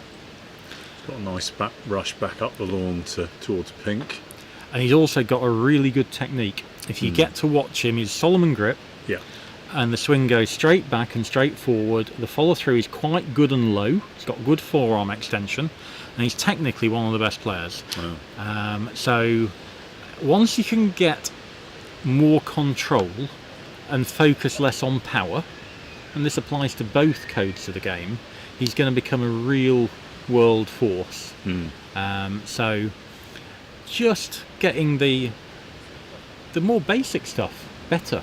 Yeah. He's got all the big shots, but can he get better at the easy stuff? See, that is hopeless. Sure. Ouch. The one thing you knew there was white had to finish south of pink, Yeah. and now, well, I'm not sure what he can do. I think that is all he can do. Sideways. Because he was expecting to rush peel the pink, he hasn't put green north of the hoop, Yeah. so now he can't peel pink going to green. Yeah. So this is now transformed from what it looked like a standard triple to probably just a ball to the peg with no peels. Yeah. This feels a little bit rushed at the moment. I mean, that was not a difficult croquet shot coming out of corner 3 to be able to peel pink. I remember when we first played together, Chris, at the inter-counties, and I was sort of an up-and-coming player, and you sort of reliably informed me it does take years to get your croquet strokes so that they're tidy and you got better control. Yeah, it's very rare to find someone who's been playing 2 years who've got good croquet strokes. Yeah. The single ball strokes come first, and that's the normal highlight of, we've got quite a good player here. They can hit the ball straight. Ideally, you've got a bit of touch, but the croquet strokes are a learning process. Yeah. And one of the things I got Jenny to do, as Jenny was improving, was just start to play a bigger range. So I'd say, look, you've got a big croquet stroke, big wide split here, which you could play. Perhaps you needn't even play it during, look at that, it's gone down the hill. Down the hill, it's gone off a cliff. And again, the people we've seen approach it before have gone half a ball sideways. He approached it from double the distance, and he's gone miles away. So, now taking advantage of the pink that he hasn't used, Yes. has given him another opportunity to take off back in front of the hoop, Yeah. and at least rely on one of those single ball strokes that we know he's quite good at. Yeah. Green and brown are fairly close together, so he hasn't really got a choice but to go for 6. And in easy playing conditions, you should just do this. You don't start worrying about what you give away. Yeah. On a more difficult lawn, take both into account. Yes. But the easier the playing condition, you have to go round. Yeah. And I like that. I was worried he was going to smash the living daylights out of that ball. Yeah.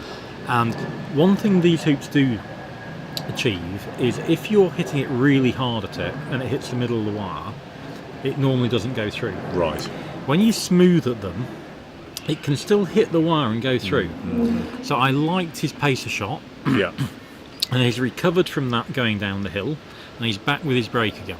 Yeah. So they're rewarding that kind of smoother stroke that generates a bit more top spin. Yeah. And will go through the hoops. He seems like he's got it back together again. I've sort of, from personal experience, when you sort of on a TP and you think you should be having a good chance of completing it and it goes wrong, it can be quite hard to regain focus, but I think he's back on it now. You can see it's not too bad a pioneer for 2 back with pink. And he just, his body language is a little bit calmer now. He's sort of accepted that he's going to peg and 4 back. And again, we should just bring the viewers up to speed with Omid's position. So Omid's already got brown to 4 back, and green has yet to start. Yeah. So we've seen already that once you're on 1 and 4 back, you're only 1 turn away from finishing, aren't Yes. you? So just a little bit under hit there. Yeah, the angle that's gone through is, it's going towards the end of A bulk, even outside the end of A bulk.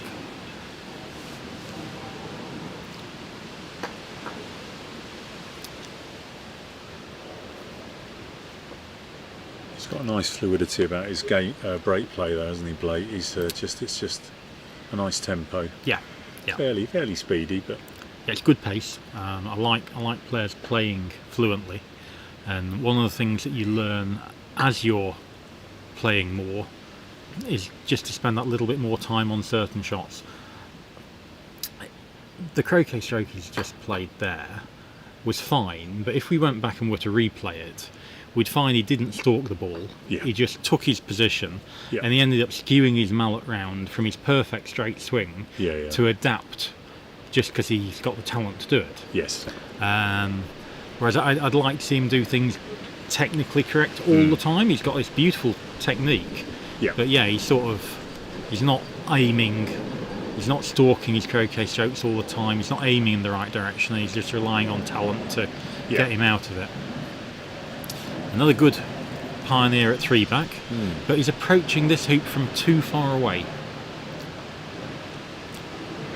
And the Americans, when they come over to New Zealand and they play in tough playing conditions, and they approach hoops from there, and it gets a little bit of a wobble sideways, and then an angled hoop is difficult, Yeah. and then they fail them. They don't know what's hit them. Yeah. So playing a 4-ball break and making sure you approach every hoop from straight, short, is one of the skills of the game. You're accumulating risk otherwise, aren't you? Because at some point that's you're going to catch a dodgy bit of lawn, or you're just going to not quite catch it right, and then suddenly approaching from a little bit further away starts to cause you problems. I don't know, Chris, did you and Keith talk about Blake's mallet? 'Cause I find that quite intriguing, that it's quite a flat mallet, isn't it? No, we didn't talk about that at all. So what you're saying is it's not got very much height to it. It's got quite a lot of width, Yes. but not a lot of height. And one of the things I always liked with my mallet was to have a reasonable amount of height, Yes. because it gives you more area of sweet spot, or less chance to hit it off the bevel on big croquet strokes. So I found big croquet strokes definitely help to have a reasonable sized mallet head. Yeah. He was quite short with his approach to Brown there, but I think he's going to be fine with that now. Just clipped it.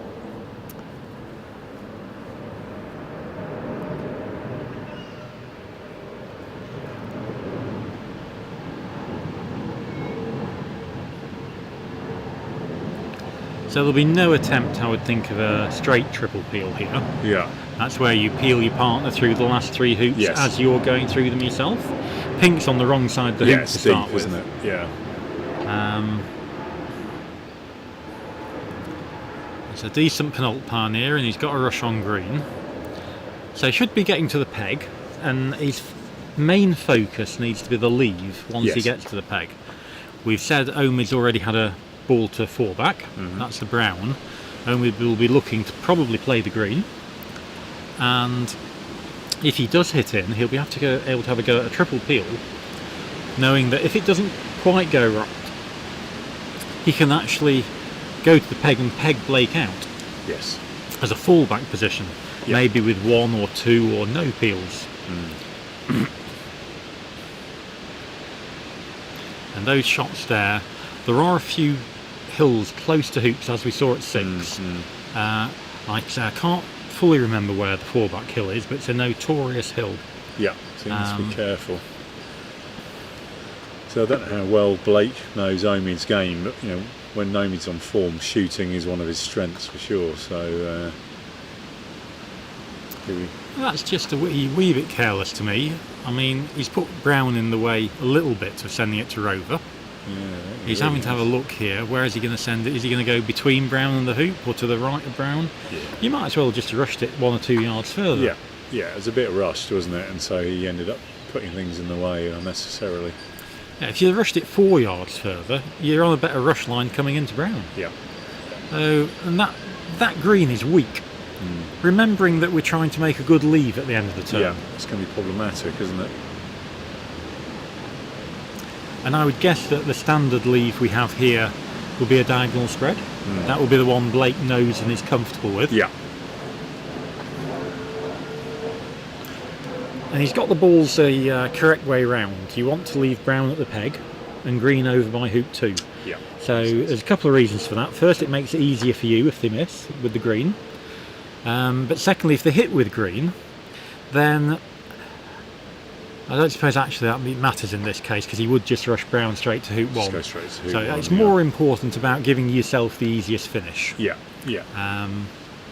With Omid wanting to lift that ball, he's leaving a ball. So this is an unusual place. That's not the normal place to put pink. Yeah. That's indicating potentially a cross peg. Yes. Normally you'd have pink on the eastern side of the lawn You would. as a sort of escape ball after positioning brown. Yeah. So I'm a bit confused by why pink's there. Yeah, I mean, regardless, you'd probably leave pink somewhere near brown, wouldn't you? Brown's probably going to be the last ball you're going to position. Let's see where he can get green to.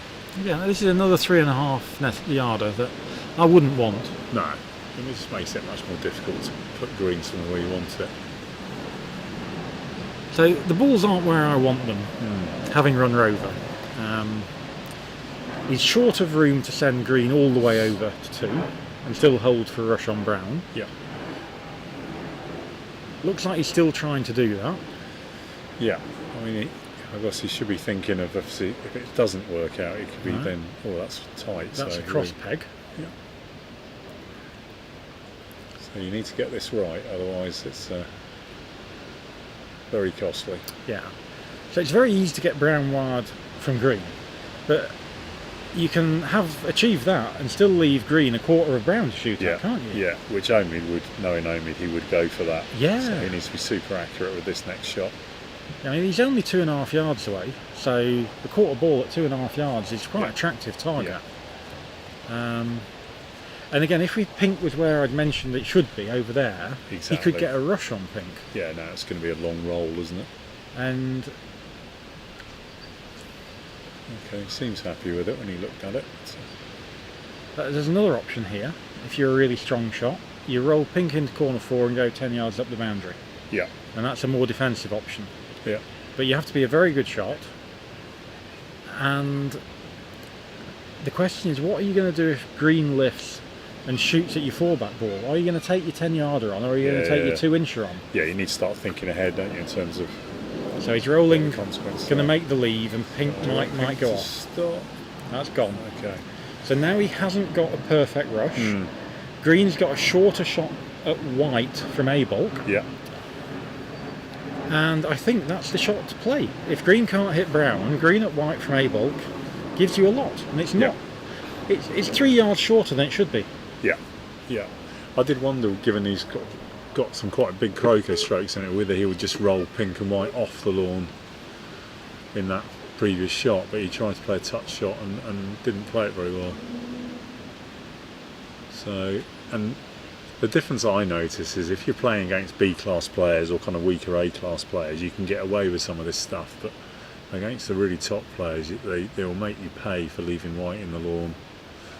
Omid's even looking at the brown, I think. There's a little bit showing, but no.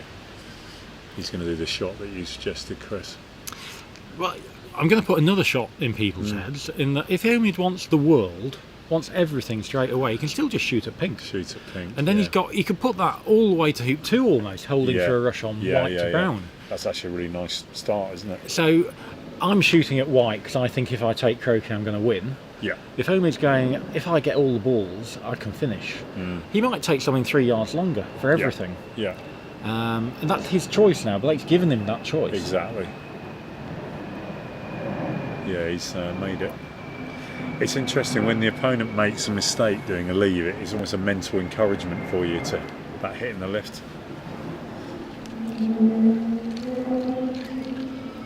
So let's see how he goes.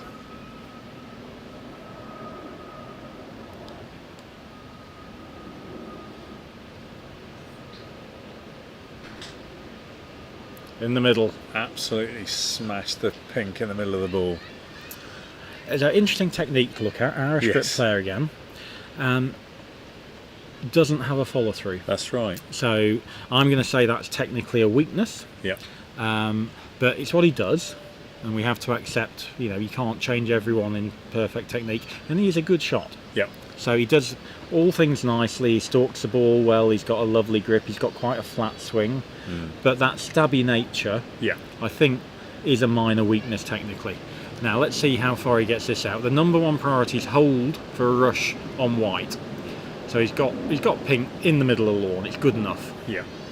I think I'd have preferred it another 3 yards. Yeah. Can now get white to 2 and get the rush on brown to 1.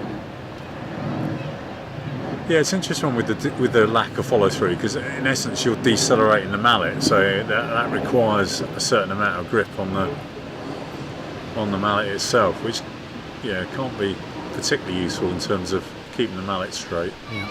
So both balls overhit there, Rich. Oh yeah, sorry, white's very deep there, isn't it? And well north. normally, with pink near the east boundary, white would be a major problem. But with pink so far in lawn, Yeah. you've got a really good chance of getting a rush on that pink to help tidy up that white, while still getting your partner ball to 4 back for the peel after hoop 3. So under normal conditions I'd be backing Omi fairly strongly, but it's the World Championships and it's game 2 after his first loss to Reg, so there's going to be a few things going straight into the middle of the wire. So pink's a 4-back ball. Blake will want to play that, and I think he'll play pink at brown. He's got a free shot almost through, hasn't he, in terms of... Yeah, I think he can rush peel green through hoop 1 up to white as well. Yeah, that was unfortunate. Wallop. That's the advantage of being a good golf croquet player as well. Those sort of shots are something that he's used to. So it just needs to go south of this green. Yeah. Unlike the shot he played at 4-back where he didn't get the right side of the ball. Yeah. Got to make absolutely sure he can rush peel that green all the way up the lawn to white. Yeah. Then he should be in a very strong position. Playing white, 4-back, and off he goes. That's short.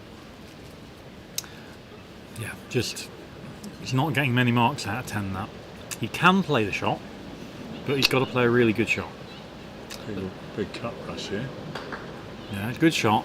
Again, the angle he was playing at meant that it came through at that angle. Yes. If it had been straighter, it would have come a bit close to white, probably. Yeah.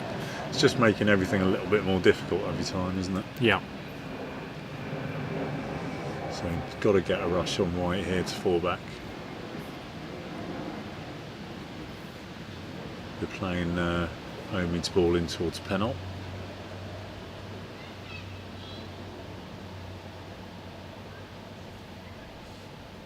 He gets a good rush here. You could... I think one of the things we should mention here is he does want green into the lawn to help him out, but he can't really afford to put it on the rush line between white and 4-back. Yeah. So either he's got to move it 2 or 3 yards, which isn't a very good penult pioneer, or he's got to make the croquet stroke quite a bit harder by playing quite a thick takeoff. Yeah. Moving it 7, 8 yards in lawn. Yeah. And they're quite tricky, aren't they, in terms of the thicker takeoffs, just sort of having the practice to understand where the balls are going to end up. You kind of lose a little bit of control. I mean, the most important thing is getting the rush on white. That's interesting. Ooh, okay. So he's not even trying to push green into the lawn, it's all going to take off. It looks pretty good. There's a perfect takeoff, but green's on the boundary, and he's either going to have to get a rush. The good thing is after 4-back, he's got 3 angles that work. He can get a rush to green, Yes. a rush to penult, or a rush to brown, and Yeah. they all work. 3 don't they? options. Yeah. And that rush is a bit short, isn't it? Well, it's just gone the wrong direction, really. Yeah. Given where he was, I thought he'd be a bit closer. Yeah. But yeah, I said there's three options coming out of 4-back, so if he gets one of them, you say he's a strong favourite to finish. A good approach. That's a very nice approach. shot. Nice controlled hoop. And he'll probably take that to penult, I think. Yeah, I think go straight there.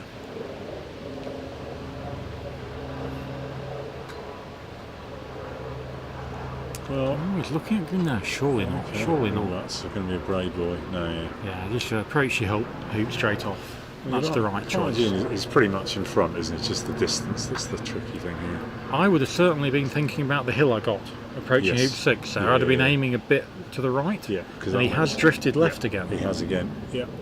Is he going to turn around and hit green, or is he going to run a difficult hoop? He's looking at it. I don't think he likes it very much. There's nothing wrong in turning around and picking off green here. Yeah. The alternative is corner 4. Yeah. Green and brown have got a lift. That's right, yeah, because he's just run 4 back, hasn't he? So brown's got a short 4 or 5 yarder at green, but he wants to play the green. Yeah. So green can't get a double from anywhere, Yeah. either A bulk or B bulk. So corner 4 is a legitimate play here. Yeah. Just take your medicine and wait another time. I want to look at just to make sure it doesn't go into that camera.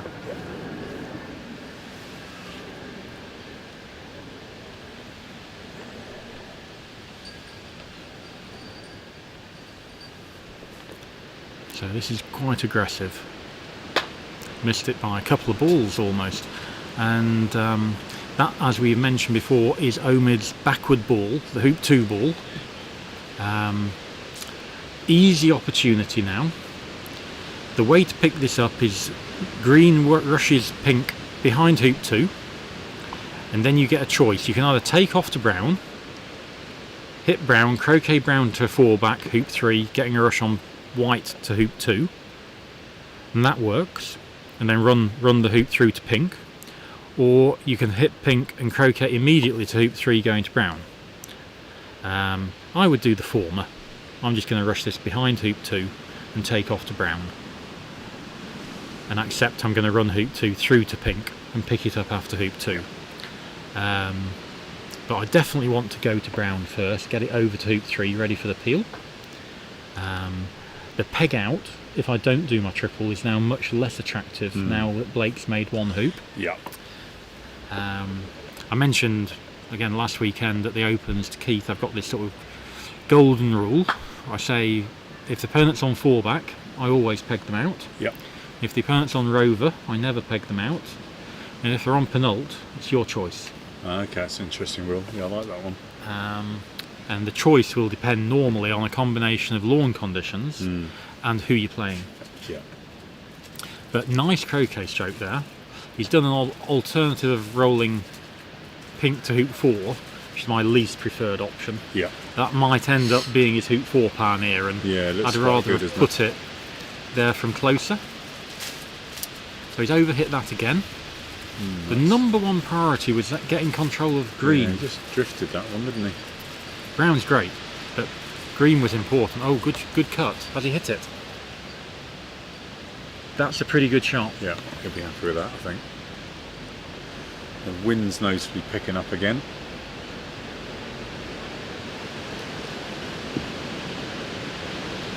Yeah, good cut rush from there. I'd be very happy with that. Ideally, after making the hoop, rush back to pink. Put white as a better hoop 4 pioneer and rush pink back up to partner at hoop 3. Yeah, just tidy things That's up. clubbed it. That's wide. isn't it? And is he going to get a rush on white if he runs it? White's almost on the boundary.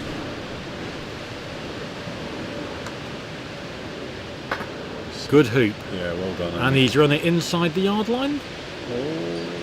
Oh, there we go. Beautiful. Gets a rush back down the lawn. See the amount of follow through he had on that hoop shot. So he got a really nice load of top spin. Helped green through, and he's got a nice rush. Good up to rush. pink. This is all tidy again now. So now we're going to go back to these elements of the triple peel we saw from Alan and Robert. Yeah. And my guess is it's going to be a little bit less precise than they managed to do. Sure. Not quite as highly ranked. But yeah, roll white to hoop 4, He's just going to take off, you see. That's immediately making a hoop 4 pioneer that isn't as good. I can do a little roll or a pass roll easily from there. Just makes me think he's a little bit more nervous than he normally would be, because it was definitely an opportunity to move white up. I don't know if the viewers saw on camera, but when he rushed white up, he actually ended up clipping pink away, so that ended up probably not quite as close a shot as he would have liked. Yeah, a bit unlucky. And we mentioned about the escape ball, Keith and myself earlier. If white's on the eastern side of 3 and 4, we're going to put pink on the same side. That makes sense. So he's done exactly the right thing there. Made sure not to put it directly behind the hoop. Yep. Looks like a perfect escape ball to me. Yeah, the only worst thing you can do here is put brown right in front of the hoop, which is not done, so it should be okay. Yeah, look, this all looks tidy, apart from white's a bit loose. And players should really beware about under-hitting brown. If you overhit brown, it's okay. If you under-hit it, you're potentially not getting any chance of appeal. Yeah. You might be able to flick the edge of it and hit the jaws. Yes. Nah. No, So, having had the perfect position before the approach, he now hasn't got a triple anymore. yeah, that under-hit brown is a killer, isn't it? It Yeah. really is. And we see this a lot, and as soon as he went over it to play that half roll approach, I thought, this is more of a drive, really. Yeah. So, the question is, what's going through Omid's mind now? I'm hoping he's making a conscious decision as to whether he's going to go for a delayed triple, or he's going to just abort and play a 4-ball break to the peg. What's the worst thing that can be going through his mind, Rick? The worst thing is doing half for one, half for the other, and doing neither, I think. Whilst at the same time thinking, I had this game won a few strokes ago, and now I've done this. Yes. How have I got into this position? Yeah, regret is not a good And that is emotion. that pink's only very moved short. half the distance it should have Yeah, done. it's very short, isn't it? So all this is becoming loose. Yeah. And people say, well, how can you tell when you watch a player quite how good they are? And these elements of precision that you saw from Fulford and the pioneers that Alan was putting out, and where they were running the hoops from, where they were approaching the hoops from, they're all better than we're seeing at the moment. Yeah, there's obviously a lot of pressure. I think if I was Omid now, I'd just get this 4-ball break under control, get to peg out Oppo. So you're a pegger outer, are you here? I'd peg out. I suppose one thing to consider is obviously Blake's a very good GC player, so he might all fancy his chances of running penalt from distance. I've got a feeling Omid will peg him out.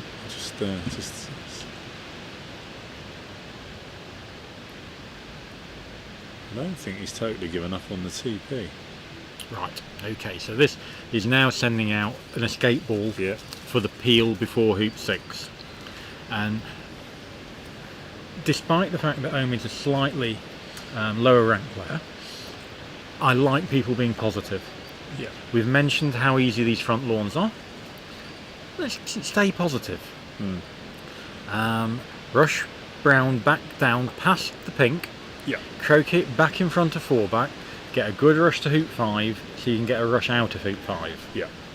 And one mistake I do see people that are early on in their tripling careers is they would have tried to rush brown into position for the peel, and that's just a big mistake because you've got much less control. So by playing the croquet shot, you should be able to put brown fairly close to 4-back. A bit short, but at least he's got. short is better than long. Yeah. He's got a decent rush to hoop 5. bit of a I cut. think he can cut this in front. Looking for the forward No. rush at 5. Okay. So this is going to be a take-off in front of 5. Hopefully Yeah. come through with control and still get a rush on pink, though it may be that he doesn't. It's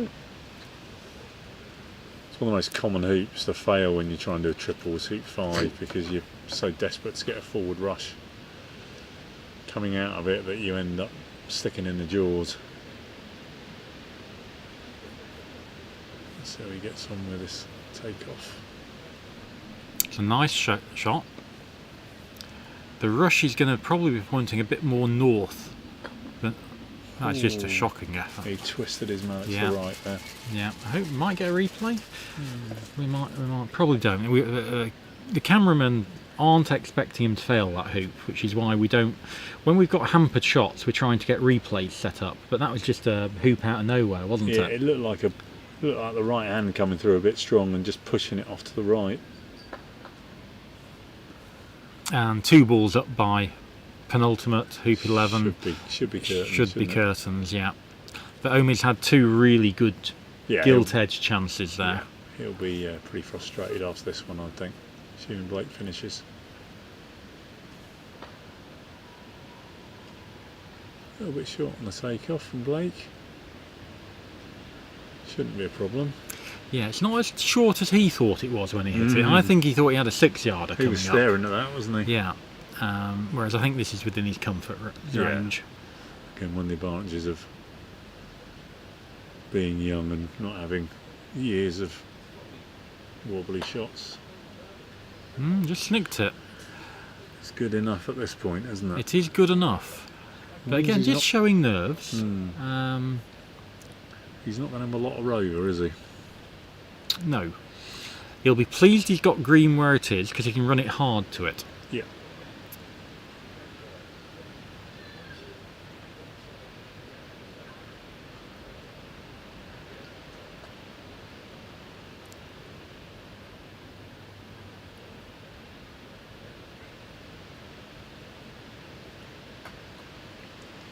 Yeah, reasonable rush.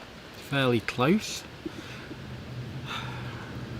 So he's going to be looking to come through, Chris, you think, play white towards brown and then get a nice rush to rover from there, do you think? Yeah, I think he'll also want to get white a bit close to the peg Yeah. for the peg out. So Yeah, that's bad in my. That's just that's strong, isn't it? You can't approach from there to there. This is way too long. Way too long. And now look at where he is. He is in no man's land. Is he going to run rover? Or is he going to turn around and hit white? Yeah, I think that's the right decision.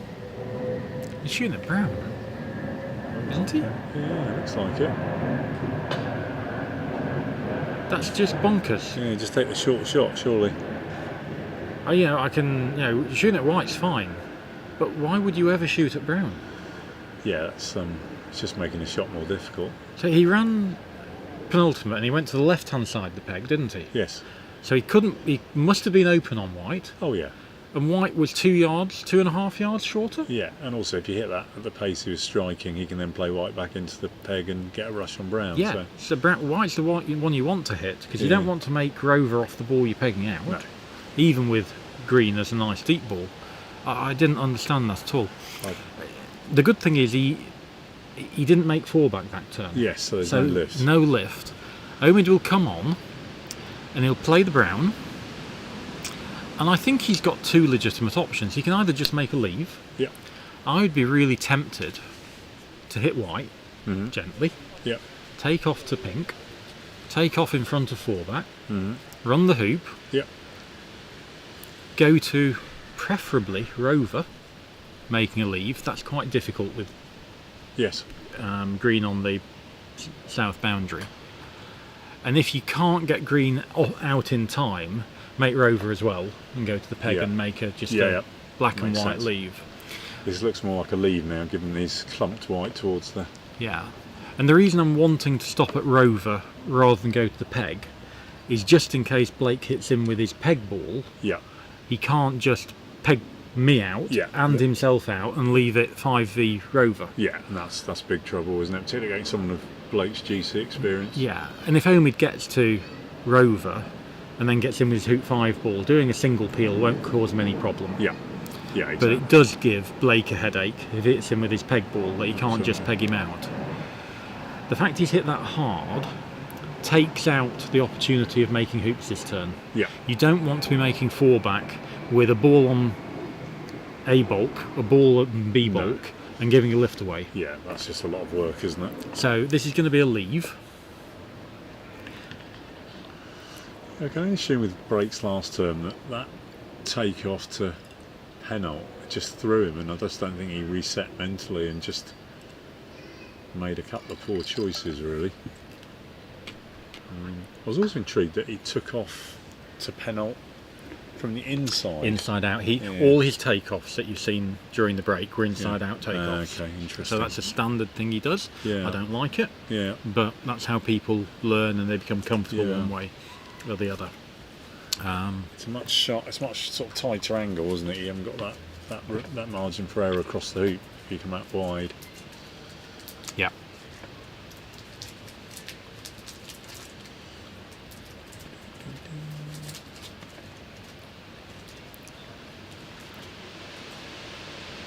So, thoughts for Omid. Omid will want to leave green a rush to hoop 5. Yeah.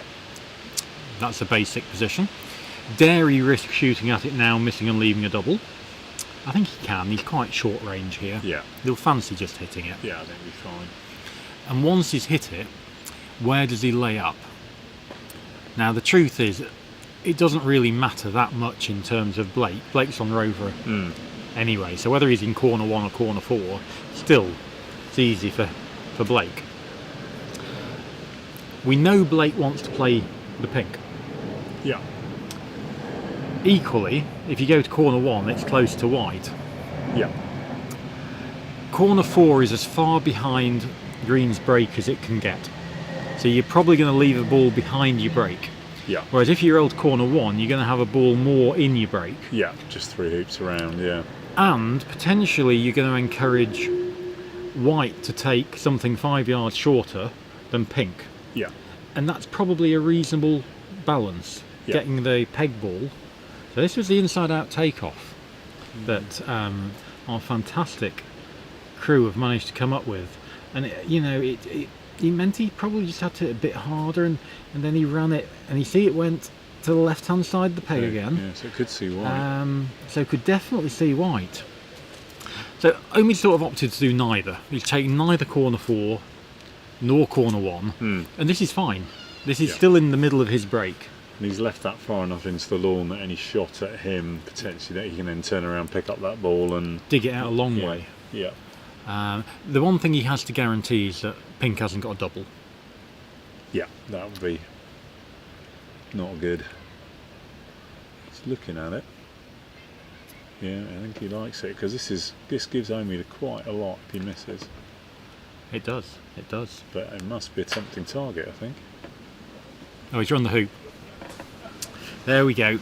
So when I said a double, I was initially thinking green and brown, but there was the hoop in play, and that should always have been a thought process. It's low percentage, it's just a part of your target. But every 1 in every 100 you run it, and that's probably going to be the end of that game. Gosh, I didn't think that was going to... I wasn't considering that as an option, but yeah, looking back at it now, that was... he probably had a bit of everything there with that shot. And certainly as a golf croquet player, when you see something as a hoop and a ball, it becomes much more attractive than an AC player, where you see the hoop as something you can hit and stay by and leave a ball at your opponent's hoop. That's right. Blake will have been looking at that as a target. Looks like he's got a nice rush on brown up to white, so he could well be finishing this go. Ooh, not the best rush. Should be adequate. Should be okay.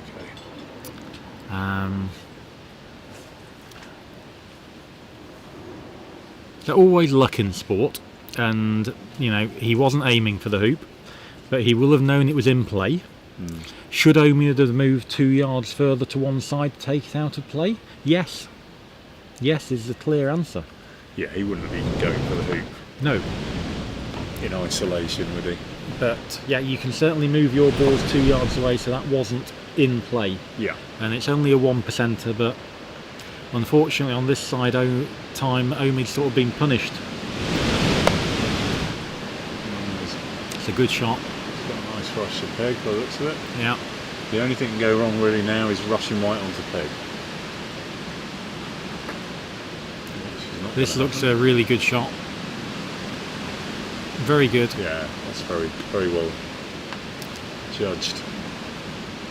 So a few errors, a little bit of luck, hitting in from both players. Interesting interactive game. As Chris was saying, you can see the talent that both these players have, and just also equally see from watching Alan and from Robert, just the difference between the top players in terms of ball control.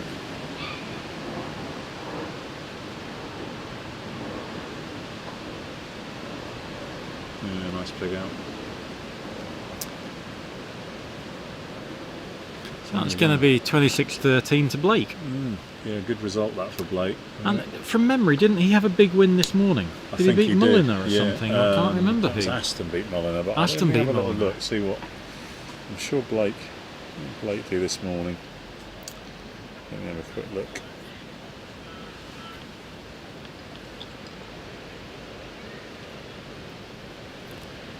There we go. So we'll probably have a brief pause in the commentary now while we're waiting for the third round matches to come on. Just a reminder that we've got Robert Fletcher against Ben Rothman. That'll be our feature match. And Rich, what did you find about Blake? Yeah, Blake beat Ian Lines, that's right, I remember us talking about that. Yes, that was a very good win actually. Ian is a very experienced competitor. 26-9 that was, so that's two really good wins for Blake today. And that certainly will put the cat among the pigeons in that block. There'll be all sorts of middle seeds worried now. Yeah, it's a strong block for sure. So Blake, the number 8 in that block. Yeah, he's a extremely dangerous number 8, isn't he? Already beaten the number 3 and the number 5. And what we've seen of Kyle playing, they made a couple of errors. There was some nice stuff being played as well. So Kyle's going to be dangerous at number 6 as well. Yeah.